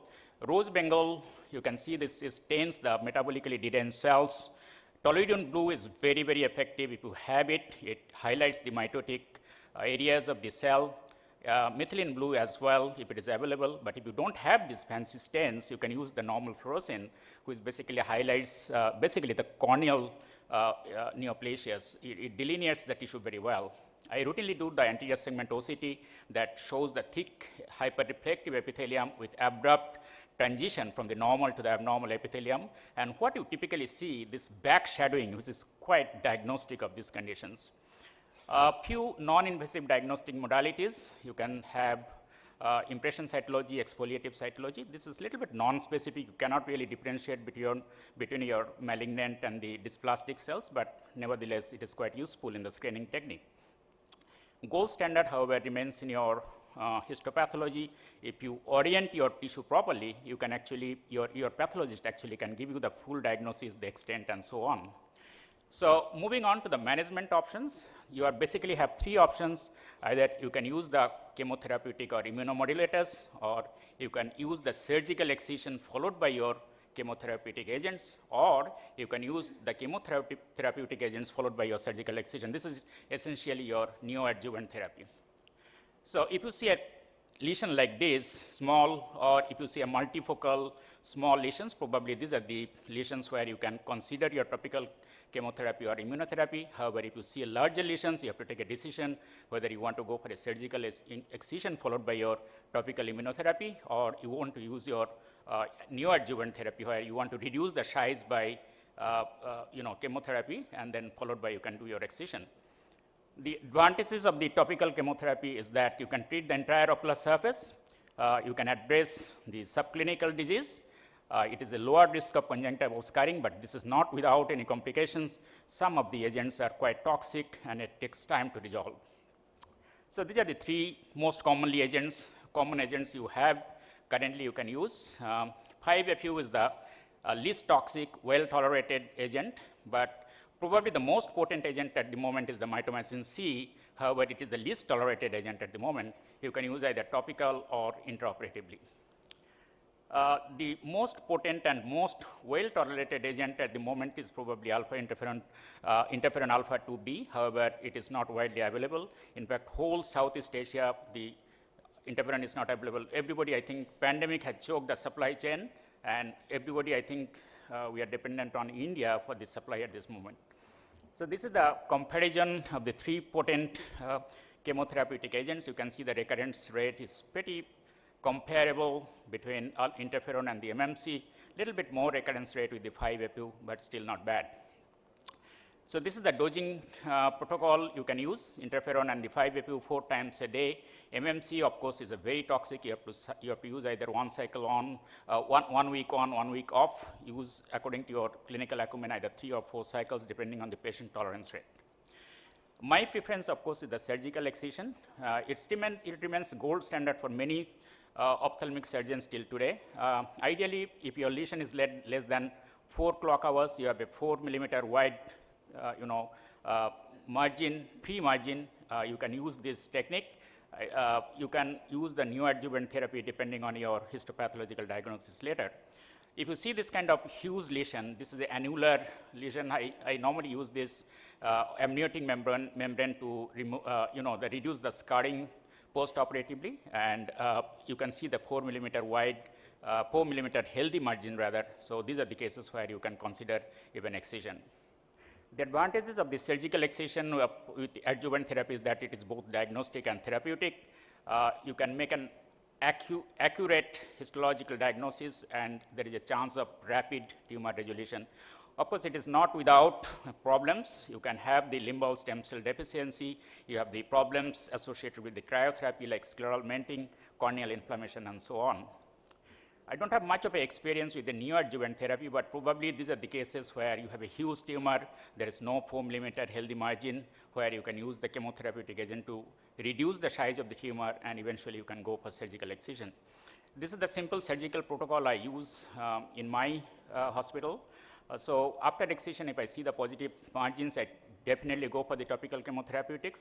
But even with the negative margins, there are some cases I definitely go for the chemotherapeutic agents, like when there is a tarsal involvement, there is a higher grade of lesions or superior location, which tends to be more aggressive than the inferior location.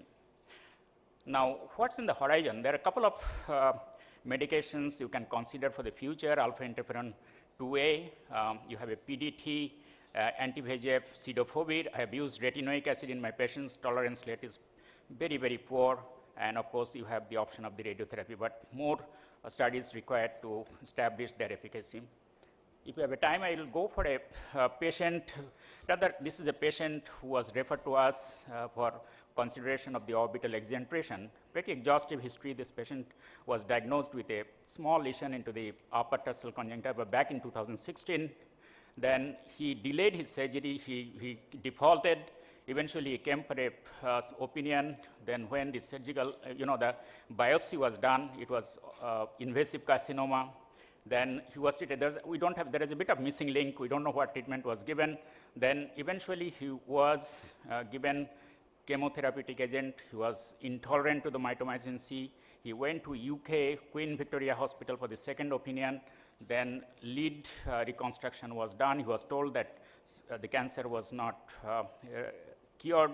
Then eventually back to Singapore. He did a teleconsult to UK, and he was told that you have to go for a orbital exenteration. So we don't have much history here, but what we did is a full workup of the patient, and eventually we did a MRI. We didn't see any orbital exenteration. We didn't see any orbital extension, and we did a PET scan. There was no evidence of the distant metastasis. Then what we decided to do, we decided to go for a conjunctival eyelid as well as the lacrimal gland biopsy, multiple point biopsy or MAP biopsy. And these are the samples we sent for the biopsy. In our biopsy, it showed actually a conjunctival carcinoma in situ. The basement membrane was still intact. We discussed the treatment options with the patient. Patient was absolutely resistant to the MMC because of the past experience. We didn't have the alpha interferon at this point of time. We decided to go for the 5-FU. Patient came back in 2 weeks' time with intolerance. We don't know what to do at this point of time. So I worked with the ACE-SA, which is the FDA equivalent of Singapore, and I wanted to get the medicine from India. It took almost like 4 to 5 months before I get the medicine there. And eventually we got alpha interferon 2B. I started the alpha interferon 2B, and this is after 5 months. Looks pretty flat. So I decided to go for another biopsy, multiple MAP biopsy. This is just 2 weeks ago, and the biopsy came back. Looks like there is no cancer cells at the moment. So I think the message should be, don't give up. You can try your best. So in conclusion, ocular surface squamous neoplasia is pretty challenging in our challenging ophthalmic conditions. I think the key is the early diagnosis and the timely intervention. There is a multimodal management option available to you. You decide which particular option you want to use, and there is a high success rate despite the chances of recurrences. Thank you for your attention.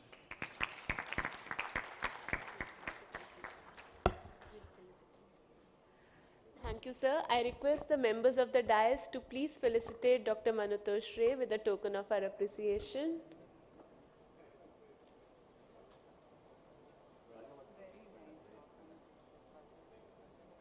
May we have a big round of applause, please?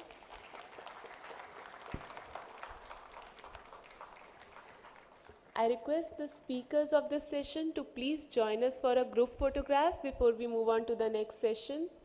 May we have the speakers on stage, Professor Nitin Verma, Professor Christopher Liu, Professor James Totosh, sir, please can we have you on the stage?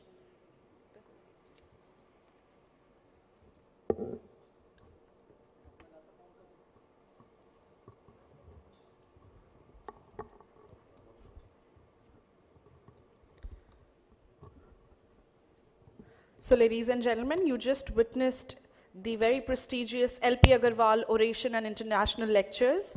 With that, we move on to the next session, which is subjected on Ophthalmology Redefined, Evolving Trends. And to chair this session, I would like to invite Dr. M.S. Bajaj, Dr. Purendra Basin, Dr. Vinny Gupta, Dr. Praful Maharana, Dr. Sridevi Nair, Dr. Saurabh Verma, and Dr. Debesh Kumawat. To moderate this session, I would like to invite Dr. Pradeep Venkatesh.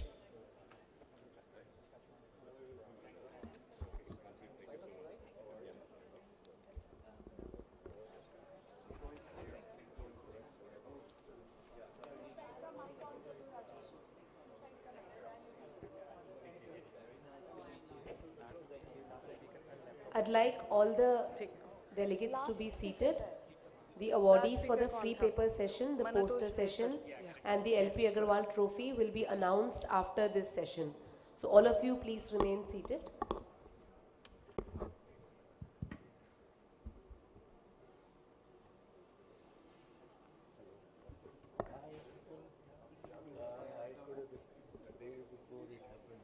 Thank you, chairpersons, for joining us. I would now hand over to Dr. Pradeep Venkatesh to please take over and start off with the session.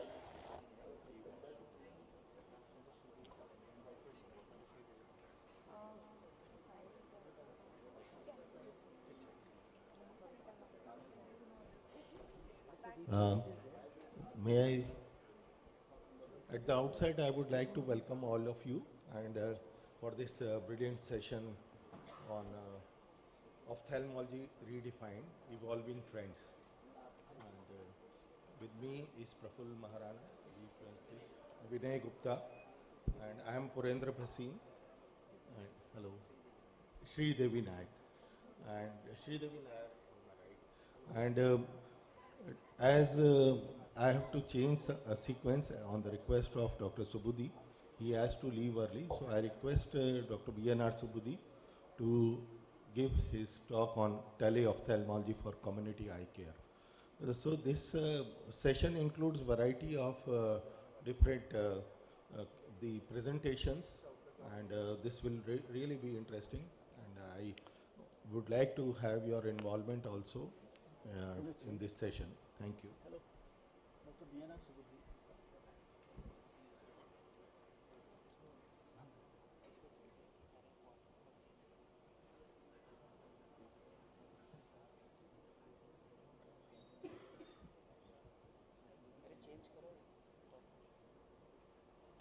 Change करो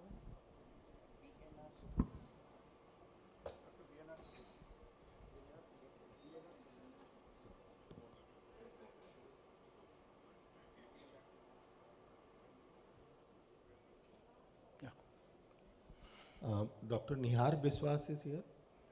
Yeah. Good afternoon. Thank you, Dr. Purendra Basin and Dr. Praful, for giving me the opportunity to speak ahead of the speakers. This is one of the new, I will say, concept is teleophthalmology. I thank Professor Titial and the team giving the opportunity to speak in this session at the RP's Foundation Day. Thank you, sir. I don't have any financial disclosure on this. Teleophthalmology is the dawn of a new era. It is a very effective model of improving eye care delivery system in rural and unserved areas of our country. Also, people in the remote areas can get access to specialized eye treatments. So, the technology for the poor people in our country.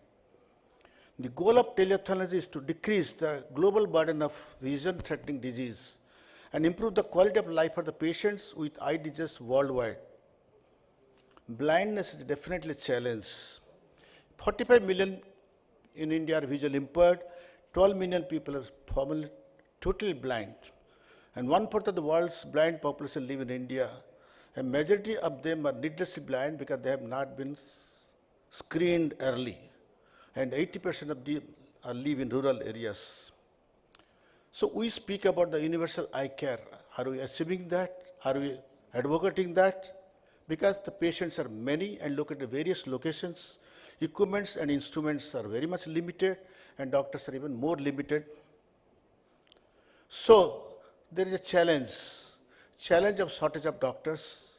In spite of our production of more number of doctors, still we are short of doctors in our country, and additionally there is inadequate infrastructure in the rural areas, particularly in our country.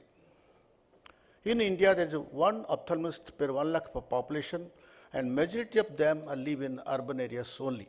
Hardly, if any people, they go and practice, even at the government sector also, people do not go to the rural areas, they do the practice, live aside the ophthalmologists.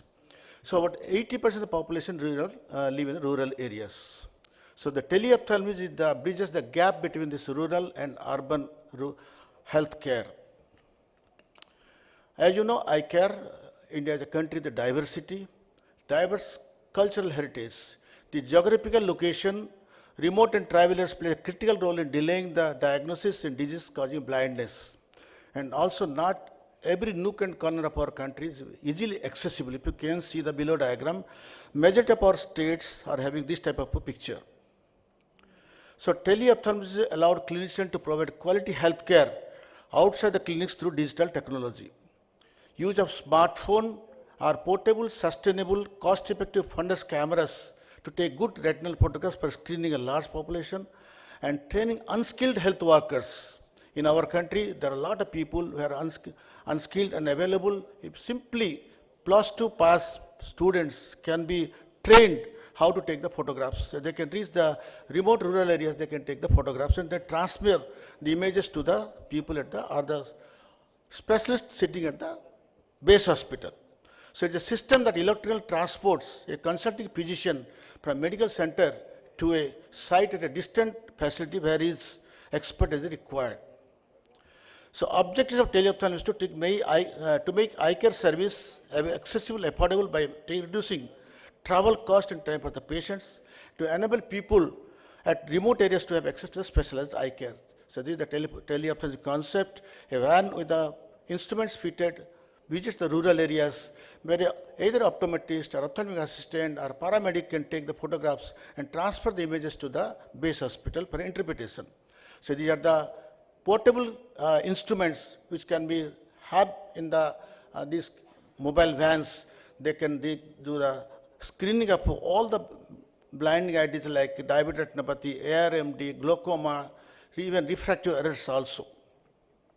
So teleophthalmology services, they offer variable viable alternative option where trained ophthalmologists or trained optometrists, ophthalmic assistants, and health workers with a portable device can screen the diabetic patients, and they can do the door-to-door screening. Even a mobile bike can be taken, instruments can be taken on the mobile bikes, where the motorbikes, they can visit the rural areas where there is inaccessible roads.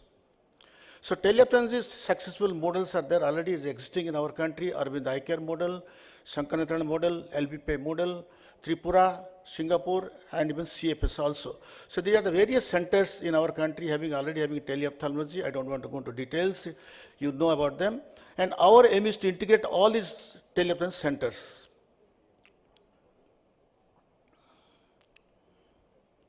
They are all very much successful models existing in our country, even globally also. So this is the teleophthalmic diabetic retinopathy screening model, the Singapore model. So where it is already existent, can we copy them, can we do them, can we follow them in our country too? So teleophthalmology is the future. I would say that is a very important slide. I would say that next 5 years we are planning, can we get this type of technology in our country? Teleophthalmology ATM is a one-stop digital touch point integrated machine designed to diagnose the disease, deliver the primary care. So you can see in the next 5 years you'll get vision check kiosks, where the simple instrument which can take your photographs and transfer the images to the nearby base hospital where it can inferred, and the image is transferred to the patient immediately, and he can result whether he needs any referral or it doesn't require any referral or just follow up only. So this is the presently we have already constituted Teleophthalmology Society of India to integrate all these centers, those who are doing the teleophthalmology, to bring into one platform and guide them, prepare a guideline so that everybody can follow easily with a basic setup of minimum cost.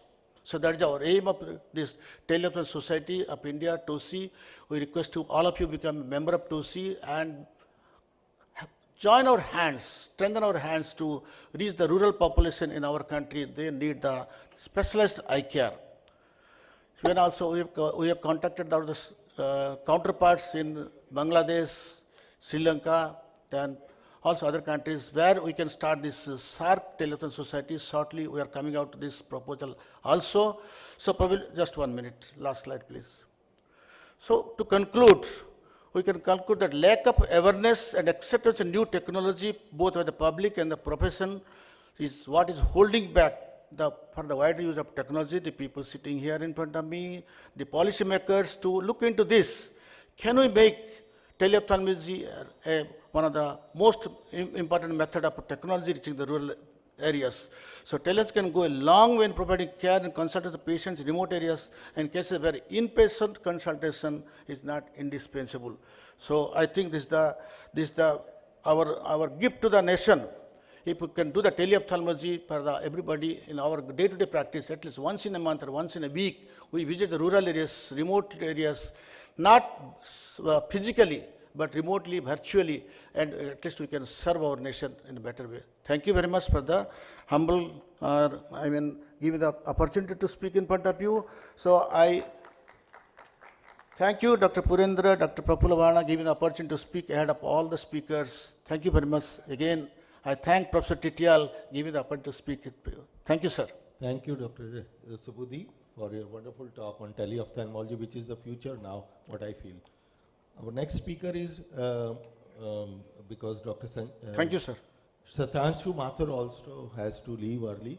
So on his request, we are accommodating his talk, and he is my dear friend. Can I have Dr. Satanshu Mathur? Has he? Dr. Satanshu, are you there? Or we'll go to the next, Dr. Nihar Biswas. He will be speaking on pharmacogenetics in therapeutics.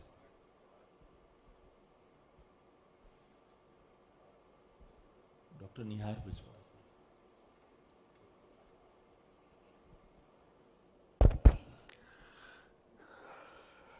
Good morning, and I am happy to be here and thankful to Professor Titial and his team. I worked in RP Center from 1992 to 2005, 15 years in the heading ocular pharmacology section, and another 15 years I worked in the pharmacology of AIIMS, and it's not updated here. Last year I retired, then I joined as a Vice Chancellor in Sri Balaji Vidyapith in Pondicherry.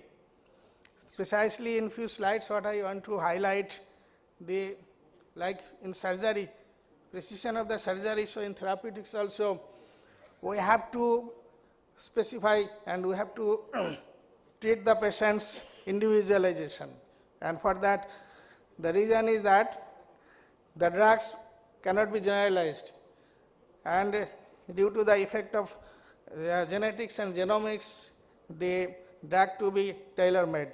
Next slide. It's here. Yeah.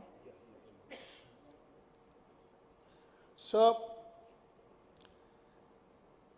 if we go in definition-wise, this pharmacogenetics compasses the genetic variation in gene encoding drug transporters, drug metabolizing enzymes and drug targets, as well as genes related to action of drugs. And we have seen that when we treat our patients, 30 to 60% only become successful because the others don't get exact amount of drugs, and that causes in some patients very serious side effects because of either slow metabolization, so the drugs will be more, or if it is metabolism is very rapid, so the full action will not be there. So due to this polymorphism, and if we know all this genetic makeup of the body, this pharmacogenetics and pharmacogenomics, so we can optimize the drugs, and that helps the administrator and the management to get the best drugs and individualization of drug therapy. And that comes the pharmacoeconomics, means how much drugs to be given. So sometimes it happens that drug dosing is so frequent, and then the duration, and after all calculating all the things may be higher than single dose and sustained release drop or tablets, so that becomes less. So these are all the things to be considered nowadays. And this pharmacogenomics that deals with the simultaneous impact of these multiple mutations in the genome that may determine the patient's response to drug therapy. So we have published some article on these things, say in Health Genesia, that was the safety profile of this imatinib in Indian chronic myeloid leukemia patients. And also when I was in RP center, there was a report that there was prolonged apnea after succinylcholine during squint surgery. And we assessed that acetylcholinesterase and found that the patient had limited, and we treated the patients and cured. So in this imatinib examples, so this imatinib is a 2-phenylamminopyridine, and that specific inhibitor of BCR-ABL tyrosine kinase protein in Philadelphia chromosome. You know this 922, this CML clonal stem cell disorder in which cell of myeloid series undergo massive clonal expansion. And this tyrosine kinase activity of fusion protein BCR-ABL formed by this reciprocal translocation between this 9 and 22 chromosomes, and that is the cause of CML. And this imatinib is actively, competitively block the ATP binding site of the BCR-ABL tyrosine kinase and cure the disease. So inhibit this phosphorylation of tyrosine kinase residues of target protein in the signal transduction pathway. And hence excessive cell proliferation occurring in CML is interrupted and apoptosis is induced, and it is cured. And this is the crash here. The imatinib metabolism in the liver microbiome, it goes by CYP3A4 and CYP3A5. And those patients who are slow metabolizer, the response is different than rapid metabolizers. So this comes in the domain of pharmacogenetics. And as I told that this another example is a prolonged neuromuscular block in a patient with butyrylcholinesterase deficiency, and that was published in Pediatrics in 2016. And here the succinylcholine is a neuromuscular blocking agent, and whose duration of action depends on rapid hydrolysis by this butyrylcholinesterase. And in patients with normal butyrylcholinesterase, this succinylcholine duration of action is very short, around 10 minutes. And those patients who has deficiency of this, that causes leading apnea and slow hydrolysis. And we similarly, I told that similarly we got a case in RP center, and we studied that case. Another report is that by Marius, in this case, prolonged apnea after administration of succinylcholine in a patient homozygous for Dubucan variant cholinesterase, and the genotype was E1A and E1A, this allele. And the patient was treated with adequate pulmonary ventilation with nitrous oxide and sedation until he gains spontaneous respiration. And finally, in the whole family, this cholinesterase assay was established, and the atypical alleles, they were instructed to obtain medical alert identification so that in future they should be warned. So some other examples, I will not go in details about this genetic polymorphism, like in warfarin, which causes the bleeding tendency, and some studies started and going on. This is a retrospective study to determine the association between genetic polymorphism and adverse effects. So there are different objectives. The result is still waited. So precisely what I wanted to say, this genetic polymorphism is to be studied precisely, and that will determine the dose of the drugs.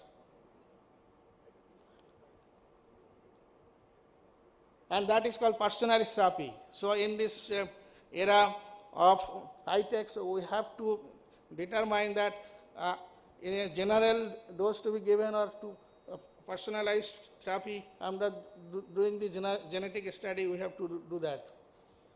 Thank you very much for your patient hearing. Thank you, Dr. Biswas. It was really an eye-opener for us, and how we can reduce the cost of therapy by modifying the dosage in the patients, and to genetic typing if we can do. How we should proceed in such cases, with whom we are going to have this problem of dose related the unplanned response.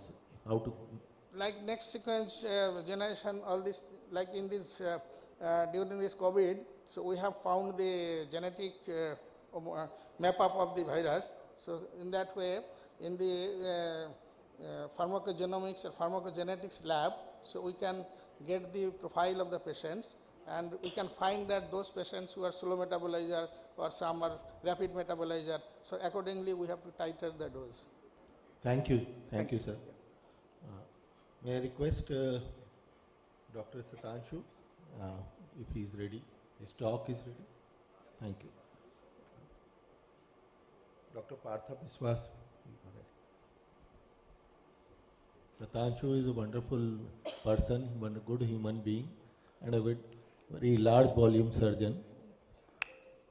Thank you, Partha, and thank you all the faculty on the dais for giving me opportunity first. So, after listening so many glamorous talk for last 2 days on cataract and refractive, I am this non-glamorous talk, but all this glamour talk become glamorous only because of this. If you follow these guidelines, you are safe. I have sent so many topics to Dr. Titial, but he is choosing this topic only for this meeting. I don't know why. The title was given by Dr. Partha Vishwas because this is an instruction course, and he is in this instruction course, and the zero and the optometrist, he gave the title. And really, for last 2 years, I am having the zero endophthalmitis, and because of the guidelines, I can proudly say. So, 5 possible factors alone, everybody knows these things, but what happens when we go in the OT, we forget these things. So, we follow as a guideline. These are guidelines of AIOS and ASCRS, and if we follow these guidelines, we can go in the court and we are safe. 5 possible factors alone or in combination are responsible for end: patient hygiene, contaminated surgical supplies, faulty sterilization procedures, inadvertent touch, and environment. We will take one by one. Perioperative risk factors are very important. These should be taught to your staff, not for the doctors. Your staff should know what to be seen in the patient along with you. These are the simple things which we use otherwise also in all the patients. Important is diabetes. If we have a diabetic patient, we should thorough perioperative clinical assessment of this patient. And the investigations, the blood sugar is important when only we are doing. Less than 120 is the fasting, and the endem is less than 200. This is the AIS guideline. We can operate about 200 also, there is no issue, but if some case in the court, then you are really in the trouble. Singeing should not be done on the same day if we are doing. Normally we are not doing nowadays. The important thing is preoperative medication and instrumentations. What instruction should be to the patient? He should use broad spectrum antibiotics 6 times a day. On the surgery nowadays we are giving, not before the surgery. Patient should come with the face wash, hair wash, especially for the females, and with the clean clothes. What instruction to the staff? If biometry has to be done on the same day, otherwise if you have optical biometer, no issue. If biometry has to be done, it should not be immersion, it should be immersion method only, not the touch contact method. And if you have diabetic patient, there are list of 20 patients, you should operate diabetic patient first. These are all the things simple. Important thing is iodine. Providing iodine 5% 2 times topically 5 minutes before surgery is very important. It is important even using broad spectrum antibiotic 1 day before the surgery. And the rest of the things we all are following. These are also we are all following. Important is scrubbing. Chlorhexidine antiseptic soap up to elbow and iodine liquid scrub. But important is the timing. We should scrub minimum 5 minutes. This chart should be over the scrub area, not for you, but for your staff. Especially mention there that you have to scrub for 5 minutes. And they should follow the proper technique, especially your staff. Draping is very important because trimming of the lashes is not required nowadays, and this eyelashes is the most common cause of infection in many cases. So trapping is very important. What surgical supply, when you get it, you should check the expiry date and packing, whether it is intact or not. Packing is very important. Check clarity of irrigating solution. Always ulta latka ke bottle ko you see that the solution is clear or not. That is very important, because in many cases we have found, especially in the camps, the most troublesome cause for the endo is the irrigating solution. So you should take care of the irrigating solution. Always see every bottle, and once you get a lot of the bottle, you should always get a culture sensitivity done for the each pack. Ideal is one irrigating bottle for one patient, but in India it is not possible. So some company has come with 100 ml bottles, so we can use that bottles. Phaco sleeve and test should be changed after each case. Antibiotic in the irrigating solution is not of much use. It is not in use nowadays. Subconjunctive antibiotic given at the end of surgery has been found to reduce risk of endocarditis. Intracranial injection of antibiotic. Dr. Haripriya Arvind in the Arvind Center has come up with a clear-cut view that is really helpful. So now we have started using intracranial antibiotic in all cases. Otherwise, it is not indicated in all cases, especially in the high-risk cases. Watertight cornea incision should be there. If there is a complication, it should be managed effectively. Then installation is the important part. High-speed autoclaves, temperature 134, pressure 130, 8 to 10 minutes in between surgeries can be used. Alternate matter, if you do not have this autoclave, you can have should have an adequate number of surgical sets. If you have 10 cases, you should have 10 surgical sets. You should not repeat the same set for the other surgery. Important is autoclaving. In autoclaving, important thing is temperature. It should be 120 degrees centigrade temperature. Then contact. That steam should be there for 30 minutes minimum. It should not be that temperature is 130. It should be stay there for 30 minutes minimum. Then monitoring is very important. You should have monitor the temperature, pressure, and cycle duration, and it should be recorded in the register for any consumer cases in the future. Autoclave should be cleaned every 20 to 30 cycles. Chemical installation should not be recommended. Important thing is installation is the indicators. We have physical, chemical, and biological indicators. Physical indicators that we put outside the drum that only indicates that your temperature has reached up to that level. It does not indicate that temperature has stayed there for 30 minutes for that level. So physical indicators are not much helpful. Then chemical indicator type 5, that is a special indicators that contain a steam sensitive chemical that imparts a physical change. Suppose there is a change, vapor line we are using, so there is a change in the color so that we can know that the sterilization is complete, the sterilization is passed. And this indicator we always keep in the register with a date and autoclave, timings, etc. That save us in the court of law when there is any trouble. Then type 6 indicators, that is known as steam type 6 indicators. The importance of this indicator are, they are temperature, pressure, exposure time. They take care of these all things. So ease of use, we can keep in the each pack, and they are change color from yellow to blue or purple. So these indicators we should use, and we should keep them in the register with the date wise and the time of start autoclave, everything. So that is always save you. Then you can have a B class autoclave, which can also save. Biological indicators, they are available market. They are just for the cleaning of the autoclaves who are taking care of your instruments. How to clean the OT? Remove the dust with a clean cloth. Never use a jhadu. We should not use this jhadu in the OT because this will spread the infection everywhere. OT floor, OT table, stand, this should be cleaned daily. And for this we can use the bacillosis solution that contains benzyl chromium chloride, ethylene dioxy, and glutaldehyde. Or nowadays we are using D125. This is third generation ammonium compound. These are for the instruments, for the trolley, for the phaco machine, and for the microscope. For floor we are using D256. This is fifth generation quaternary ammonium compound. So these things nowadays formerly is not used in the OT because it is carcinogenic. So we have to clean the instrument, and we have to clean the floor also. Floor is very important for cleaning. Keep floor clean. Do not discard soil, linen, and gowns on the operating theater. And walls and ceiling are rarely contaminated. We can clean 15 days. Fumigation is not required nowadays. Cleaning of OT environment. These are OT. How we can should be OT? OT should be away from the public movement, and following features should be there. We should always restrict number of persons to the minimum, and we should create the culture sensitivity once in a month. And samples will be taken from floor, wall, OT table, AC, FACO machine, and should keep them in register. Whatever culture we receive every month, we should keep in the record in a register so that we can save ourselves in the court of law that we are maintaining all the parameters. Dr. Satanshu, can you summarize? Yeah, summarize kar diya. So we should have different zones for the OT, the protected zone, clean zone, trial zone, disposal zone. These should be the areas in the different zones. Ventilation is very important. Ideally, we should have AHU with HEPA filter, and we should have clear-cut temperature 20-24, humidity 50 to 60 should be there, and we should have cycle 20 to 30 cycles per hour. So this is important thing is water tank. We never go upstairs and see the water tank. This is a very culprit area. Water has a pseudomonas there.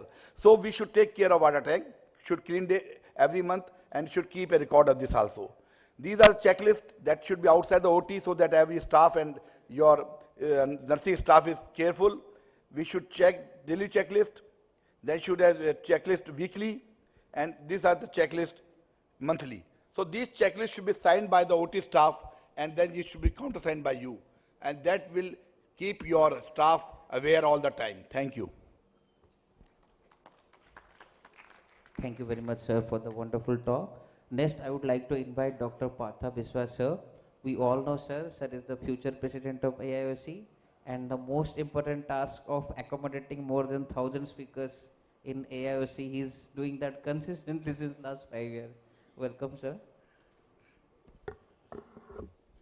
Dr. Partha has risen the scientific committee really in many folds, and we are really proud of him to be in the IOSC. He is a very meticulous person and a wonderful surgeon. Thank you very much for very, very kind words. My thanks and my gratitude to Professor Tityal, Dr. Namrata Sharma, the whole team of RPC, and especially Manpreet and Praful. Thank you very much for having me here today at RPC. It's wonderful to be here again year after year. Slideshow. Okay. So, Praful, just a little correction. It is not 1,000 speakers, but close to 3,000 speakers. Yes, but the aspiration of 25,000 AIOS members are huge. And I think we need to live up to that aspiration. We need to give podium presence and meaningful podium presence, of course. Let us come to the challenges that phacoemulsification has after the post-refractive surgery patients. So what are the challenges? And they are very unique because the challenge is to the cataract surgeon, and it is also to the patient who needs that spectacle independence that he has enjoyed for so many years. And here comes the unrealistic expectations. For the surgeon, the low accuracy of the biometry formulas and the refractive surprises. So all centers who do primary work do get patients which are these difficult patients where if it is a myopic refractive surgery that has been done, a post-operative hyperopia is in the mind of the surgeon, and again if it is a hyperopia, then a myopic shift is what is there. So what are the sources of error? And keratometry, as we all know, is the main source of error, and it's because of the central 2.5 to 3 millimeters that we have flattened during the keratorefractive surgery becomes the difficult point. Assumption again of the spherocylinder, and that 15 to 25% of the overestimation takes place. And the relation, of course, between the anterior cornea surface and the posterior cornea surface, and that again assumption of that 1.3375 becomes fallacious. So these are the errors in the formula, and the newer generation formulas have definitely accepted these fallacies and have come to a state where they are possibly overcoming. So what are the formulas that are used? And the ASCRS online formula is a very freely accessible formula. Multiple formulae are available to calculate the IOL power, and that is something of a big boon. The average of all these formulas are also present, and it is tomography also that is helpful in assessing the anterior as well as the posterior curvature. Now the Pentacam, again a very helpful tool, and an overview check of the refractive change and the approximate pre-op K reading is there for us. And with this, we definitely have an amount of better expertise with the IOL Master and the Barrett TrueK. And here, of course, we have some sort of deviation. So if you can see that the Barrett TrueK and the IOL Master, there is a difference even then when you go on to the nitty-gritties of the assessments. Now let us look into the literature very briefly, and the ASCRS average of Barrett TrueK. No history should be used to calculate the intraocular lens power in eyes after myopic laser refractive surgery. The OCT formula, if available, can be a good alternative choice. Now let us look at this study that did say that our analysis did not demonstrate any formula that was clearly superior to the other methods and for predicting the IOL power at any time point. Now here I come to the point where intraoperative aphakic calculation can be very, very important. It's a very simple on-the-table retinoscopy that can be done, and it can be done though the ELP prediction is still not accurate, the best optometrist of your team can do a on-table retinoscopy and give you an estimate so that the big surprises are not there. Even today, with all the TrueK and the Barrett formula we have, I still adhere to this as the final acid test. The role of preoperative counseling is very, very important, of great paramount importance, and has to be done by the surgeon. And let us see the intraoperative challenges that there are in the post-RK phacoemulsification. So here we are, these 16 and 24 post-RK scars that are there. They need to have a very, very stable cornea so that it does not give way, and thereby a scleral incision is very important. The RKO incisions can open up at any point of time and give unprecedented problems during the surgery, and after the surgery a huge amount of refractive surprise can happen. So the RK incisions have to be taken into account, and even if the side ports are going to assess the RK incisions, they also need to be scleral as well. So the phaco has to be in lower parameters, and patient counseling, again because of the irregular post-operative astigmatism, is very important. Now, this is that you can see that it has opened up, and that can be very, very difficult. Now, let me tell you about a mystery case. This was a 43-year-old lady who came with her husband and grade 2 cataract and wanted to plan for phaco. And the biometric calculations are done, and then she comes back again alone after some time to say that she had some sort of laser operation done 19 years ago. So Pentacam, an invaluable tool, and we detected that yes, there it was. And when we did the ASCRS online calculator, what we found is 12.17 is what the average formula was. Now, when we did the on-table retinoscopy, my optometrist said, sir, 15, and 15 is what it should be. So we stuck to our optometrist's evaluation last, and this is the result that we got. So this had just about 0.75 with a 1 cylinder and 0.5 with a 1 cylinder. So the post-operative calculation is very important, and the post-LASIK phacoemulsification of the hinge and the flap needs to be taken into account. ICL, post-ICL phacoemulsification and cataract challenges in a vitrectomized eye. I will not go through this video for the point of time. And this was a difficult case that we had. Do we have 3 minutes, Purendra, or shall we skip the video? You can, no need to skip. Okay, quickly I will complete the video, and it is, this was a patient with ICL, and we had a very good preoperative evaluation done. The ICL was very nicely in place, but what happened is there were a few treatable lesions pre-operative to the ICL, which we had treated. But the patient came back about 6 months later and said that he could not see, and we detected retina detachment. So our retina colleague did a very good job, settled the retina, but in 3 months' time, this is what happened. So the ICL was in place, the intumescent cataract there, so obviously there was a little bit of a touch to the crystalline lens. So the ICL needs to be removed, and once the ICL is removed, then we have this cataract. But you would have seen that the removal of the ICL is not so much of a factor, but the additions that there were in this particular case is going to be a problem. So we go ahead and take off the ICL. It is through that same 2.8 or 3.2 millimeter incision. The ICL can be folded out very easily without traumatizing neither the lens or the iris. But in these cases, the iris shrinks a little, so one has to be very, very careful, and high molecular weight viscoelastic needs to be used time and again.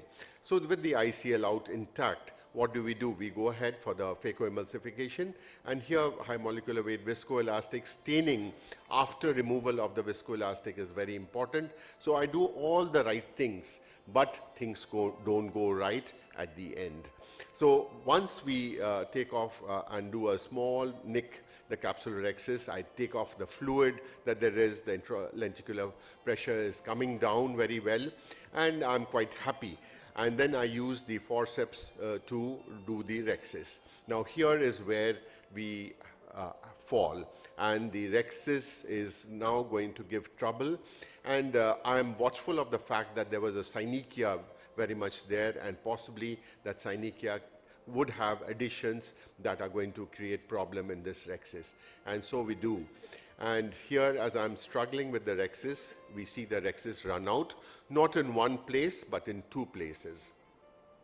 So what do? We have planned for a single-piece lens, we have planned for a multi-piece lens, and with the multi-piece lens, we are ready now, because this patient, of course, the nuclear material is going to come off very fast, very soon, but we need to place in a multi-piece lens here, because we do not know the integrity of the full capsule.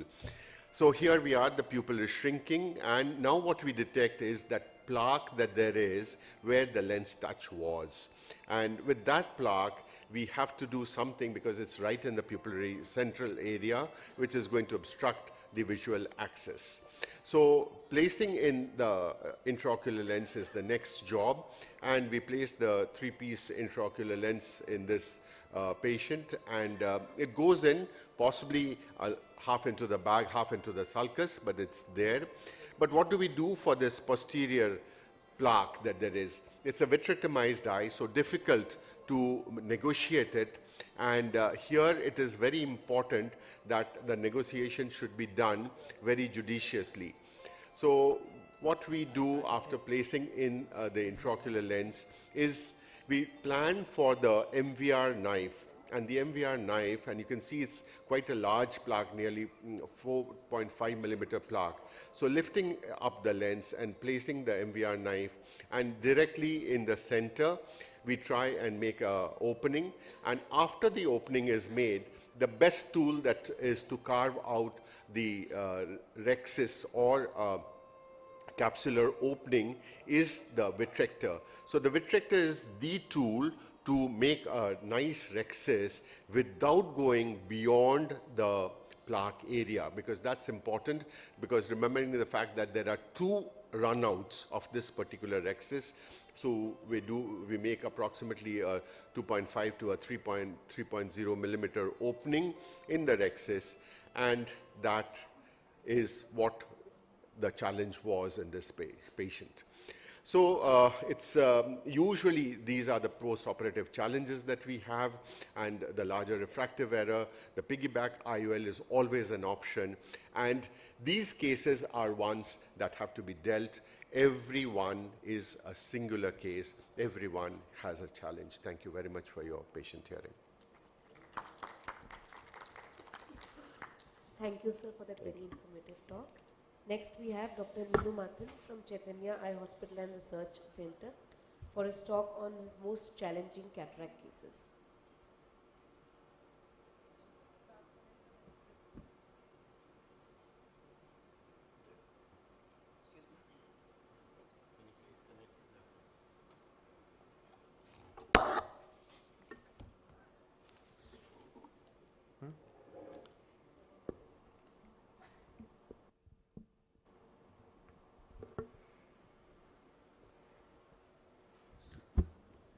Good afternoon, ladies and gentlemen. First of all, I'd like to thank Professor Titial sir for this invitation and my first visit to RP Center. So he has asked me to talk on my most challenging cases. There's no time to show most challenging many cases. This will be just one case. So my screen is not coming up there. Yeah, I can bring it here.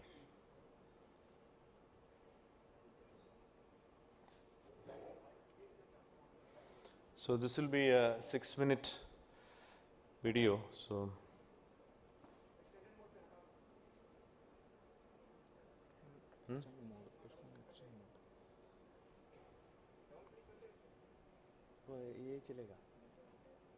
just switch it on. Play.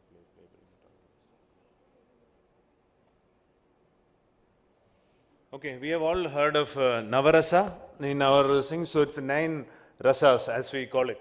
So it is happiness, joy, love, anger, disgust, all those things. So in one case, how can this be created in just one case? So we'll just make it. This is a mature cataract. So we have stained it. So we are in love with this kind of a cataract. That's the first emotion which we have. Good Rex is nice. And start phacoemulsification. Hard cataract. So going on strong. So you develop the next emotion which is called confidence. And you are very proud that you are doing it very well. So going on, suddenly some red glow suddenly starts appearing there. If you have noticed there. And then a little lower level of one nucleus piece. Very astonished is the next amusement. So suddenly we decide this is not a great idea to continue. We will convert. So we make the incision larger and try to prolapse and see what is happening. So to my surprise, there is nucleus below the posterior capsule. There is an open posterior capsule. So that has been identified. And now we are in sorrow. What to do now? It's most of the lenses there. So whatever lens has been prolapsed has been taken out, and we see vitreous and some of the lens material just waiting behind the posterior capsule. So that is just tapped out and brought into the anterior chamber and taken out. So most of the anterior chamber is free. So that is one is staying, one is floating just right in the AVF. So out of despair, just do a vitrectomy through the main incision, shallow the chamber, suddenly it comes up. So lucky time, it comes up into the anterior chamber. And so we are happy now. It is whatever was floating out has come out. And so we put in viscoelastic, plug that area, take out this large 2 pieces, and we are happy now. Now everything is all done, so we can proceed with something better. And now vitrectomy goes on. So we have to complete it. So some white reflex is coming from the mid-vitreous area. So that is little, I'm shaking it and seeing it's still there. So fear comes up. So suddenly I do still continue vitrectomy, hope that nothing is there. See, so it's suddenly, God gives you some clues that there is something still there coming up. Someone is coming here. So you're disgusted. So it is gone out of your thing. So I again continue vitrectomy and finish off this vitrectomy. Once more it comes up and then drops for good. And that is gone. So you are now in anger. Now what to do? It is not my fault. It came up, it went back again on its own. So it went into the vitreous and it is getting finished. So we leave it. And now identify whether we have capsule. There is definitely a full complete rexus there. So identify rexus all around. Visibility is very important. So that has been identified, and then we decide, always I have 3-piece lenses backup in all these cases, rigid, all foldable. Here you don't need to fold this. But then this can be placed into the sulcus and this will be very stable. And the IOL has to be, the case has to be transferred to the, and you're at peace now, where they are gone to the VR surgeons. But then what did we learn from this case? So there are take-home points if the residents are there. See, there can be hidden posterior polar cataract in many of these. So, an adequate optimum 5.5 rexes to have a sulcus lens. Suddenly deepening AC, clear red glow, you should stop. Identify whether there is something wrong. So, the flow will not also be, the rotation will also be not great. And then look for the level of the nucleus. If there is tilting and it is deeper in some place and it is at a lower level, stop and do not immediately withdraw. Fill up the chamber with dispersive viscoelastic, and it's better to convert when it is very early. And it is not that a great idea to convert the corneal incision, but back cuts on the sclera and making it adequately like a sclerocorneal incision is fair enough, but better will be to go to a different location and do a proper sclerocorneal tunnel.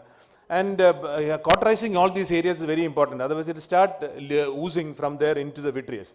And identify vitreous. If you are not identified, please use triamcinolone.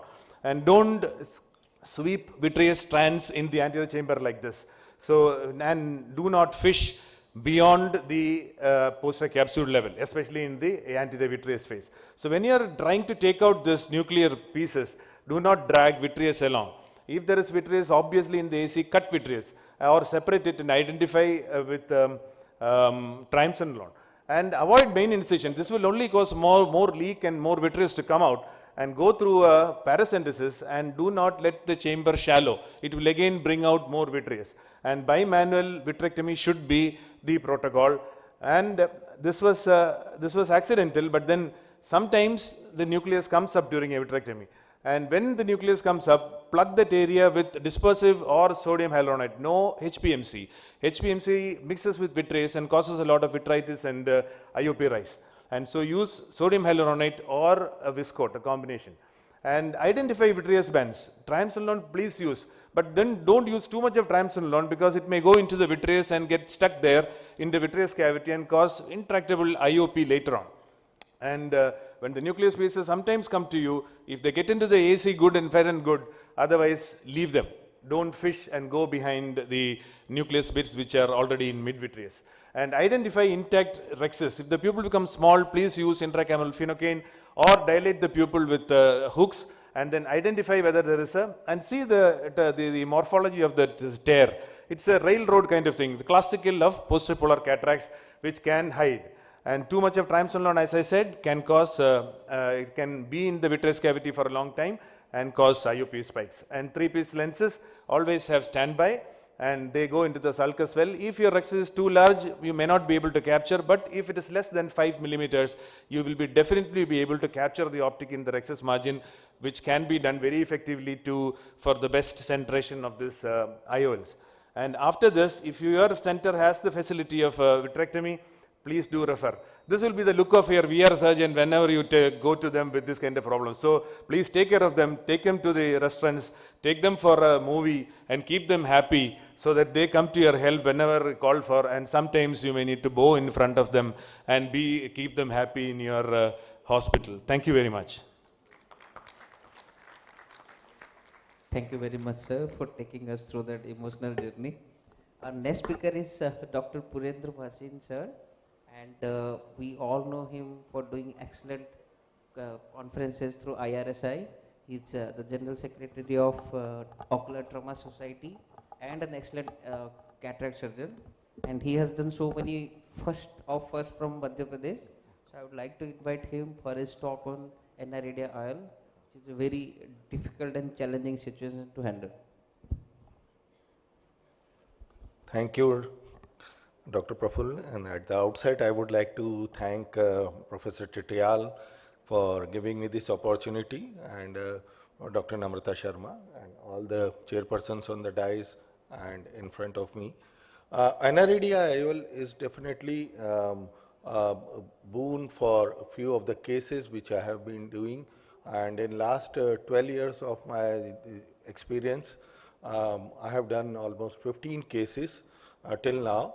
And on a selective cases, we have to be very, and they give us good results, good outcome. We all know that the pigmented iris diaphragm plays a vital role. It increases depth of focus, it decreases chromatic and spherical aberrations, and in the presence of partial or total aniridia, there is a decreased visual function, like a patient will have a glare, photophobia, and photopic retinal images will be there, and the quality of vision can never be as good. Need to wear dark glasses all the day. We have seen many patients who wear dark glasses, and it's a cosmetic blemish as well. So various options are available, like we can do tattooing, we can use colored contact lenses, we can use foldable iris implants, iridoplasty or pupilloplasty we can do if there is a sufficient iris tissue available, and NRD IUL. So I will focus my talk on NRD IUL because that is the which has been allocated to me. And indications are when there is a traumatic cataract with a partial or total iris loss, or in congenital NRD cases, in iris coloboma, herpetic iris atrophy, surgical iris loss, and in cases of ocular albinism also, if you use this, the quality of vision and life will be better in such cases. The specifications are that this is a PMMA IOL with an overall length of 12.75 millimeter and an optic diameter of 5.95, and a total optic size of the lens is around 10 millimeter or 9.75 millimeter with a constant of 118.2.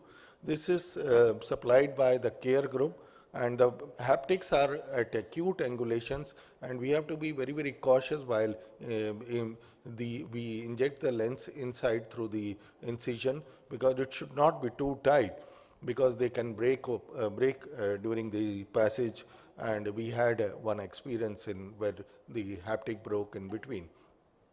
My case number 1 is a 15-year-old child with a penetrating injury with a scar, linear scar on, and B scan and everything was normal.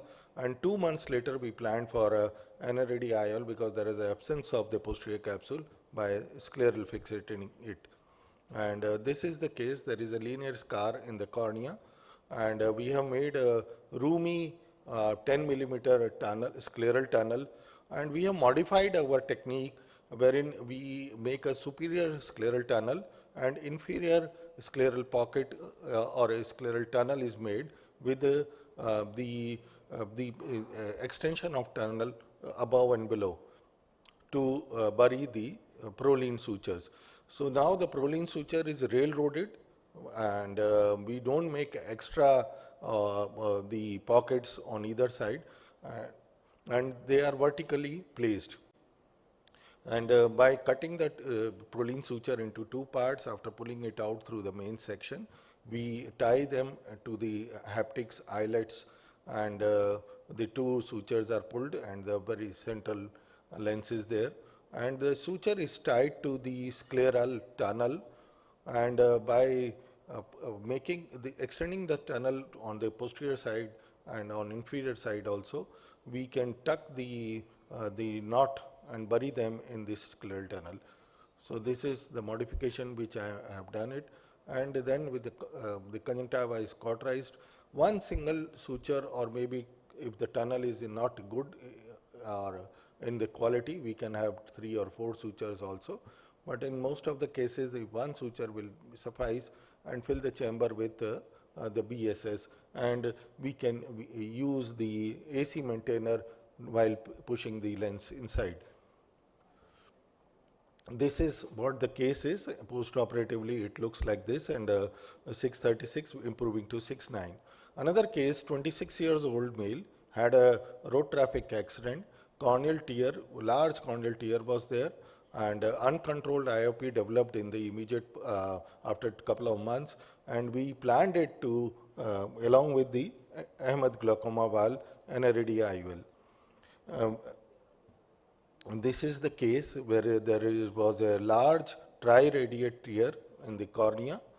We are now placing making the site for the AGV, and it is placed, a pre-placed suture is placed 8 to 9 millimeters away, and the tube is passed.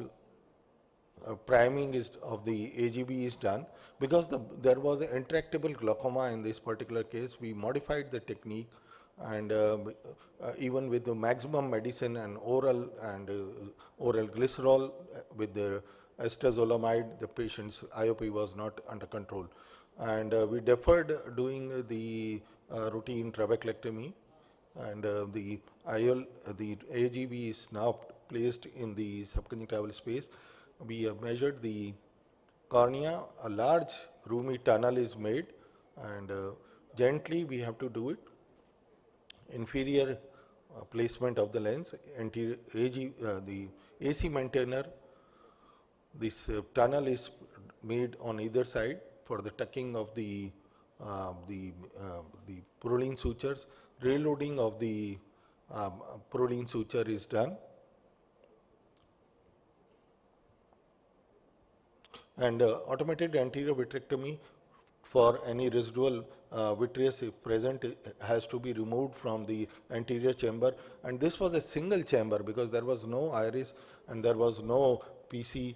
So our anterior and posterior chamber and vitreous chamber was same. So there was a little doubt whether to where to place the AGV. We could have placed it in the posterior chamber also, but we made a large tube and left it in the anterior chamber, and the NRAD IOL is placed there. Then the AGV tube is cut and it is passed 2 millimeter away in the into the anterior chamber. So, and the tube is covered with the glycerin preserved cornea, because this cornea could not be used for optical or therapeutic purpose. So these leftover corneas we preserve in glycerin and then we use them but this is better than sclera because it's a cosmetically much better and easier to handle. So after this, the conjunctiva, there was separate conjunctival section for both the AGV as well as the NRAD IOL. In this particular case, anterior chamber is found with the air. So this is the post-operative picture of the same patient.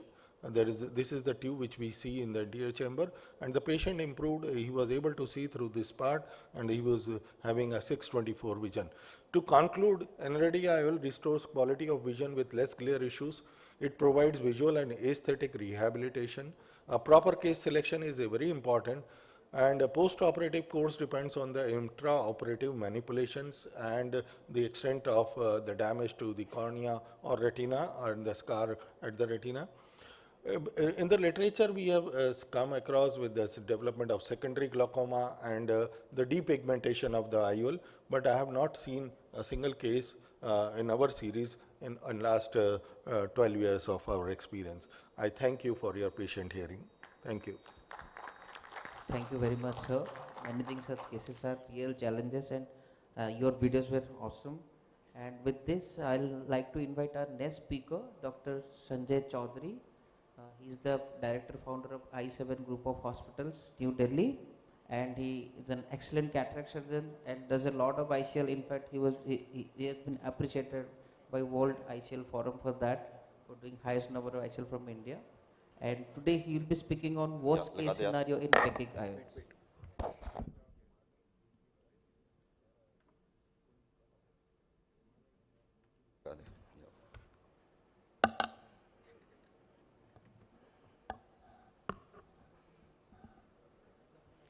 Thank you so much. I would be talking about the worst case scenarios. Now, fortunately, I've had the luxury of doing quite a few ICLs in the country. I've had excellent results, but at the same time, I've had some very unique problems. So we are all keen on knowing what the excellent results are also, but at the same time, we would like to be aware, alert about what problems you can encounter so that you can take adequate precautions and not face the same issues that I have faced, which as yet very few people would have faced by now. So the first unique thing that happened to me, anterior subcapsular vacuolar changes. Now, here's the situation.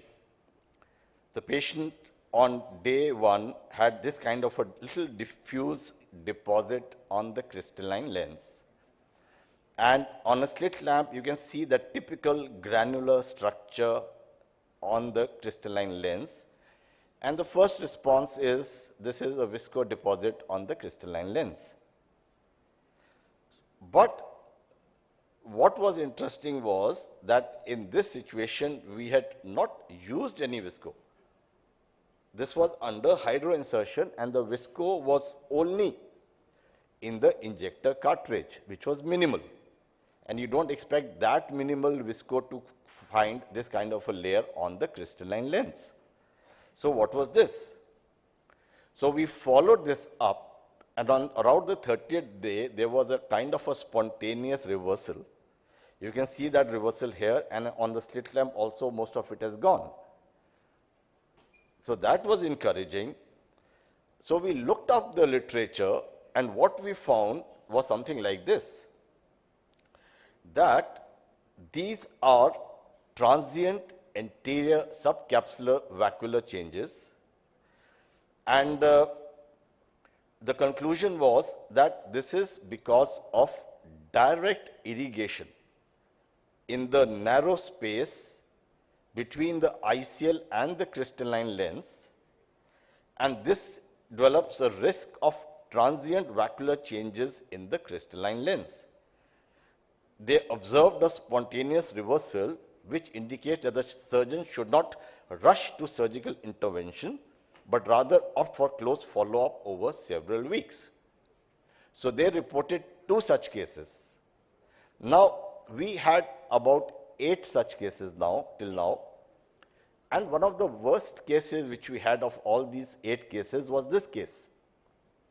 There was a whole sheet there. And we were wondering now, what do we do?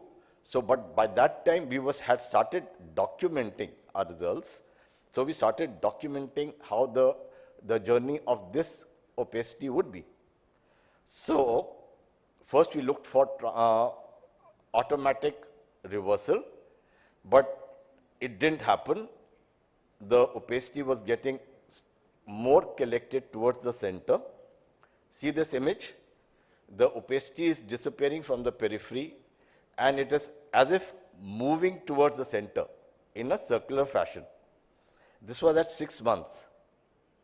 And then this OCT image gives it all.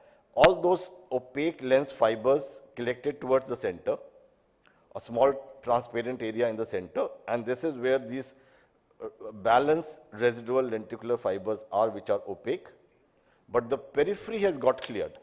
So it was as if the whole thing was moving from the periphery to the center, but these lens fibers were not getting translucent again. They were retaining their lenticular opacity. So the inference out of this is that yes, never ever irrigate in the space between the ICL and the crystalline lens. The second situation, high walls. We have come across high walls. We accept anything which is over 1,000 microns vault is a high vault.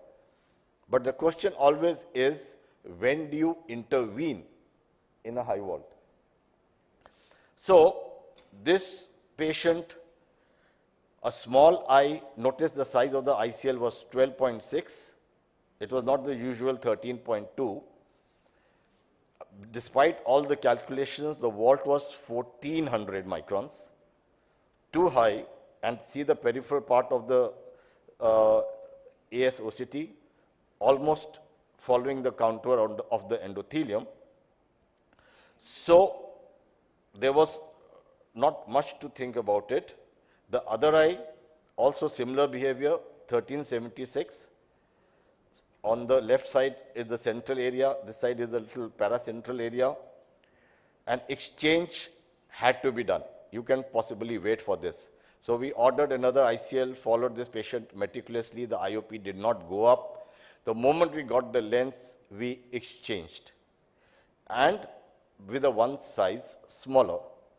And look at the surgical process.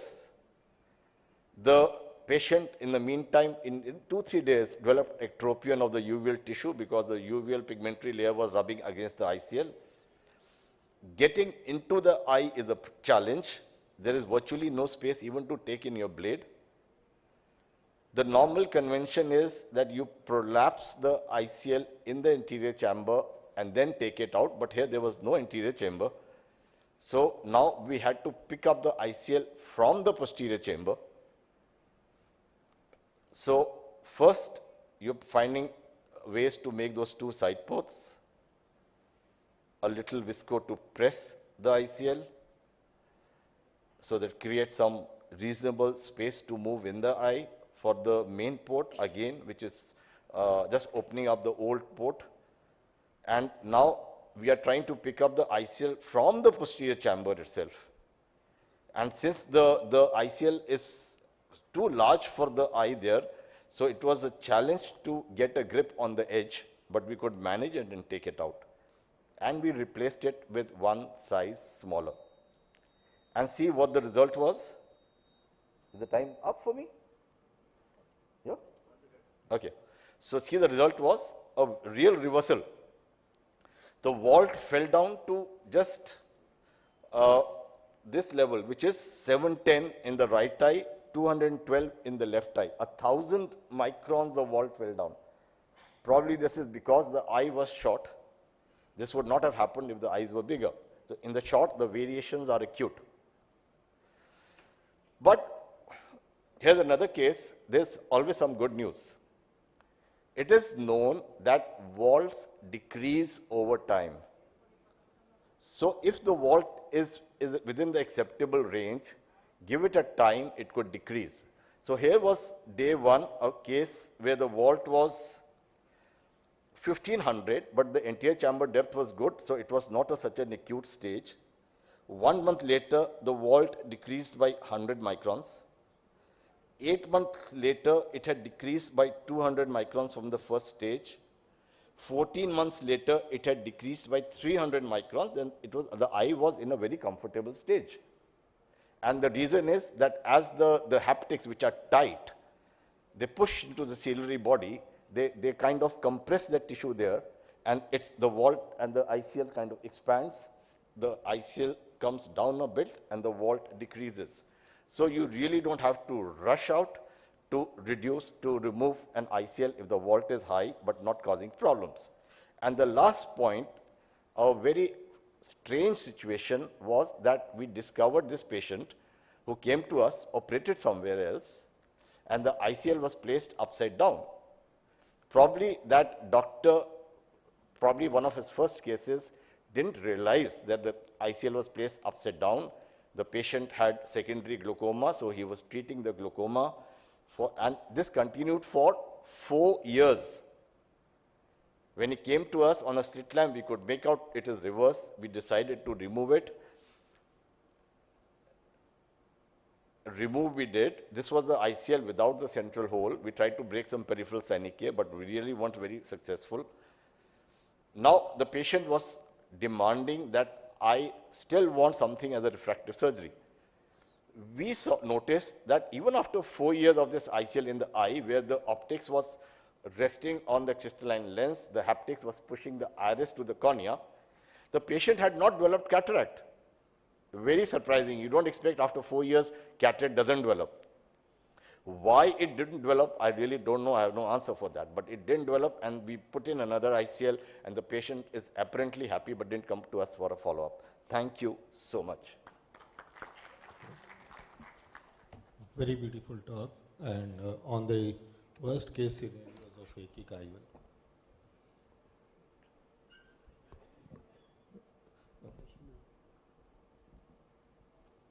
I'd like to invite Dr. Shashinath Jha, our very own alumni, to talk about overcoming current challenges in diabetic eye disease.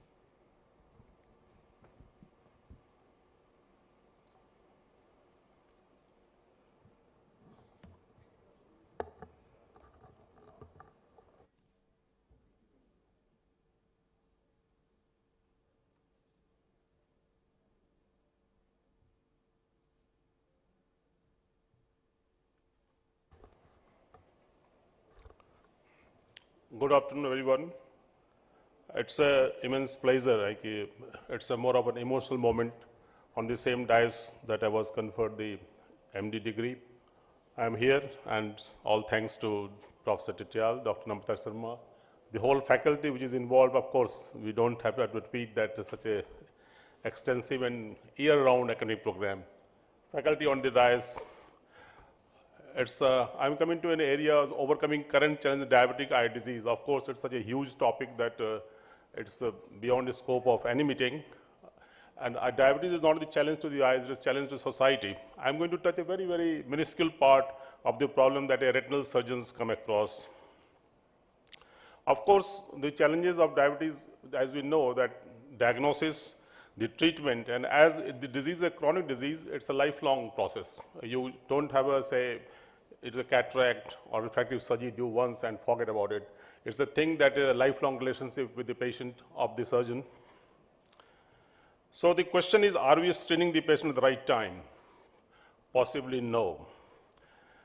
This is very, very, say, sad part of our medical management, and I'm going to put a bit, say, controversial statement here later on, that why we are not getting the screening rightly done. And of course, diabetes is a worldwide epidemic sort of thing, and we are a larger part of it. And say next, say in 2045, it is projected to cross 700 million patients. It's a huge social burden in society. And 1 in 3 patients will suffer from retinopathy. We all know as ophthalmologists that we have to be very watchful of these patients.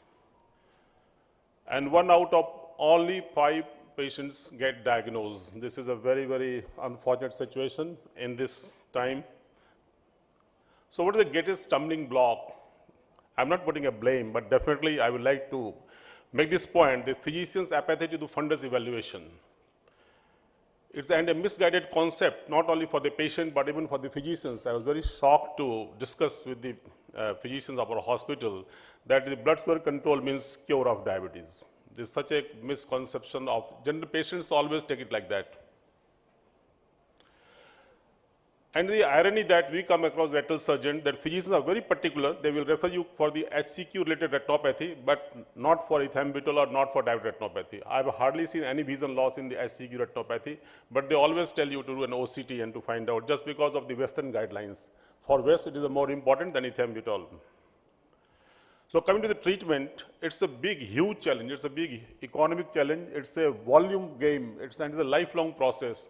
If you have a patient diabetic in your family, you will understand how much it requires for the patient, and they're tending to go every month, every 3 months to the doctor and get treated and not getting very satisfactory results. So loading dose, of course, so sometimes even doctors get carried away. We have to stress the importance of loading dose. See, it's a diabetes is a leaking vessels in the retina, and we are doing a mopping business. More you mop, more dry retina you will get. And the more mopping means more drug. So there is no shortcut. It's not like you inject once and forget about it. It's just a sheer wastage of money for the patients. So you have to impress on the patient, the diabetic, minimum 6, maybe 12, maybe more injections. That is very important. If you lose the patient, doesn't matter. But what you're telling is the truth to the patient. So, of course, it is all scientifically proven that loading dose does help, and it will help. And these are, again, well documented, and the number of injections, it's more sugar you add to the milk, not to the diabetic patient's diet, but the more injections you have, better results you are, and there is no shortcut in that. So very few lucky patients will get away with 1 injection or 2 injections. You do get once in a while of good metabolic control, but not very commonly seen. And of course, the loading dose augments the outcome of therapy. Again, all well aware, well documented all over the literature. I don't want to repeat that. And of course, the long studies done, the early treatment, see, the problem is the macula should be dry. A tipsy macula is not good for the eye. The more the fluid retains, longer time the fluid retains, the vision is compromised. We possibly will not understand, we make the patient read Snell chart. The contrast keeps on going down over a period of time if the fluid is in the macula. So again, I will not again go through these charts, which is so well documented and you are seeing day in and day out. So resume what I believe, what I practice, it's a modified treat and extend. You can't have a dry macula. Very rarely you get a dry macula in diabetic maculopathy. And in ARMD, you have that luxury that you can achieve a dry macula and then keep on extending the treatment every 2 weeks, 4 weeks, 6 weeks, and then of course you reach an end point also. In diabetic, possibly you will not reach a dry end, but what you can do is once you reach a point where the vision is not improving, edema is not going down, you can stop the treatment, change the regimen, or wait for the vision to go down or the edema to go up. So coming to the dilemma, the choosing for diabetic macular edema, whether anti-VEGF or the steroids. So here, what I normally prefer that, suppose there is a pure DME, there is no new vessels, glaucoma is not an issue, and the pseudophakic, possibly I'll go for a steroid for simple reason, the frequency of injections is less, the expenses for the patient is low. So that's why here I will like to go for a Ozurdex injection instead of anti-VEGF. So coming to the adherence, this is very, very important part. So you can't take a luxury, you can't send the patient off. The patient has to be a regular follow-up for you if he wants a good result. And of course, in diabetes, the problem is the follow-up is that it's not only the maculopathy or the new vascularization, there's a lot of other things which also come with the diabetic disease, particularly the nephropathy. And I can tell you that the nephropathy is very important because if he has a very, say, patient is compromised renal function, whatever injections you give, it's something like you are just trying to, in the shower, you are trying to put some towel to keep yourself dry. So you have to first treat nephropathy. We have seen such a good results after renal transplant in diabetic patients. Our hospital has that facility of renal transplant. So first try to treat nephropathy before you going to keep on injecting the patient. Patient compliance, of course, is low as compared to AMD. Same for the reason that they don't get very dramatic results. The disease is very slowly creeping. It is not an acute, say, loss of blindness like in AMD. So patients do fall off the follow-up, and because the continuous expensive treatment that patient has to undergo. Again, the compliance is low, as we all know. The multifactorial reason for the non-compliance in diabetic, other diseases, other cost factors, that is maintained to have an insulin, he has to go to a vascular surgeon, to a neurologist, so on and so forth. So you have to be very objective in treating these patients, try to impress upon them, you have to come instead of that. I'll just take half a minute. So these are the, one thing that less the edema, the better the results outcome will be.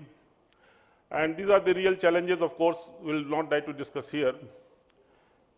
And non-adherent, that's the worst thing that we have, and we do come across, can't blame the patient also, keep on coming every month. And treatment adherence does lead to a good outcome. And this is again, say, the different type of parameter that they have assessed. Only long and short is that patient has to be in regular and continuous treatment. And treatment break-offs will also gain and will lead to insufficient visual gains, but can't be held possible from the patient's point of view. The silver lining that we come across is a good economic growth in India and drop in drug cost. We have over the period of time, now we see less patients refusing their treatment and more patients getting into a longer treatment regime.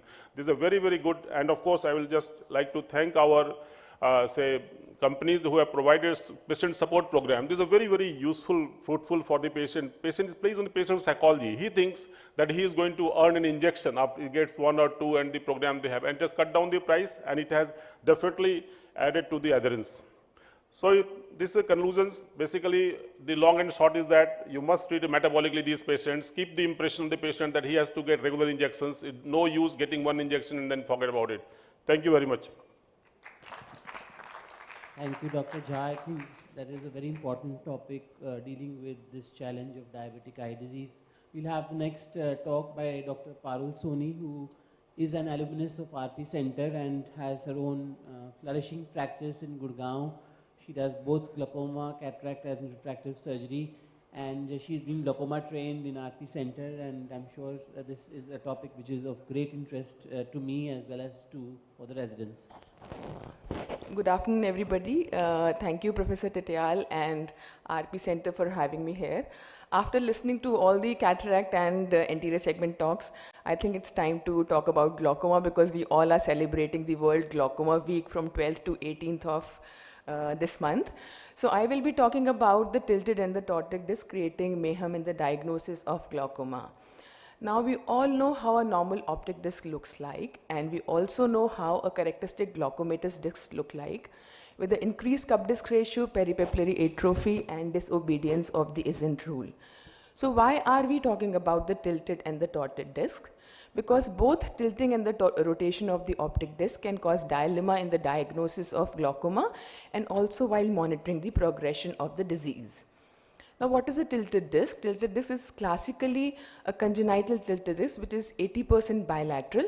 It is also known as Fuchs' coloboma, and it is a classical infranasal tilt of the optic disc with inferior or inferionasal crescent, and it is said to be resulting from the hypoplasia of the optic nerve head. Now, what confusion does the congenital tilted disc can create?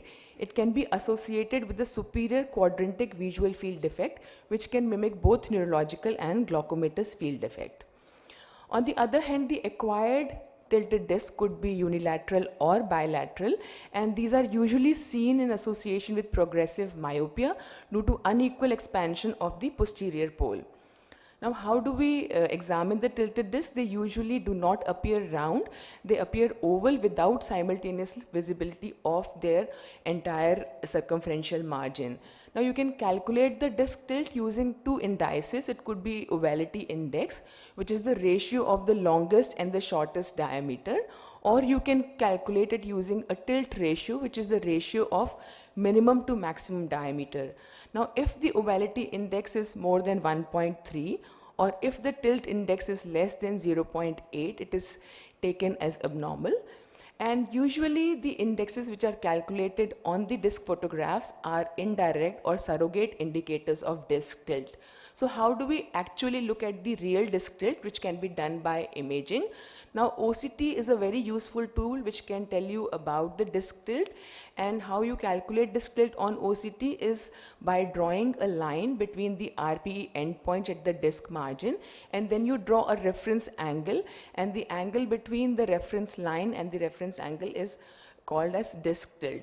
Now again, disc tilt could either be on the x-axis, which could be a vertical disc tilt, or it could be along the y-axis, which is a horizontal disc tilt.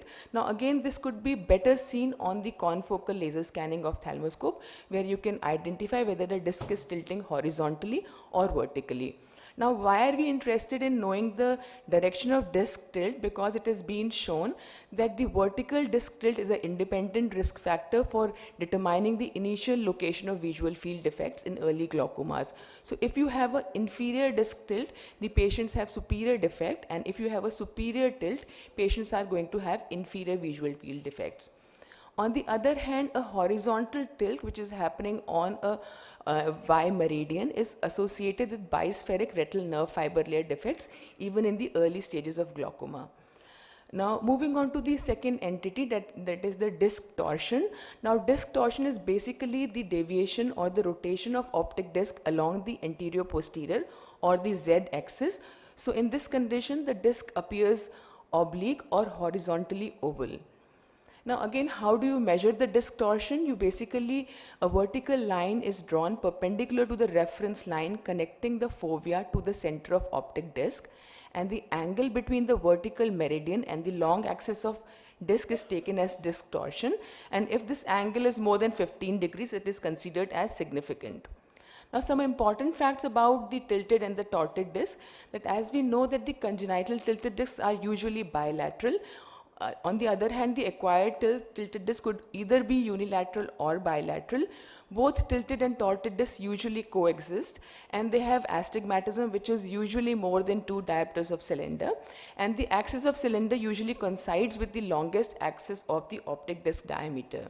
Now, almost 66% of tilted disc patients have some amount of myopia, but if you see myopes who are more than 5 diopters, almost 1/5 of these patients have tilted disc, and out of these tilted disc patients, almost 1/5 of patients are going to have visual field defects. So mind you, this is very important because high myopes, which is again a difficult diagnosis whenever you are dealing with glaucoma, they can present with visual field defects even in absence of glaucoma. So how do we differentiate? Let's quickly run through a few clinical examples. Now, congenital tilted disc could have superior quadrant visual field defects, which can mimic either early glaucoma or chiasmal visual field defects. Now, how do you differentiate? They usually do not respect the midline. They are non-progressive. This is something very, very important. And the neuroimaging is normal. And if you do a diurnal, you'll find that the intraocular pressures are always normal. And these visual field defects can get corrected better with contact lenses, but also to some extent with the spectacle correction on perimetry.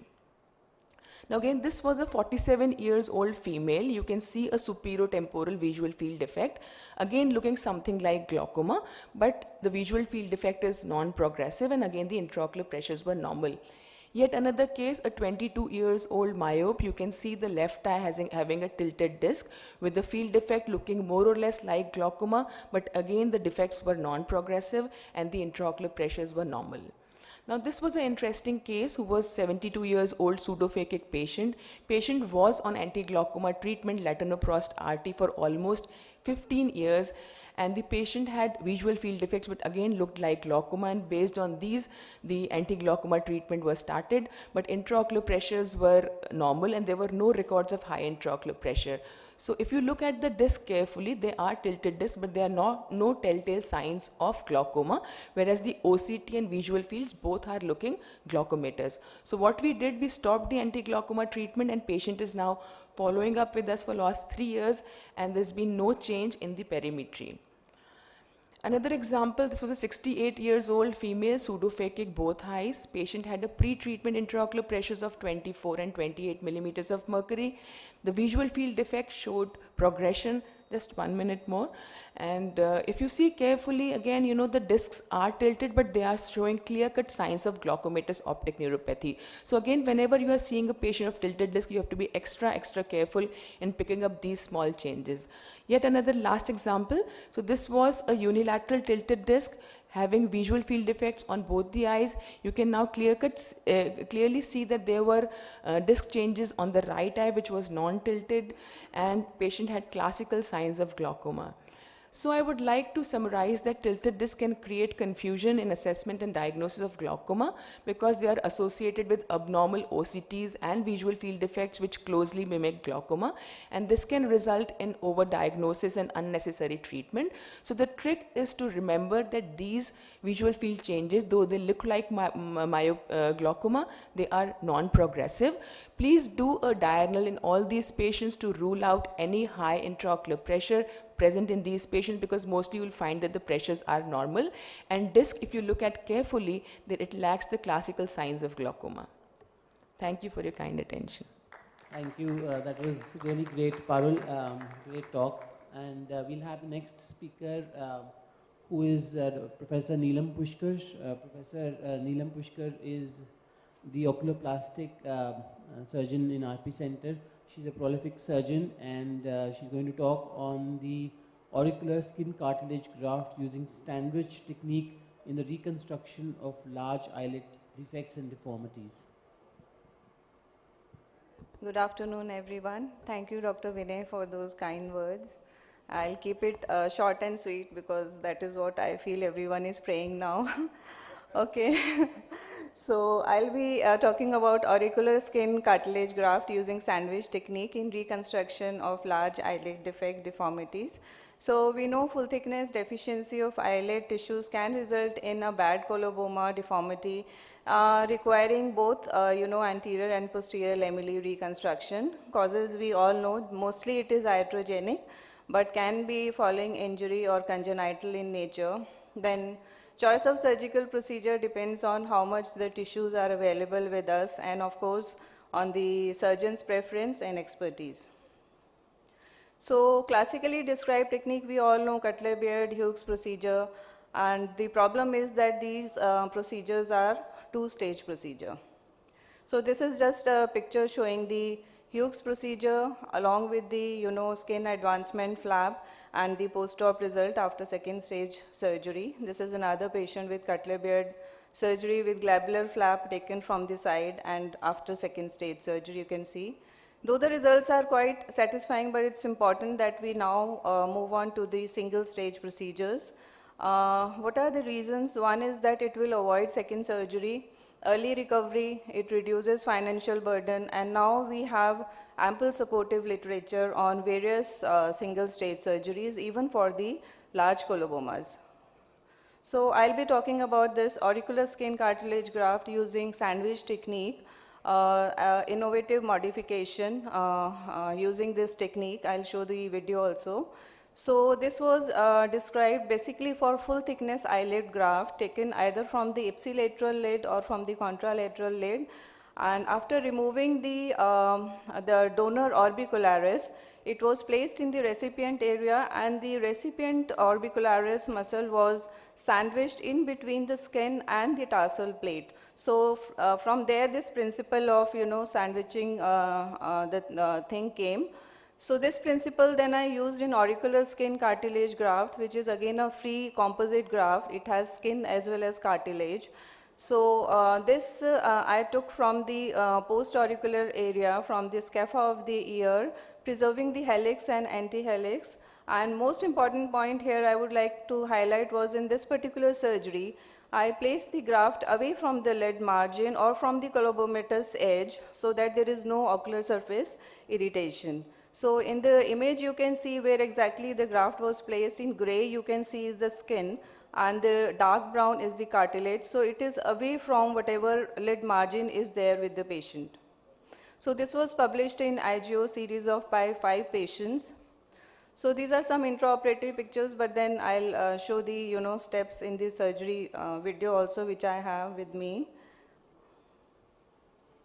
So this was for upper lid large coloboma with thicical globe and inferior symblepharon, as you can see here.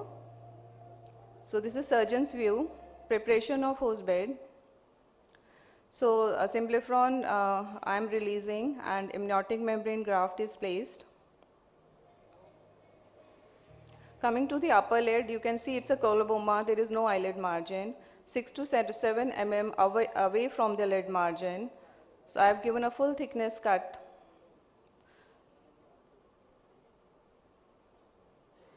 So after that you have to measure how much posteriorly you have to place the cartilage and how much anteriorly you need the skin.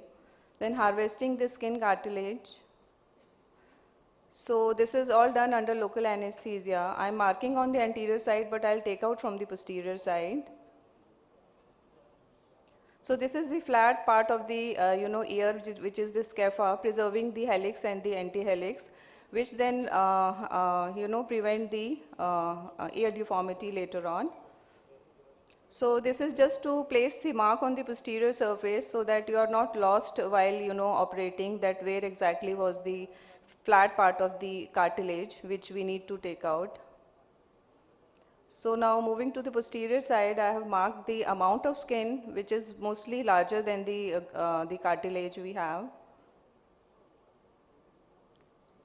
So the skin cut is given all around, and some dissection is required before we reach the cartilage. It is very important that we should take the cartilage with the perichondrium. We should not remove the perichondrium, otherwise the cartilage becomes very sharp and it can lead to ocular surface problems. So here I am giving cut in the cartilage, and this is full thickness cartilage, avoiding the anterior skin of the ear which I am cutting.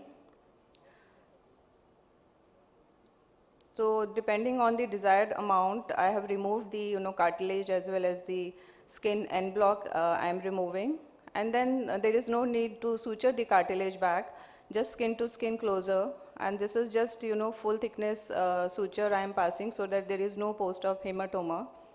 So you can see the shape of the ear is also good. Now coming back to the host, now you can see that it is fitting well. Now two, three things very important. One is we have to maintain the contour of the lid, and the other thing is that we have to give a lid fold lid crease also. So here I am suturing whatever tissue is there inferiorly, and with the partial thickness cartilage I am taking out so that there is no as such inversion of the cartilage. And now I am, fortunately I could find good LPS in this patient. So this is from the LPS conjunctiva that I am passing the suture, the upper edge of the cartilage, so that we have good eyelid movement in the post-operative period. So it has to be like a layer by layer. There is no need to cover the cartilage at all with the conjunctiva. It epithelializes within 4 to 6 weeks time. Now I am suturing the lower end of the skin, And a very important step here is that we should debulk the, whatever extra tissue is there between the cartilage and the skin, so that we get a good deep pocket where we can place the host orbicularis strip. So this is the host orbicularis strip, which I am almost 6 to 8 millimeter wide. I am mobilizing like a hammock. It has to be kept attached on both the sides so that vascularity is not compromised. Then this is brought in between the cartilage and the skin graft. Just one more minute. And suture to the bed. And this is very important step, that since I want a good lid crease, so I am taking bite from the LPS. While I am suturing the skin to skin closure, I have taken bite throughout so that I get a good a lid crease and a lid fold formation. You can see the contour is nicely there. This was a large coloboma and almost full width of the lid is. This patient is the post-op after 2 months using artificial eye. You can see the contour.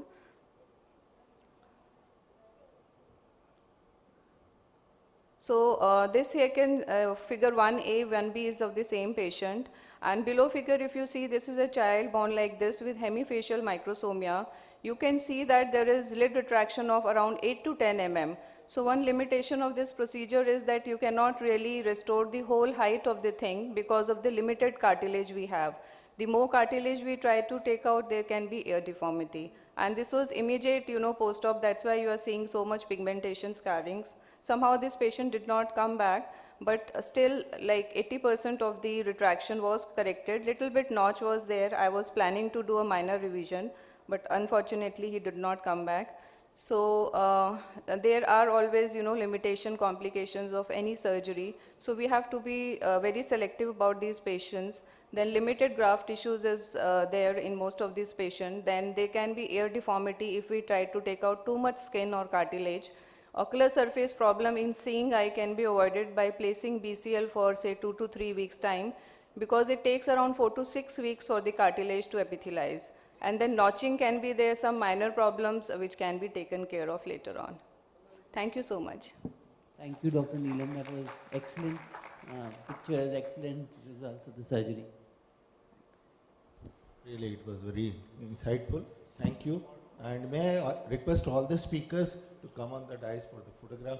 And may I request Professor Titial, Dr. Namrata also to be on the dais, please. Sir, Dr. Basak and Dr. Baskati also, please join us.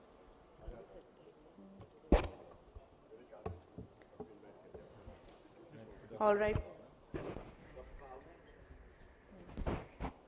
All right, ladies and gentlemen, let's have a huge round of applause for this very, very interactive and insightful session. I would request all our speakers and chairpersons to come towards the center of the stage for a group photograph.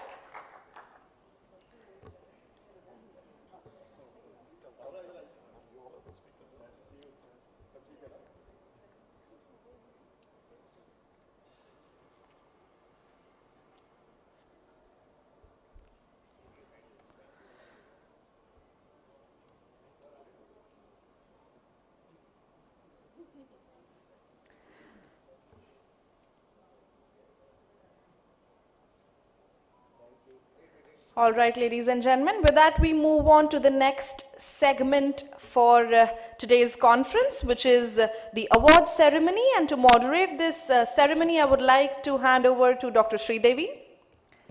Over to you, ma'am.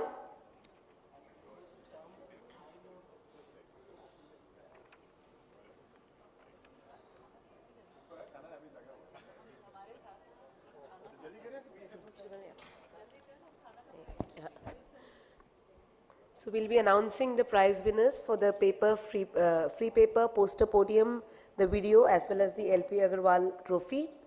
So for the free paper, the awards are as follows. For the cataract and refractive surgery session, the third prize goes to Dr. Barnali Mondal and Dr. Deeksha Datta. They won the award jointly.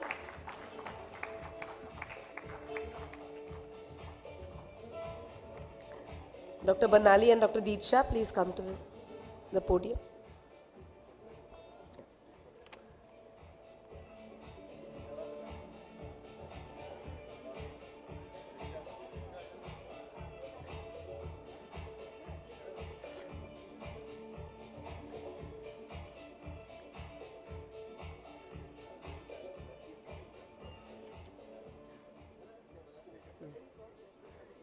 The second prize goes to Dr. Diksha Rani.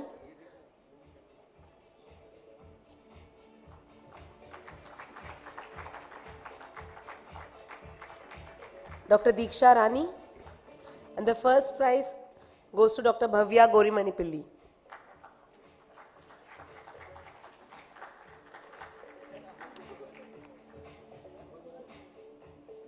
Dr. Bhavya.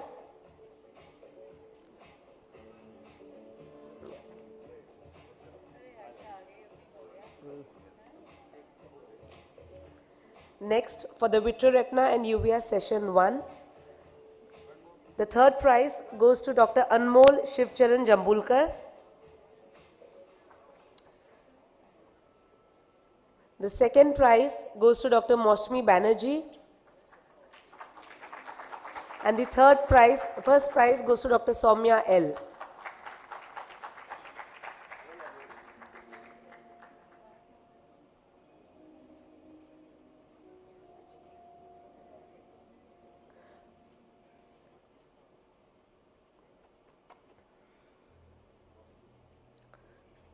For the Vitreoretina and uvea session 2, the first prize goes to Dr. Swasti Pandey.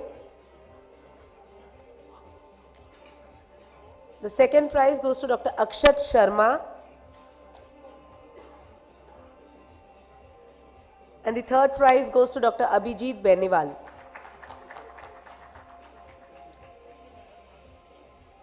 Dr. Swasti Pandey, Dr. Akshat Sharma,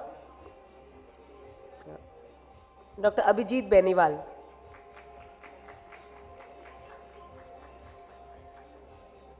For the cornea and ocular surface session, the third prize goes to Dr. Shivani Verma. The second prize goes to Dr. Chitrangada Singh. And the first prize has been awarded jointly to Dr. Shivangi Sharma and Dr. Poonam.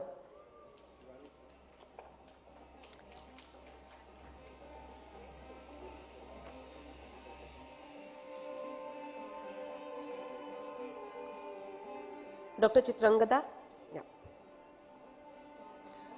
And Dr. Shivangi and Dr. Poonam for the first prize.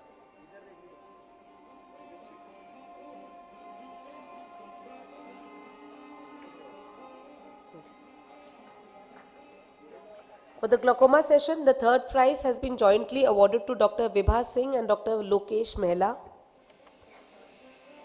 The second prize has been awarded to Dr. Sai Vineet. And the first prize has been awarded to Dr. Ayush Majumdar.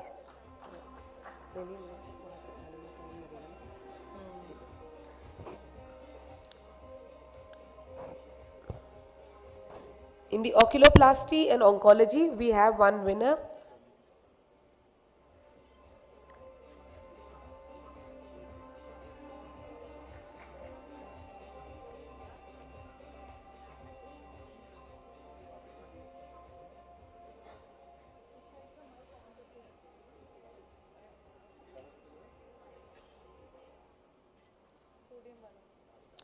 Dr. Gaurav Verma in the oculoplasty session.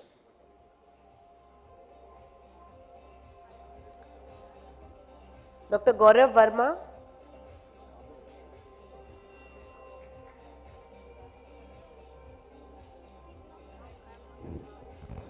Dr. Gaurav, please come. So she'll be collecting the certificate on behalf of Dr. Gaurav Verma, who's won the prize in the oculoplasty and oncology session.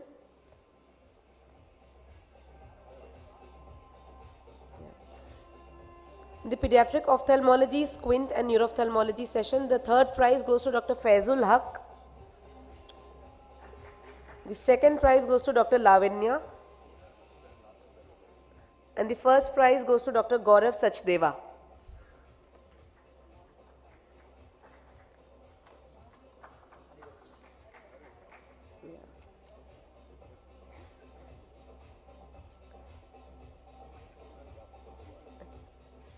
Wait. Yeah.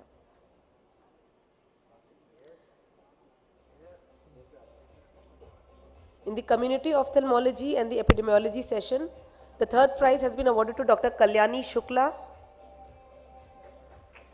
The second prize has been awarded to Dr. Sakshi Singh. And the first prize has been awarded to Dr. Abhijit Beniwal.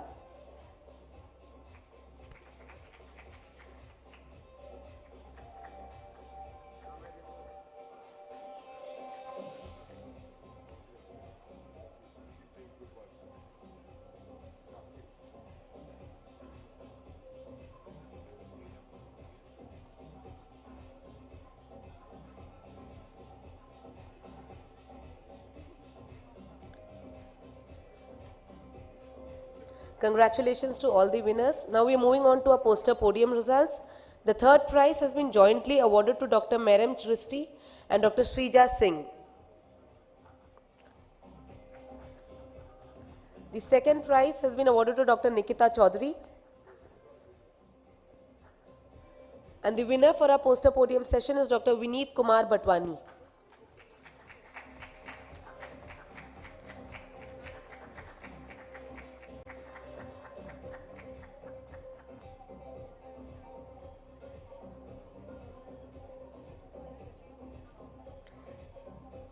Next, coming on to our best video.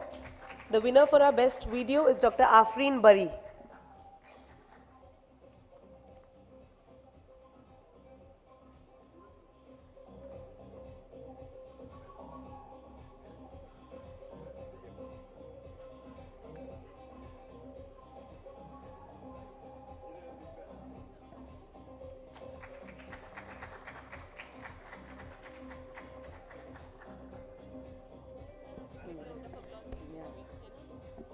Now, this time we've instituted the Professor L.P. Agarwal Award for the best of all the free papers that were presented. And the award for the best of the best free paper, Professor L.P. Agarwal Award, goes to Dr. Deeksha Rani.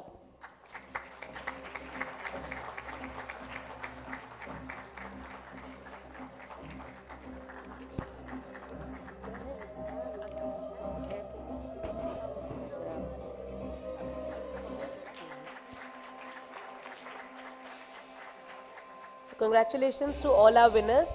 Let's give them a big round of applause. Yeah. And, yeah, sure. Thank you, Dr. Sridevi. And let's have a huge round of applause for all our winners. I would request all the award winners to come forward on the stage for a group photograph. I would request all the students in the auditorium to please join us on the stage for a group photograph.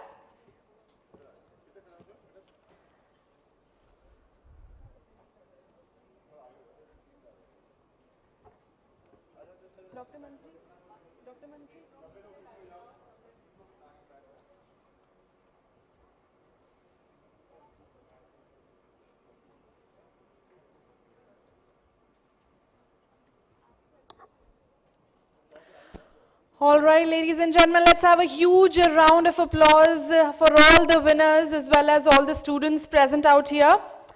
And ladies and gentlemen, with that, as every good thing comes to an end, so has this 56th Foundation Day celebration of Dr. RP Center AIIMS 2023. So let's have a huge round of applause for all of us out here, and a big thank you to the organizing committee for organizing such a massive and insightful conference.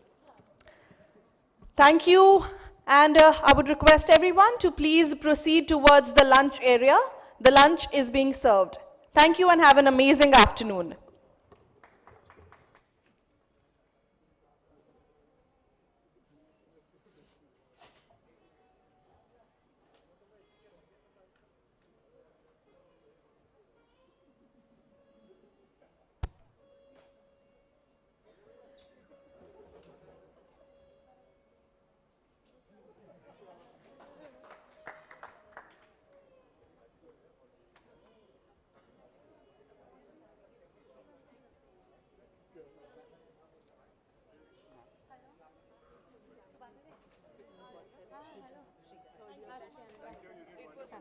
It was a pleasure working with you. Thank you so much, Dr.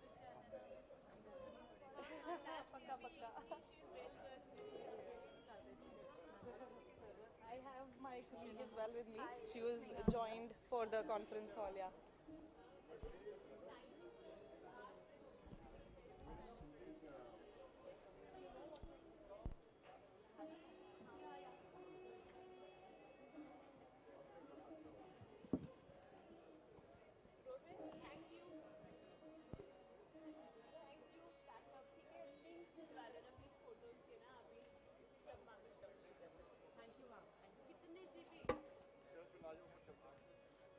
देती हूँ मैं, पता नहीं space है कि नहीं, pen drive देनी है क्या? हाँ हाँ मेरे पास है। हाँ हाँ हाँ मेरे पास पिछले साल। मनप्रीत तू मेरा नंबर फॉरवर्ड। हाँ ठीक है, thank you so much ma'am. Sure sure, I will give you a call next week. ठीक है कर लेगा।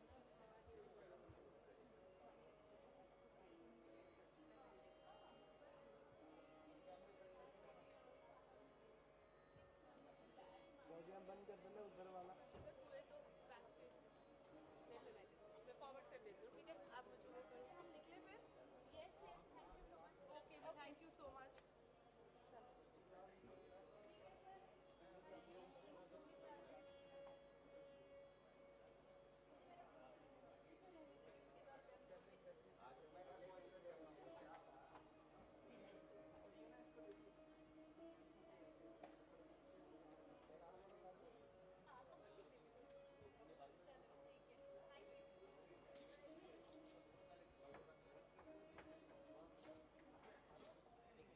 एक फोटो खींच लेते हैं बस। हाँ वो लैपटॉप हटा दूंगा बस यहाँ से।